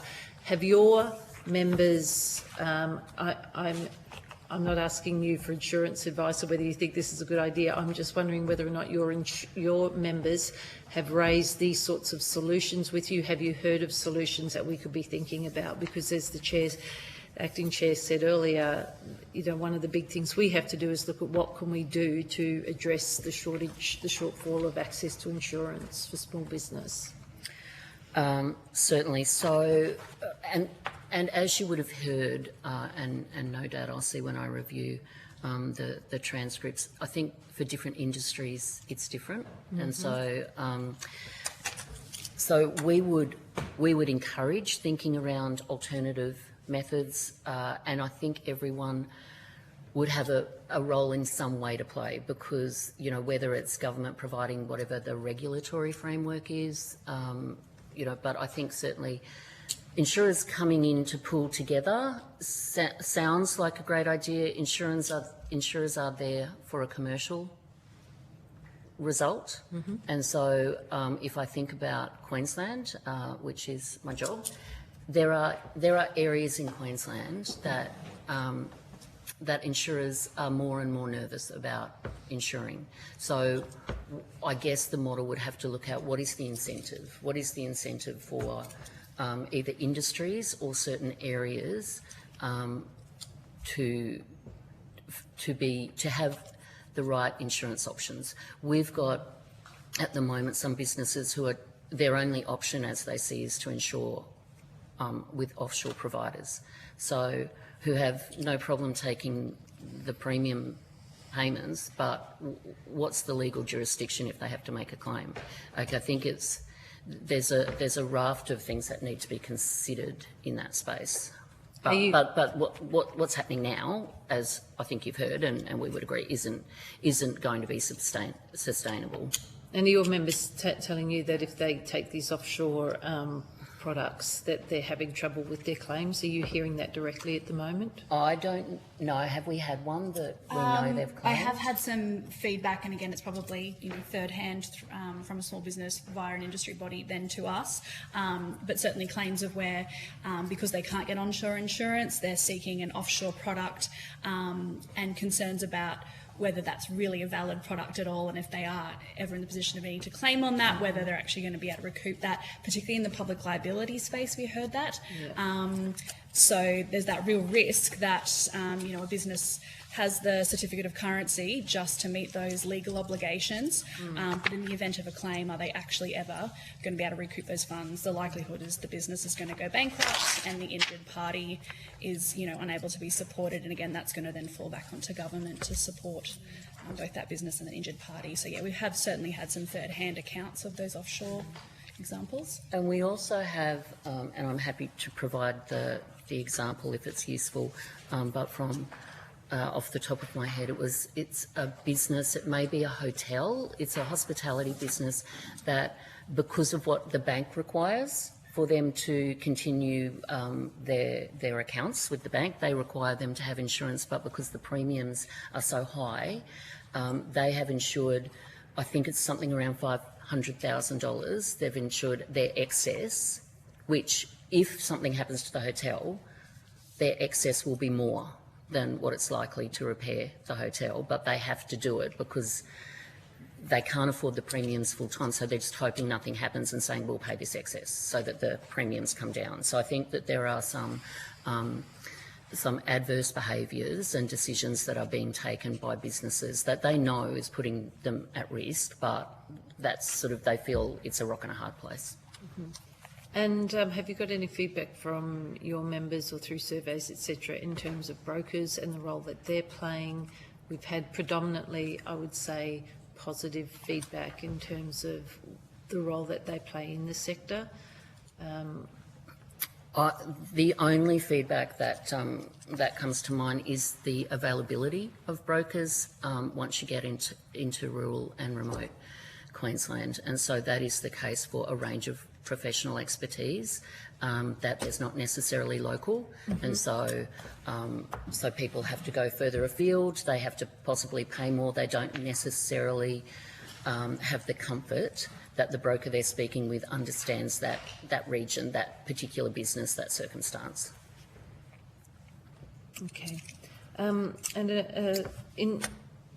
of the things we've been really trying to look at is, and you mentioned it yourself earlier, that there are certain sectors within the that are finding it difficult to get insurance. What are you seeing as the big sticking points? I mean, we've had lots of evidence to say that it's liability, professional indemnity, property. They're the three big ones. Is that what your members are telling you, or are there other areas we should be looking into? From my understanding, it is some of those what are deemed perhaps as higher emerging risks. So adventure tourism, whilst that is an emerging area that people are very interested in, and Queensland is incredibly well placed in that space, it comes with a different risk profile that traditional tourism activities may have. So my understanding is some of it is around that, some of it is also around increasing litigation for things like major events, etc. So some of it may be based on that risk profile, and some of our understanding is around just disasters, etc. And so we have reports from businesses, particularly up in far north Queensland, etc., that their profitability is being impacted, and therefore also their insurance premiums are rising, because there's just a perception that if you're in certain areas that you will be impacted by a weather event, and therefore insurers are charging more. Now, some of those regions it's not the case. It's actually, there might be flood impact in this area, that area is totally fine, but customers are cancelling, insurance prices are going up because there's just a bit of due to various, how media treats weather events and how people react to nervousness and wanting to sort of pick something that's safe. And so we're just seeing there are some areas that are just getting a bit of a broad brush stroke of perception. So I'm just trying to unpack that a little bit. What you're basically saying is some businesses may not buy insurance because there's a potential weather event that could have affected or could affect them, and or there's a perception insurers are putting two different areas into the same, let's say, climate bucket, and that's affecting the price. I'm just trying to really understand what you're saying there. Yep, so in insurance, I'll actually give an example, if that's okay, that I was talking to someone yesterday and they gave this example, and they use a broker, so this is a small business based in Brisbane who said, our business insurance gets re-signed every June for the next year. As a team of only 5 people, we have professional indemnity, public liability, theft, business interruption, cyber, glass and contents insurance. And so they do it through a broker because they think it's a better arrangement than doing it themselves. So their business pack insurance quote for this year increased by 37%, which is not a normal increase, so they questioned it. And apparently the 2025 provider had determined they were in a flood zone and did not want to cover them. And they've said, please note, we've never flooded in 12 years, including in 2011, and the BCC Floodwise reports have us as being very safe. But yet, so I think insurers are quite nervous and increasingly nervous, and so there are some circumstances that we're aware of where it is that broader brushstroke when the actual businesses are saying it's 1 in 500 chance of us ever being flooded. Now, who in that example, do you know who would have said, who would have provided that advice back? Would it have been the broker or it says the provider, so the insurer, because they then worked with the broker and sort of worked out things and actually then realised that they were over-insured in another different area. So that is an example of a broker being really good and positive and working with this small business, that instead of it increasing by 37%, the business pack actually went down by 44%. So the package went down by 44% in the end because someone went back to the insurer to say you're pricing this risk incorrectly. And, yeah, I don't know if it was the same insurer. I don't have that detail, but yes, it was sort of just if you take it at face value, it's this is going up for this reason, and when it was questioned and then worked through with the broker, it came back. Thank you. One last question on cybersecurity and cyber insurance. What are your members telling you in relation to that? Because I know from what we've heard, a lot of small businesses don't have cyber insurance. We had Australian Consumer Industry Lobby Group, not cyber experts, but telling us that they're very, very concerned about it. We've had others come in and say this is going to be a big issue, if not now, but yes, it is now. So yeah. What are your members telling you? So I concur it is an issue now. I think from a small business space, what we're hearing across the board, not just about insurance, small businesses, as I said before, there's a huge percentage that are sole traders. And so for them trying to get their head around all of the different obligations, all of the different compliance requirements, etc., they're finding it very overwhelming. And so things like cyber, AI, what that means for them, some of particular industries with sole traders, it can just be very overwhelming. We have got some examples to show that it is an issue right now. A Brisbane travel agency had its business bank account hacked with $71,000 stolen, and only approximately 60% was recovered. So that loss wasn't covered by insurance because the business held property liability insurance but not cyber insurance. So they had a loss of $28,000, which was unrecoverable. And then we knew about them because they contacted my dispute resolution because they're in cash flow crisis, they were in rent arrears, they had family hardship, they were incredibly stressed, they had threats of lockout. So the actual impact is real, and it is happening now. A Whitsunday-based small business was subject to prolonged cyber attacks lasting almost 3 months, causing business damage, lost time and high remediation. They didn't have cyber security insurance either. And so once again, some of that awareness, but also the right products would really help. Thank you. And I think it's only going to exacerbate. No more, Chair.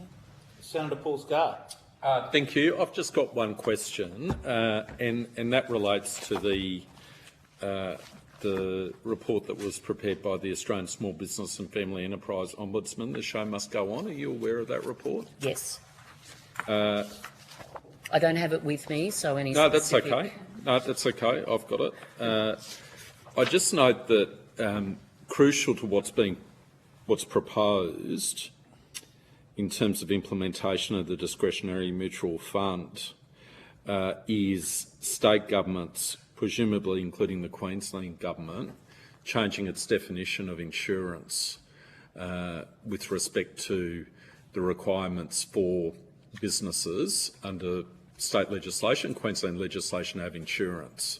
And one of the recommendations is that state and territory governments look at the requirements of insurance so defined and amend legislation so that it includes discretionary mutual funds, given that that is the only pathway that's been identified, certainly through this process, to provide a sustainable solution to the issue of many small businesses involved in the amusement industry procuring risk mitigation.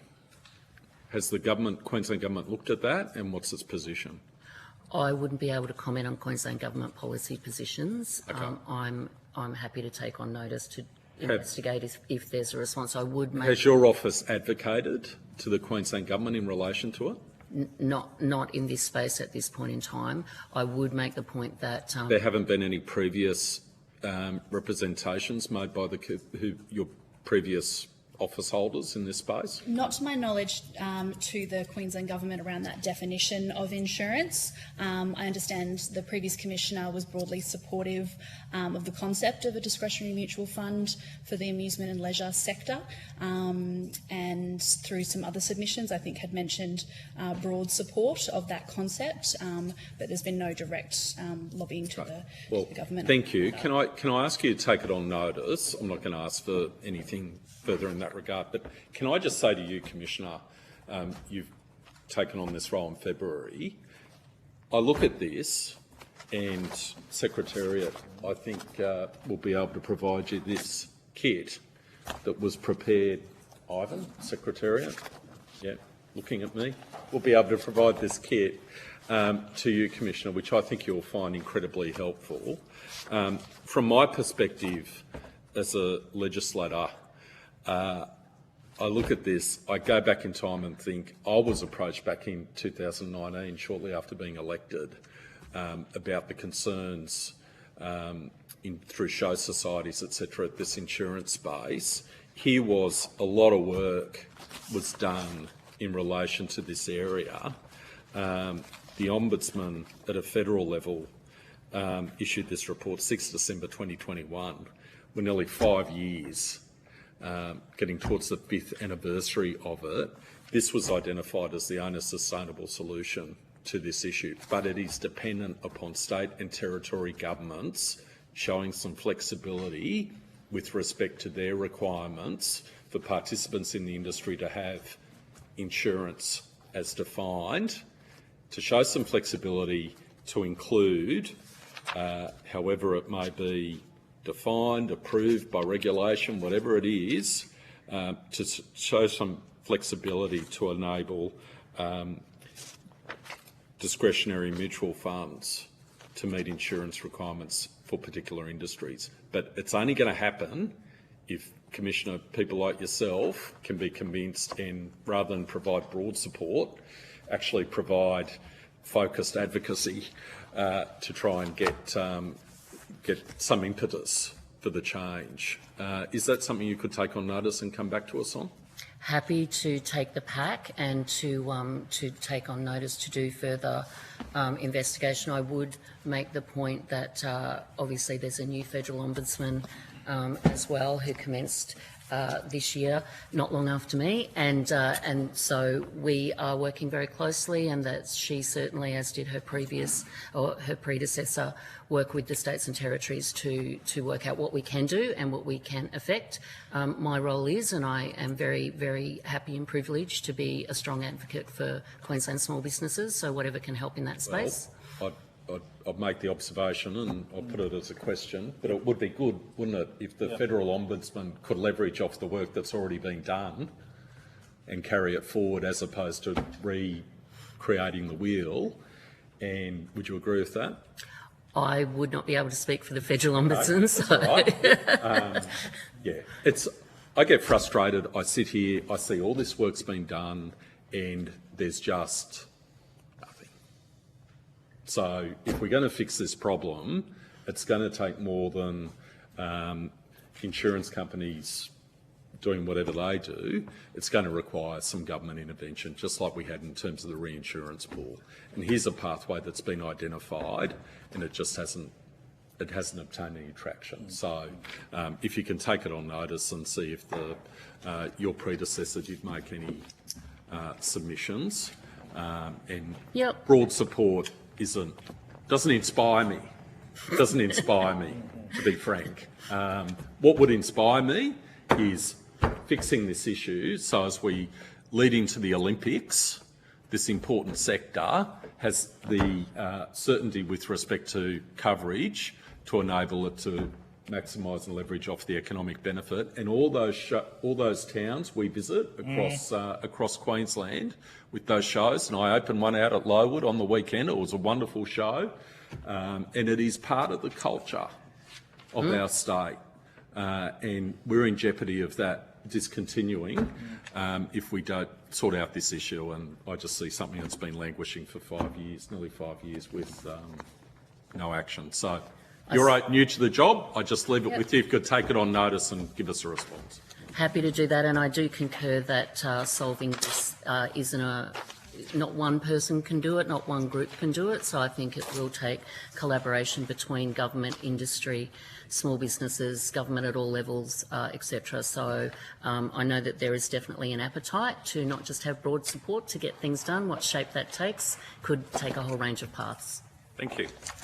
Thank you, guys. Now, you've been asked to take some stuff on notice. To refresh your memory, Hansard will forward a copy of the transcript today for your consideration, and would just suggest that that stuff on notice, if you could have back to the Secretariat by the Thursday the 16th of July, you've got their details. That concludes today's hearing. I want to thank not only you as the Business Commissioner, but all of the witnesses that may be still dialed in for the evidence that they have provided over the 2 days.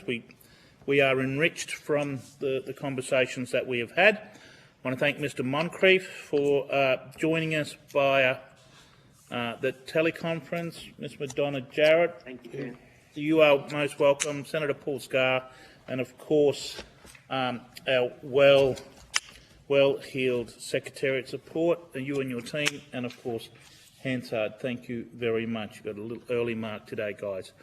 Thanks very much, and you can cease with Hansard as of now.